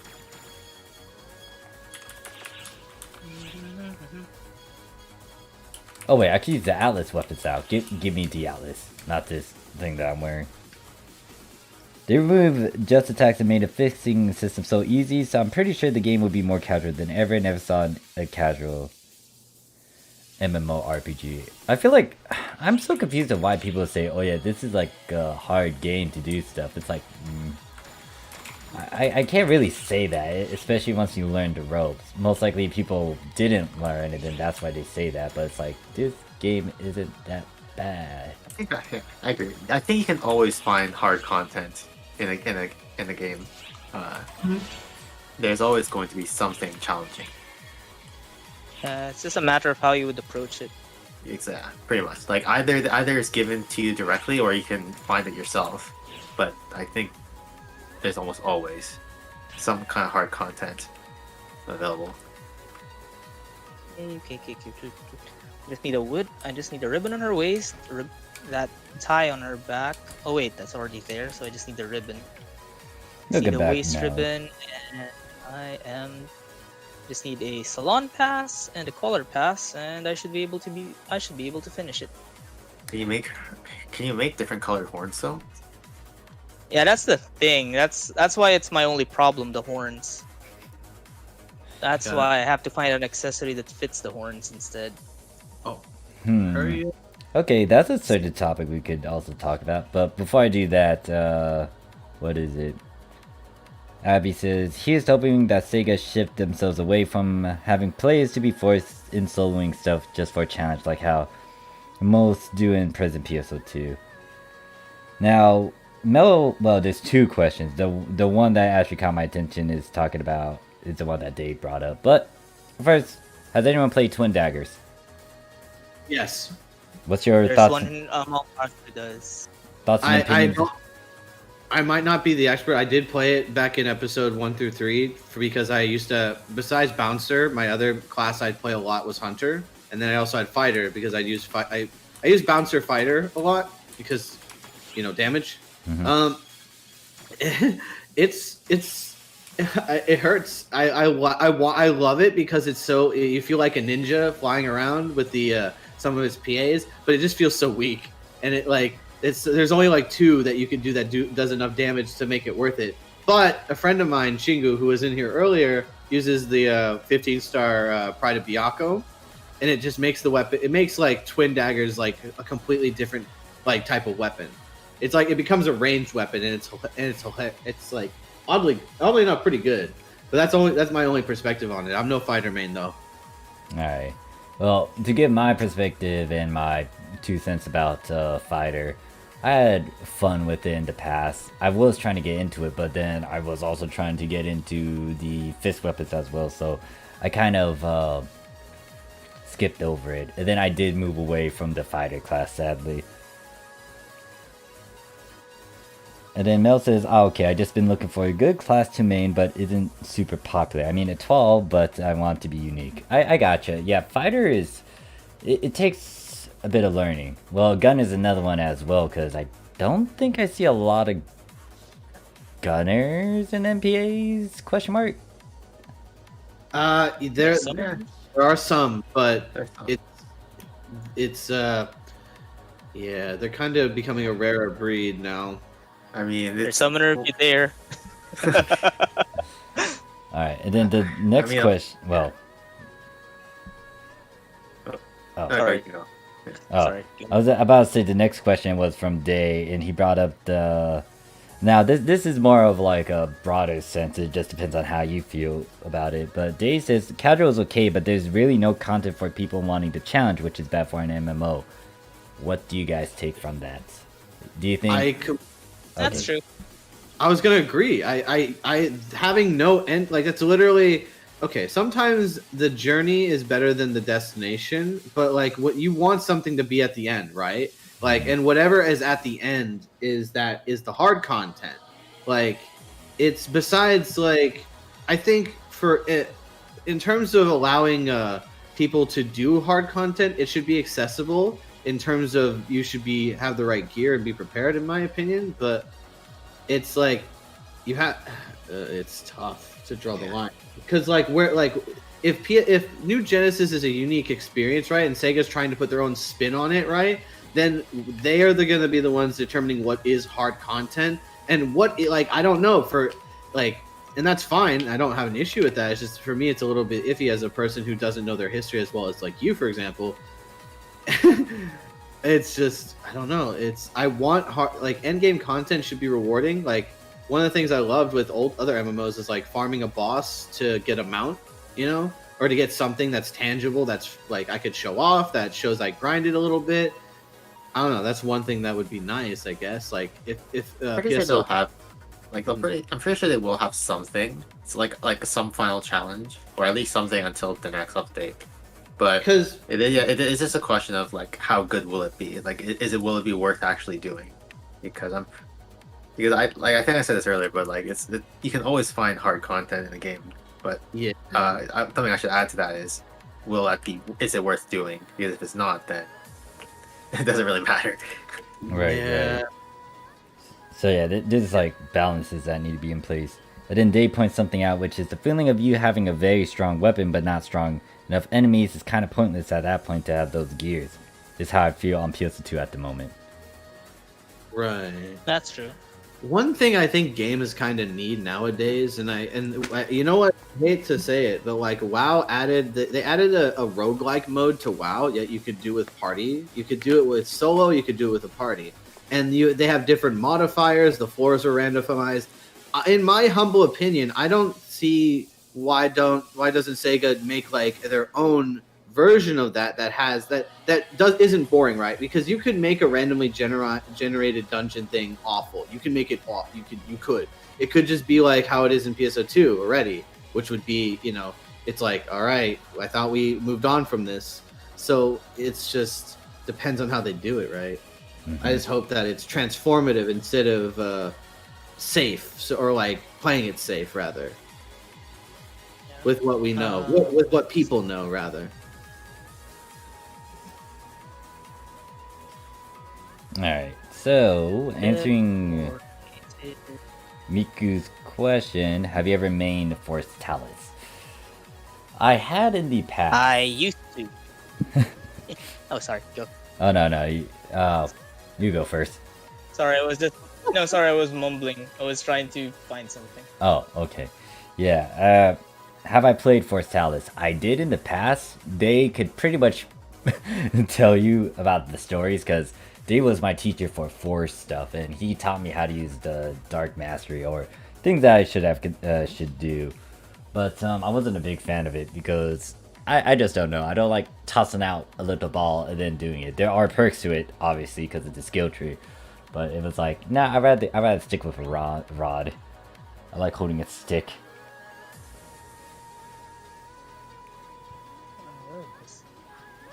I can't say I've never messed around with such a combination. Wait, you guys never used a Talus? Well, I use the Talus I use it on Hero. That's my only experience with Talus. Wait, so you guys never used a Talus on a Force? Nope. I used it back early in episode 1, 2, 3 back then. But that's because my original job when I was playing Force was Zondil bot.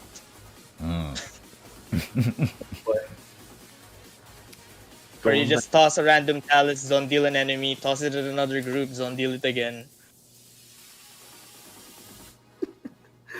You can't go wrong with a Zondil. Whack mobs with... Whack them. I just realized this song didn't loop. Let me go to a cooler song. Oh, hell yeah. Oh, this 10.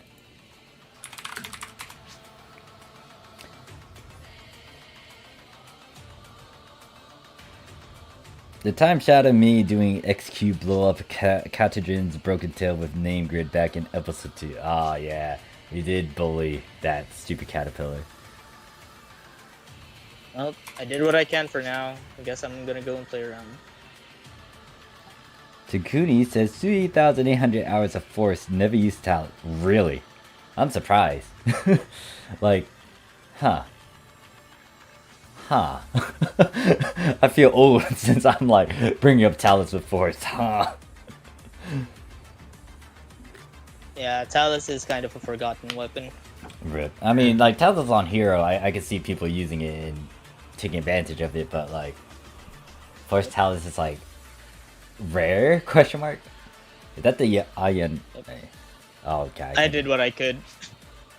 I did what I could.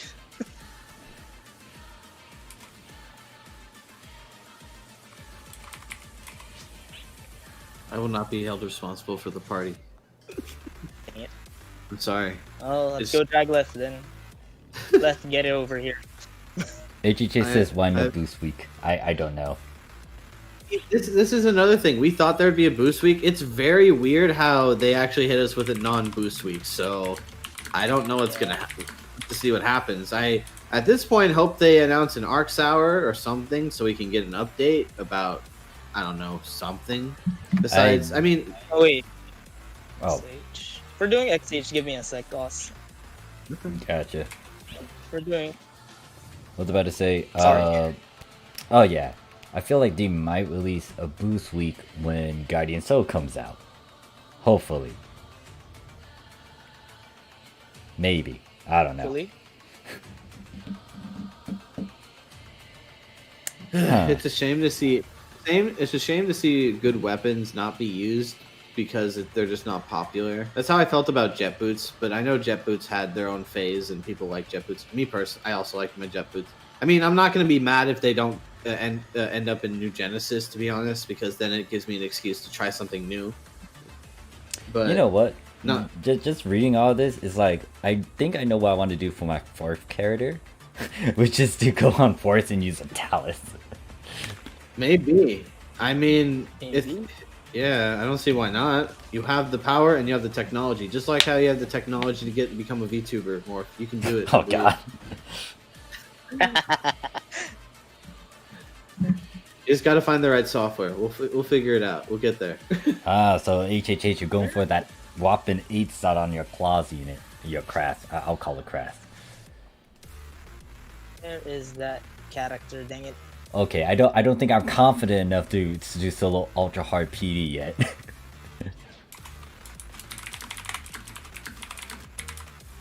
Dang it again. Lean. You know what? I'll just bring my plainest character ever.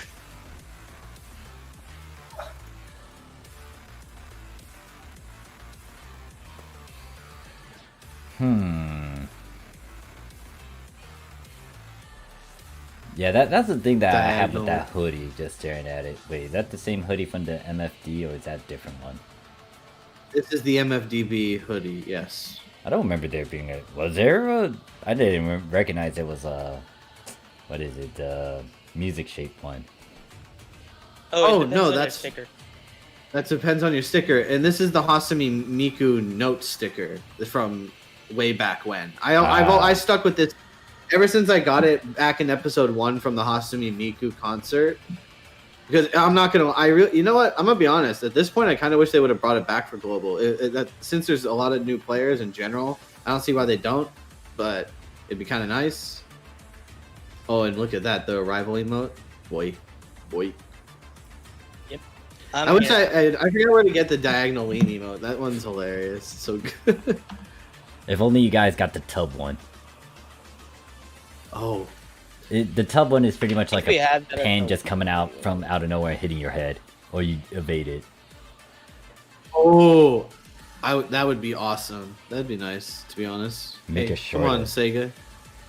I Make like it this- happen, Yeah, please. then the Please. invite.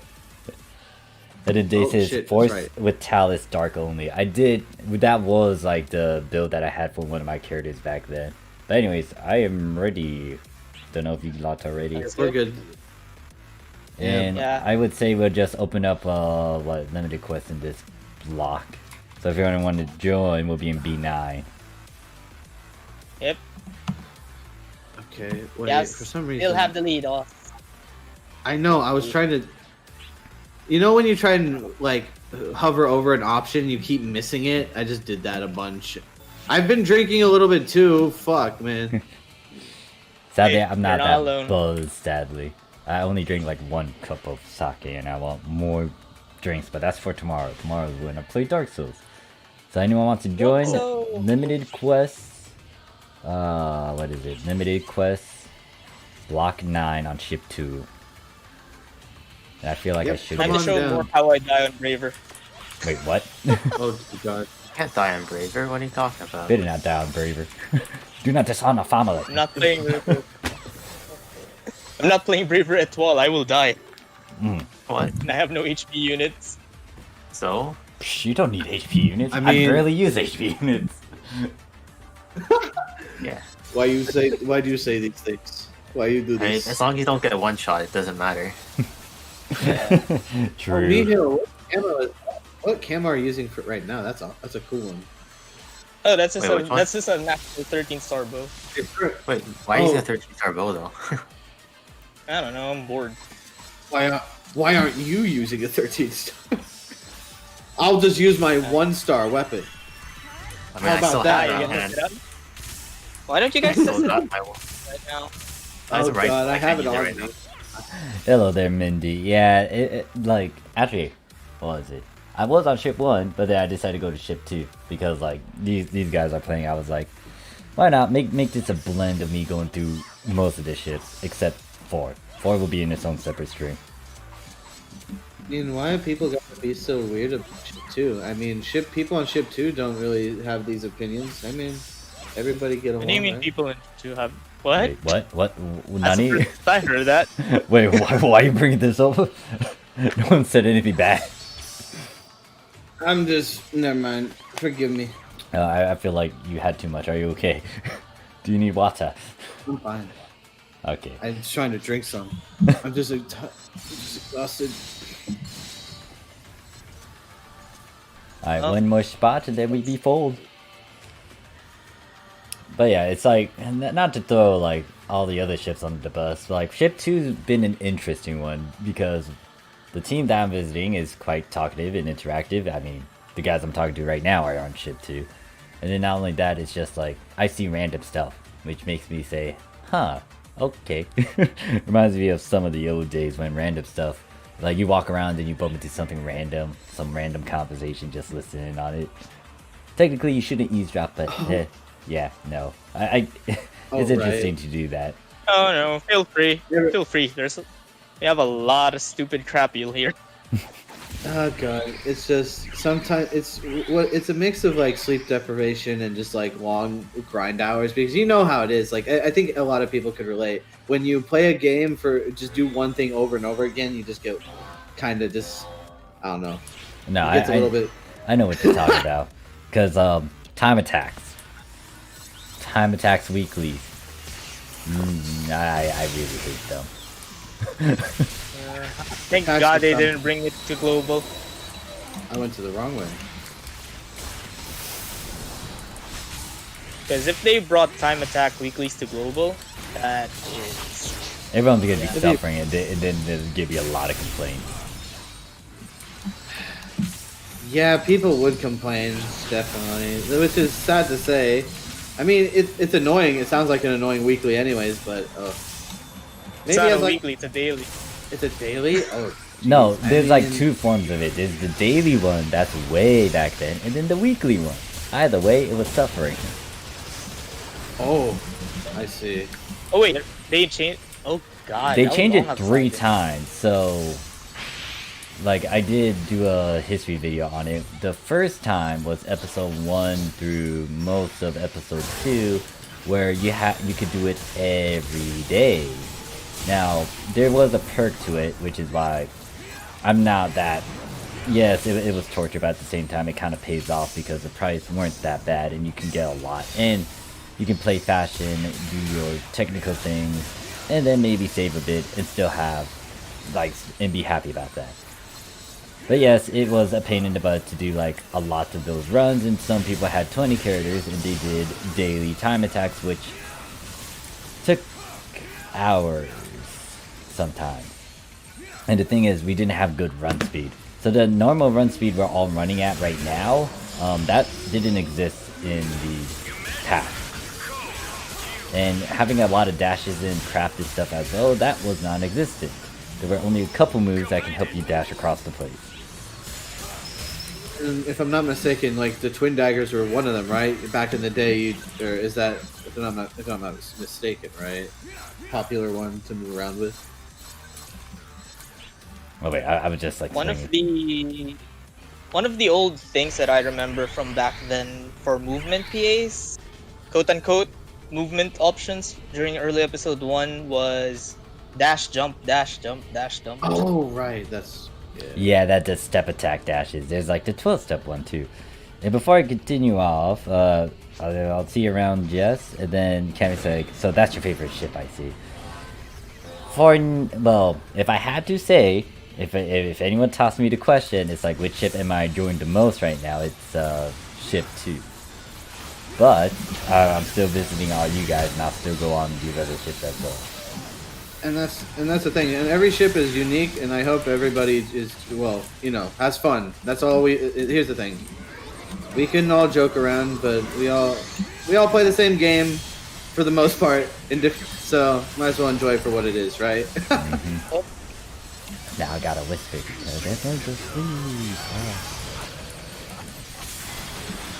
Oh yeah, I like you all. Like if you come and talk to me and stuff, like that's a plus side I'll remember.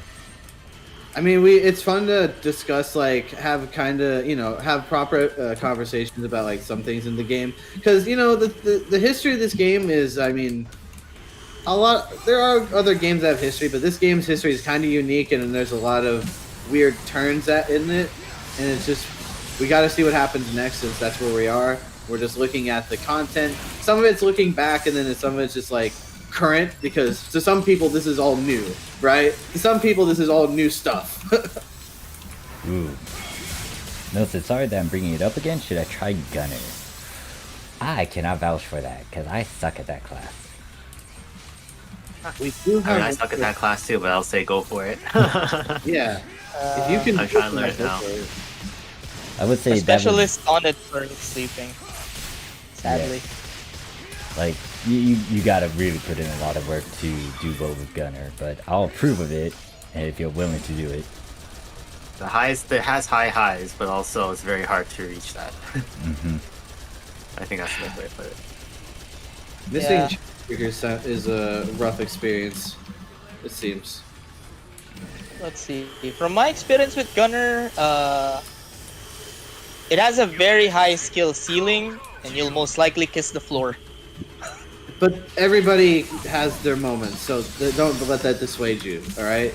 Like, if anything, it should motivate you more to be, like, to learn how to do all the dodging. Because here's the thing with Gunner, from what I understand, you're definitely doing a lot of flips and dips and such. It's so time, like, you get punished so hard if you miss your timing. But that's sort of how Gunner works. Yeah. A friend of ours who's in chat, Ari, who's done a lot of Gunner. There you go. I mean, it is fun. Yeah, I also got Jake. Yeah, I used to play a lot of Gunner. Yeah, Jake, one of my guys in the Japanese PSO2, he mains Gunner, he does work. And also Days in the chat as well, they do Gunner. And then awesome. There you go. Even better. It's cool to see people, like, use a class that is, I mean, with a very, I'd say it has a difficult learning curve, but once you get it down, I don't know, this is, as a person who doesn't play it, right, it's just looking at it, outsider looking in type of thing, it's just like, once you master it, it just seems so worth it. It seems like super rewarding. I mean, at least Gunner is not that class where some people would say, "Who told you to play this class? Blink twice if you're being held hostage." Hopefully nobody is in that position with the class. I mean, the game's meant to be fun, so hopefully you're... I mean, I don't know. Gunner is a high APM class, but I've seen controller players use it like it was KBM. Very impressive.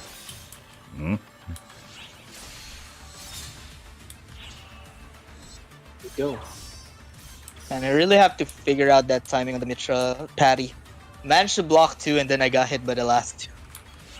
Oh wait, yeah, you were trying to, try to counter all of Metra? Yeah. It's kind of like, how do I describe it? Oh, fuck, I really need to be playing Braver to figure that timing out. It's like once you once you get hit once, and if you can time it right, you want to try to do that repeatedly, very quickly, in quick successions. Maybe half of a second.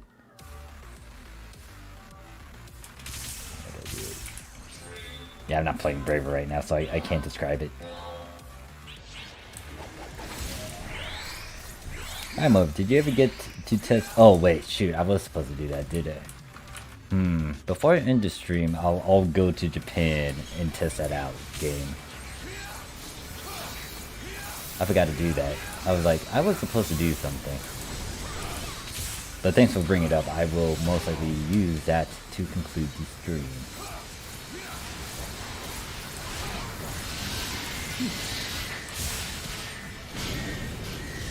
He's like, I was going to try and make a... What? Wait, weird steel. Wait, why steel? Steel? I still... But that kind of fell through with crashing it. Yeah, they gave you guys that. I'm like, so confused of why they gave the... Well, I guess one of the logic is this, like, oh, better units equals, like, more survivability, maybe? But it's like, what is a kind of approach to choose?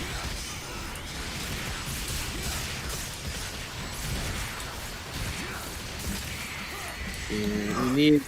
It's kind of like, in order to make the whole pie, so to say, you need one piece weapon one-piece unit, and I guess if you really wanted to make an argument for it, one-piece skill, but you know, that's just subjective, right? Or depends on what you really feel about that, and that's fine. No, nothing wrong with it. But at least those other two parts, though, gear or units plus weapon, they will definitely get you pretty far. But sometimes if you can't kill something, or you have a hard time with the specific timing of a boss or something, it's understandable because some things are a little bit weird in hitboxes, and sometimes there's server lag. But hopefully nothing is causing you like grief. But actually, that's a question. Morph, do you remember any times back in any period of PSO2 where hitboxes and lag were just kind of an issue? A little bit of... Well, episode 2 and 3. I think a bit of 4 too. Because like the thing is, like Full Tank had moments where he actually died, but it was because of the lag.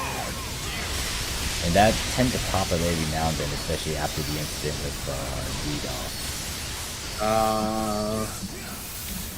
So it's like I saw Full Tank like standing there a bit, tanking it halfway, and then the lag kicks in, and then he hits the floor. And I'd be like, "Yo, Full Tank, you can't die." Not like this, Full Tank. And then I was like, "Oh, it's because of the lag." I was like, "Oh, shit, stupid lag." I mean, fair enough. Definitely very true to form for episode 1 to 3. What were our experiences back in episode 1 to 3? My worst one was a 40-minute anga. Wait, what? Oh God! Wait, what was the Do question? you remember that one, Oz? Like weird moments back in episode 1, 2, 3. I had a 40-minute anga once. That was fun.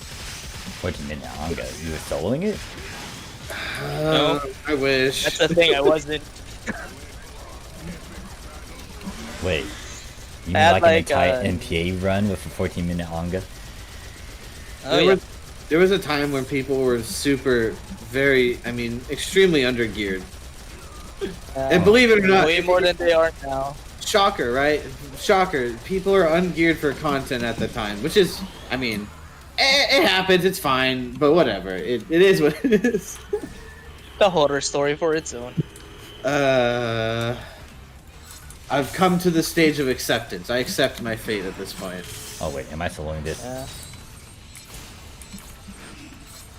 Oh shoot, we left Morph alone on the other ship. Don't worry, I'll live with the Brissa set. Wait, is that the one that Yuki gave you? Yes. Hey. Oh no. Oh. Is it cursed? Most likely. Why did I give it away? I don't know. Well, you know why. You know what you've done. But you could take it a step further and then fully fix it. Oh yeah, I should have gave him an astral solanator factor inside of Brissa. Just to drive it, bro. Just to drive it home harder.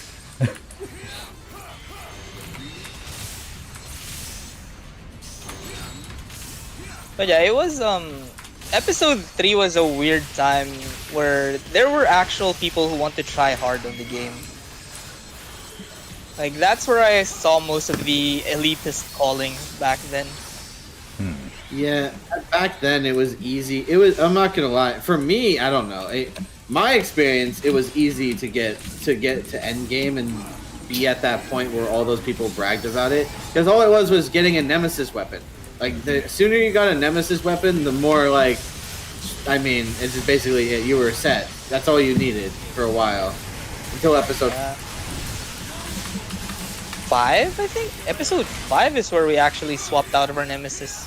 It's true. It's true. It depends on what you had on what in terms of what you were building and what you were trying to go for. But yeah, at least we had that exactly.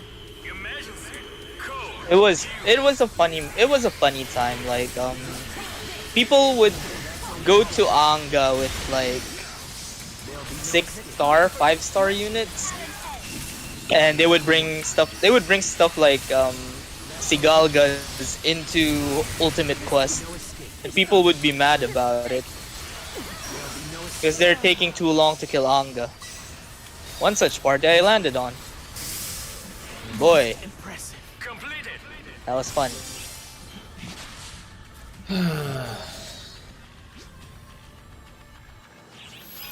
And again, I'm a magnet. I tend to be a magnet to weird parties most of the time. Cursed magnet, so to say. Yeah.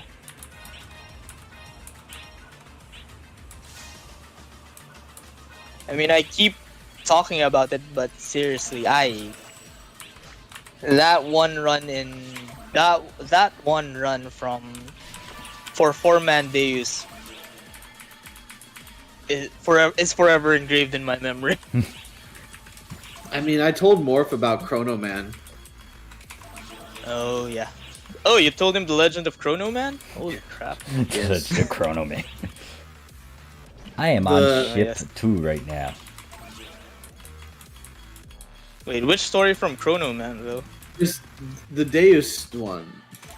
The Deus one, the mutiny during the summer event, I mean, the time where we I didn't go that in deep. Oh god.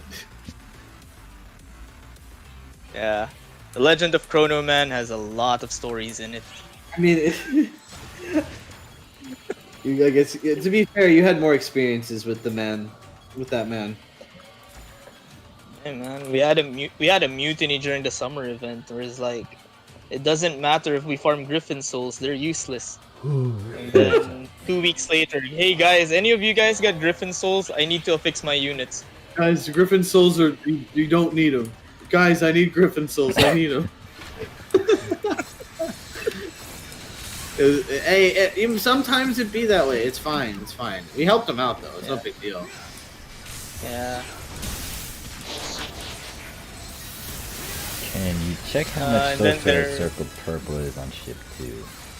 Purple? Ooh. If I guess it, Sorcerer Circle Purple.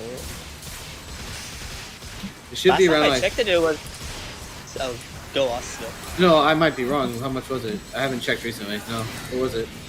I don't know. Last time I checked it was a month ago, and it was like 100 mil. Oh goddamn. There you go. I mean, we should check it. I mean, check it up right now.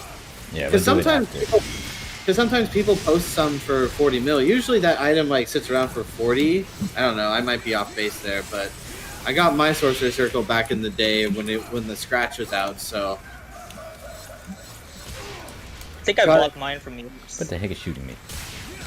yeah, probably. Or I think so.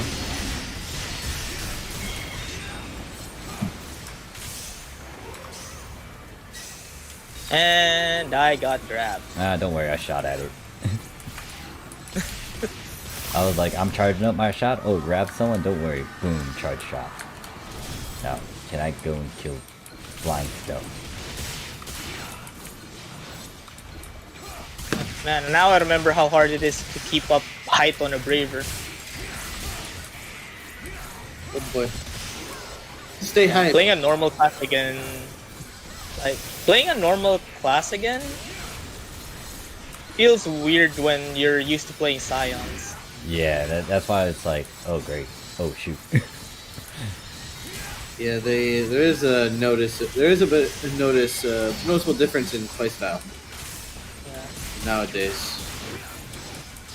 And that's the thing. I hate it sucks to see some classes like put to the side because of Scions.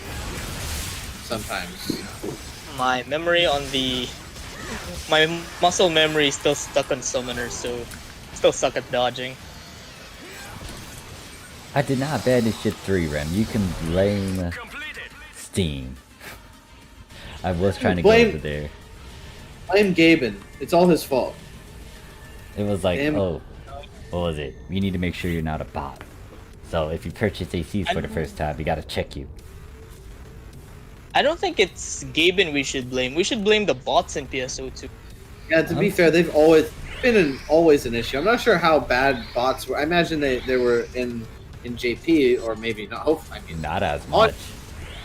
Like, we have a lot of bots at times. It's been better recently. I don't know how it is, but it seems like it's improved Seems like it. Oh, cool. Apparently, Graham was able to They're answer lower. the question about the circles. There's apparently 63 mil, and there's 2 solos in the market currently. It means someone undercut the other guy. Yeah, it always happens. Like the thing is, you can always bet on people holding on to specific cosmetics to resell for later, and then undercutting people at the time at a price they're willing to be comfortable with. 60 mil is a lot of money, but you know, so for some person, if they have it, then it might be worth it. You never know. But I don't know. That is overpriced for what it is, to be honest. Yeah, you can't even resize the thing. Yeah. Like, if you could resize it, it would have been great. Don't worry, the next stream I'm gonna be going to ship 4. Well, no, first ship 3, then I'll go to ship 4 again. Since I'm now doing like ship 1 and 2 again for this week. But more, what about ship 5 and 6? Please, it's not even active. I'm about to die. Let's see if I can survive this. Oh, I'm fighting against the chicken by myself. Alright. I should head left next time. Okay. We'll go to the left. Oh, damn it. Yeah. I actually evaded that, which I could have done with shift button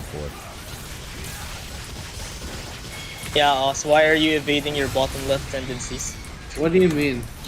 You cannot you cannot confirm or deny such things. It is for the internet to decide. I have no say. Yeah. If you're not bottom left, then I'm top right. Oh boy. Yeah, you can resize the magical circles, I think. I know you can move put them can. behind you. Yeah. Yeah, you can only move them and change the orientation of the circle, but that's about it. Oh, okay, so you can't really resize them. Never mind. Yeah. Because could you imagine what kind of epileptic disaster people can make with that? I mean, wait, no, you guys haven't seen some of the chaotic things I've seen on the Japanese side. Damn. If you ever can showcase any of them, please do. Let us show us some. I would love to see it. So, cursed fashion after cursed affixes? Yeah, why not? Was it really cursed? It's more like meme stuff. It's like, there's this one, I think, yeah, they were on my party one time. Like, it was this one person that has they're wearing a ghost outfit, but like all the accessories are like 4 times their size. And like when they do like a spinning move, let's just say that it's so stupid that it just covers up a good chunk of your screen. Oh. The mad lab. 2. Yeah, still missed the last 2.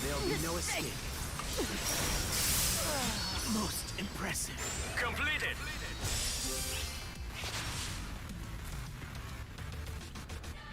And I should I should try Summoner, but I don't. Oh, cool! Morph got a camo. I did. Nice. I did. What the date? Mark 2. I did. Oh, I got a trigger. Hell yeah, man! I'll take it. Oh, coded doublets. Oh, you got one of the coded skins? Yeah. Which one? Yeah. It was double that's saber. double saber. You got the saber? I'm jealous. I want it. Ah, good for you though. Hopefully I You'll can most buy likely get it. It's not that expensive on the market from the looks of it too. Oh, great. I need to get it while it's cheap before it goes away. Definitely. I'm a fan of the coated edge weapons, so why not? They're so clean to look at after all. Yeah, it's a nice change of pace. I have a persona. I was lucky enough when I rolled on the original, the episode 1 SG scratch. I have a full persona cosplay. I even have the face mask. I could do it. Like, I know it's not. I know other people have it too, but it's it's fun. It's a little thing. I have the double edge for that. I have the coated edge too, but that's about it. Honestly, if they bring back the coded edge in New Genesis, that'd be kind of cool. Like one thing in Dark Souls that in the Souls series that I always thought was pretty dope was the Moonlight Greatsword. It always appears in every game. Oh, we got metal wings this time. So if Sega did something like that, where they had like their own Moonlight Greatsword, I wouldn't mind as long as it was cool. Or like multiple weapons. You don't have to limit it to just one weapon. It could be an all-class combo or camo or something. Oh yeah, the crowbar looks so stupid as a katana. The crowbar, the ultimate weapon.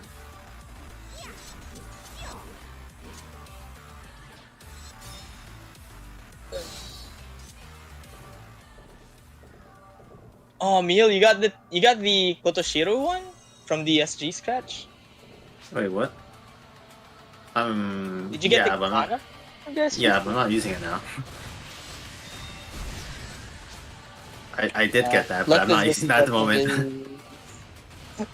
Look at left. This whale's already flexing his katana. Yes. The Verona. Yes. The Verona katana. Well, I can't. Well, I have the I same. mean, like, the Kotoshiro katana is like too bulky to be a katana in my opinion. I'm gonna go right. Too big. Oh no! I went left this time. All right, fine. Let's see how this. Wait, what? all right, we have left.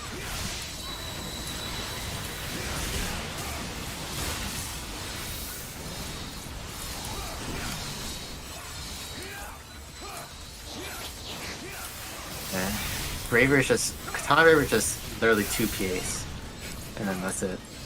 And maybe more retrievers for moving around. Yeah, they're like. There's forgot a how, lot like- of other ways to toy around with it, but like I tend to just use Sakura a lot. Well, Cherry Blossom, quote unquote. Yeah. It's just so like it can be just kind of condensed down to like a very, very simple but still the best way of playing. So Yeah, it's still my old class that I still like and appreciate. Oh god, the crowbar makes Half-Life sounds. Oh, if that's awesome. Can you buy the crowbar? I need to buy that if I can. You can get it once you link your account. Oh, it'll do it to me when I get off my lazy ass and do it. Yeah, fair enough.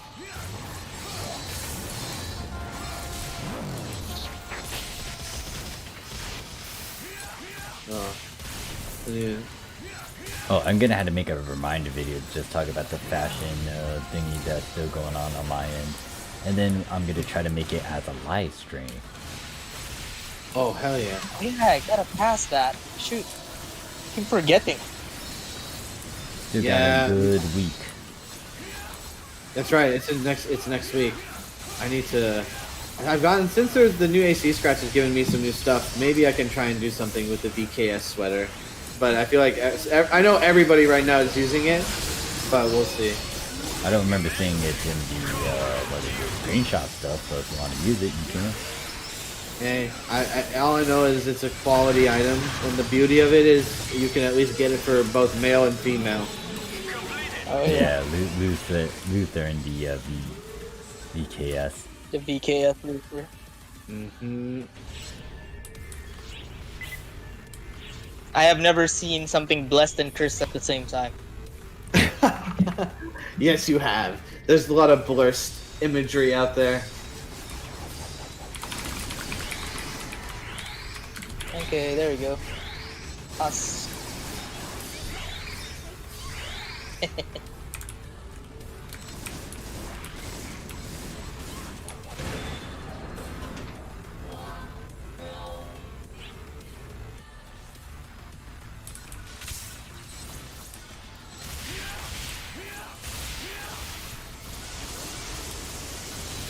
Oh, looks like Fresh Finds reset. Which is a bad time to mention it right now, but I'm gonna have to check it after we're done. 'Cause why It's just not? metal wings. That's the only interesting thing. Metal I feel like wing. maid cap. Well, maid cap, depending on who you are, might be exactly what you're looking for. I know people like to sometimes put their character in a maid outfit. Heard that's pretty popular. Which one? The Victorian? Which mean one? The both. Victorian maid or the weird ones? Or the weird ones that we'd usually see on questionable sites? I think both apply here. Unquestionable size. Hold up. Wait, where is this going? Yeah, where is this going, my friend? What are we gonna do? Down south, down south, and then turning to the left. Oh no.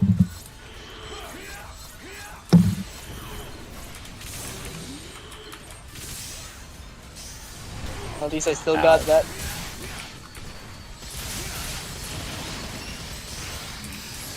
At least I still got that distance measured.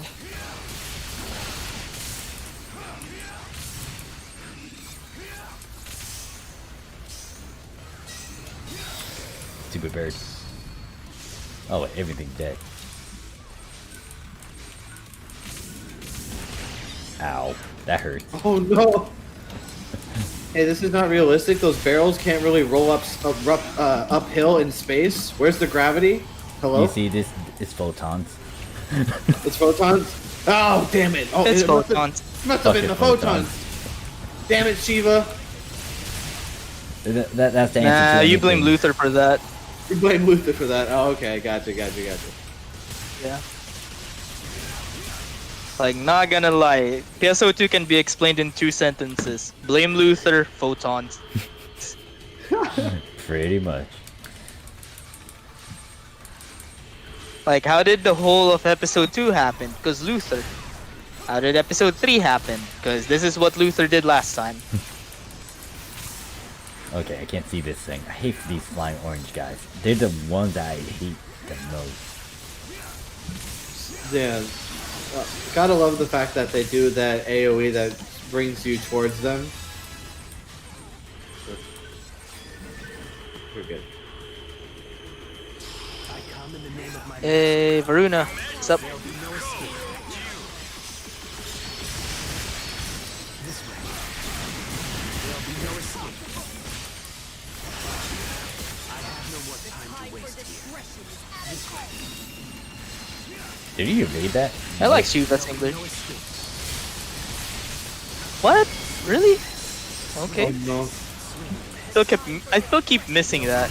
Oh well. Can test more. Well, at least I can keep practicing it. Alright, so that's pretty much it for the Rens. I'm gonna have to go hop on Japan for a bit and test out that 4-stop protection thing with the items. I think someone said yes, but I might as well demonstrate it. What about what about it though? If you use like an add support item, does a 4-stop protect also save it? Oh. Pretty sure it only. I'm pretty sure the only thing it doesn't save is the augment boost. Yeah, so Yeah, that's what I thought, right? I can easily waste one over there on the Japanese side. Still, I will just say thank you all for the ship 2 runs. And I'm gonna log off over here. And I'm gonna have to switch my stream stuff so it doesn't show me log into Japan. What button am I gonna click? This one? Oh, that's the Dark Souls one. 28 death. Yeah, I'll just leave it like that. Back screen. Alright. Yeah, no problem. Glad we could help. I mean, let us know. Even if you're with another team and they need more people and we're around, just let us know too. Or on ship 2, that is. Yep. Alright, Chow Game, are you still... Chow Game, you still there? I'm gonna log over to the Japanese side. And then I'll conclude the stream soon. Oh yeah, that was Sorry. Oh, I was about to say, like, that was an interesting talk and dive in and stuff.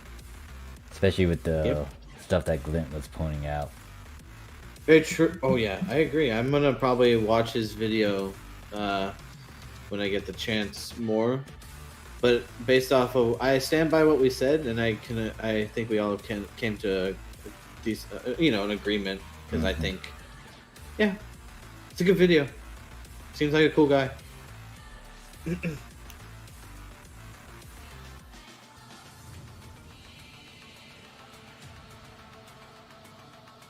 So yeah, tomorrow's gonna be another stream, but it's gonna be with Dark Souls 3. And as you can see, I died 28 times already. And I'm gonna be drinking. Well, playing Dark Souls 3, that's gonna be interesting. So what part are you at now? Where are you going? What boss are you on to next?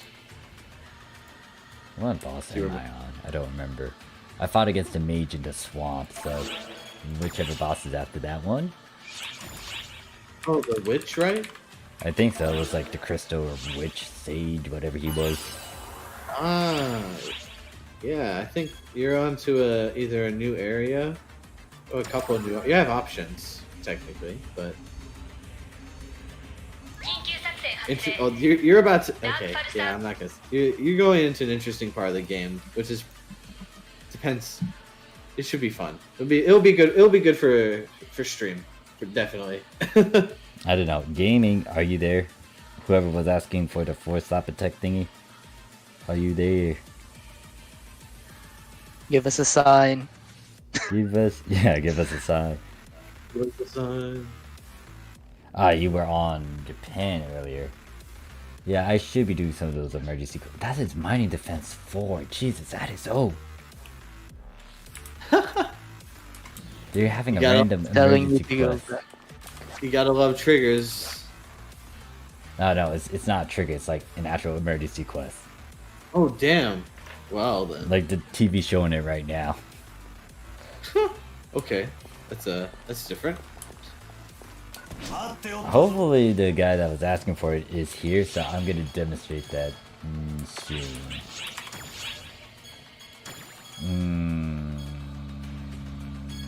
Time to find a Newman that I can edit out into Flare. Hopefully I can find one. Hopefully. I should technically try to do this with something important, but at the same time I'm like, I can get more of these if need be. I'm gonna roll on from scratch to try and get the emotes I don't have. Because I feel like, I don't know, I like to try and get the new emotes if I can. Might get a At shot. this point though, Morph, what are you planning to fix now anyway? In JP. Little small things, but it's like, I've already done most of my big ones, so it's like, I just have a bunch of stuff sitting in my storage. Ah, it's a sad thing. Alright. So, I'm gonna just use this force slot and see if we can... Actually, I need something that is really... that's gonna fuck this thing up greatly.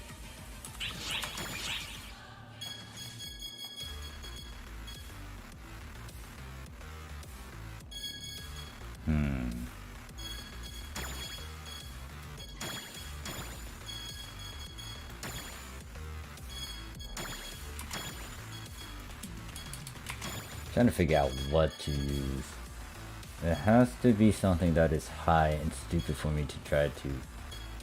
Okay, this might work. Because it gotta fail. There has to be a chance to fail. Yeah, we'll demonstrate it now. I don't mind using it. So, if anyone has any question about add support items with force stop to attribute it, just in case to save it for footage. Maybe also pull up OBS. Hey, might as well. Could So, be. It can. Oh. It might help some people out who might not know about if Yeah. know better. Might save them a bit of trouble. So the thing is, if you use an add support item and you affix, will the force stop attack work? Let us test this out. I'm gonna do it on this unit piece, and I'm just gonna do it with this piece over here. If I remember correctly, does Doombreak 1 work by itself? So if we do this, I use a pop item. And no, Doombreak does not transfer. Alright. So let's do something like that. Wait. Oh, that's why. Because I'm pushing it up. Where's my 3-shot? Hold up. Okay, I keep on forgetting if I outside it's like, oh yeah, no. If it's like...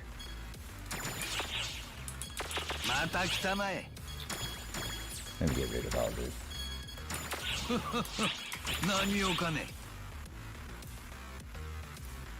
Alright, so if I work with this again... Use a 3 slot. Try to push this and put it at support and use a protect. Can I save my add ability with the protect? To this 3 slot, do this. Do this. Use enough. Use a sentence power. Do this. Let's. Hopefully it does not work because we're trying to make sure it doesn't work. But yeah, I'll just use a 10%. Actually, before I even pop the 10%, let me make sure I got 1 in my storage or in my inventory. That's for Aqua to wear. Alright. Let's go with the shittiest thing. Let's do this. So I'm using a sentence add ability. So let's see if this works. Nope, of course it doesn't. It's gonna save all the fodder pieces you use, but did it also save that add ability item? Yes, it does. So you do save your add ability item. So you still have it.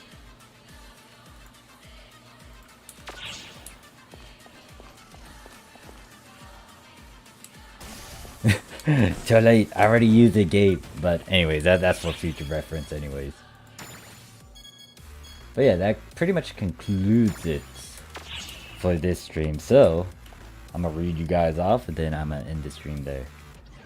So thank you HHH10, Game Levy, Rem, Somoko, Seaby, Kami, Rai, Arya, Crow, Mindy, Mel, Steve, Jess, Abby, Day, Miku, Graham, Takuni, and anyone else who was lurking in the chat. Also, thank you for Weiss Works again for just chilling and talking with me. Thank you for having us. Alright, once again, tomorrow, Dark Souls stream. I'll announce it through Twitter and Discord, and I'm gonna be drinking, so that's gonna be interesting. I'm most likely gonna. Actually, before I end this stream, Screwdriver or White Russian? Was it White Russian? I think it's White Russian. I say Screwdriver. Screwdriver? Alright, one person says Screwdriver. I feel like it'll be a good change of pace, to be honest. Might be. Pretty much, I'm still drinking vodka regardless. I mean, hey, you got what you gotta use what you got, right?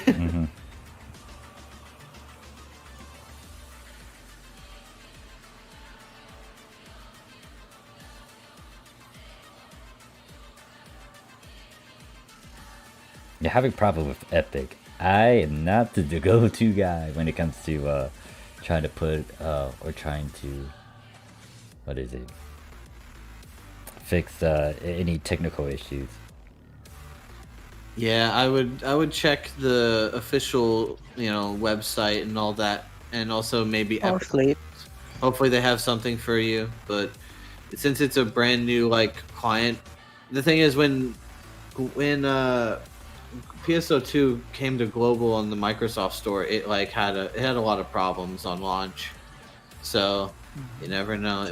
They might be going through some issues with it right now. So hopefully not. But yeah, I might need to make a poll for. You can also ask the Fleet Discord. Yeah, they usually have answers for that.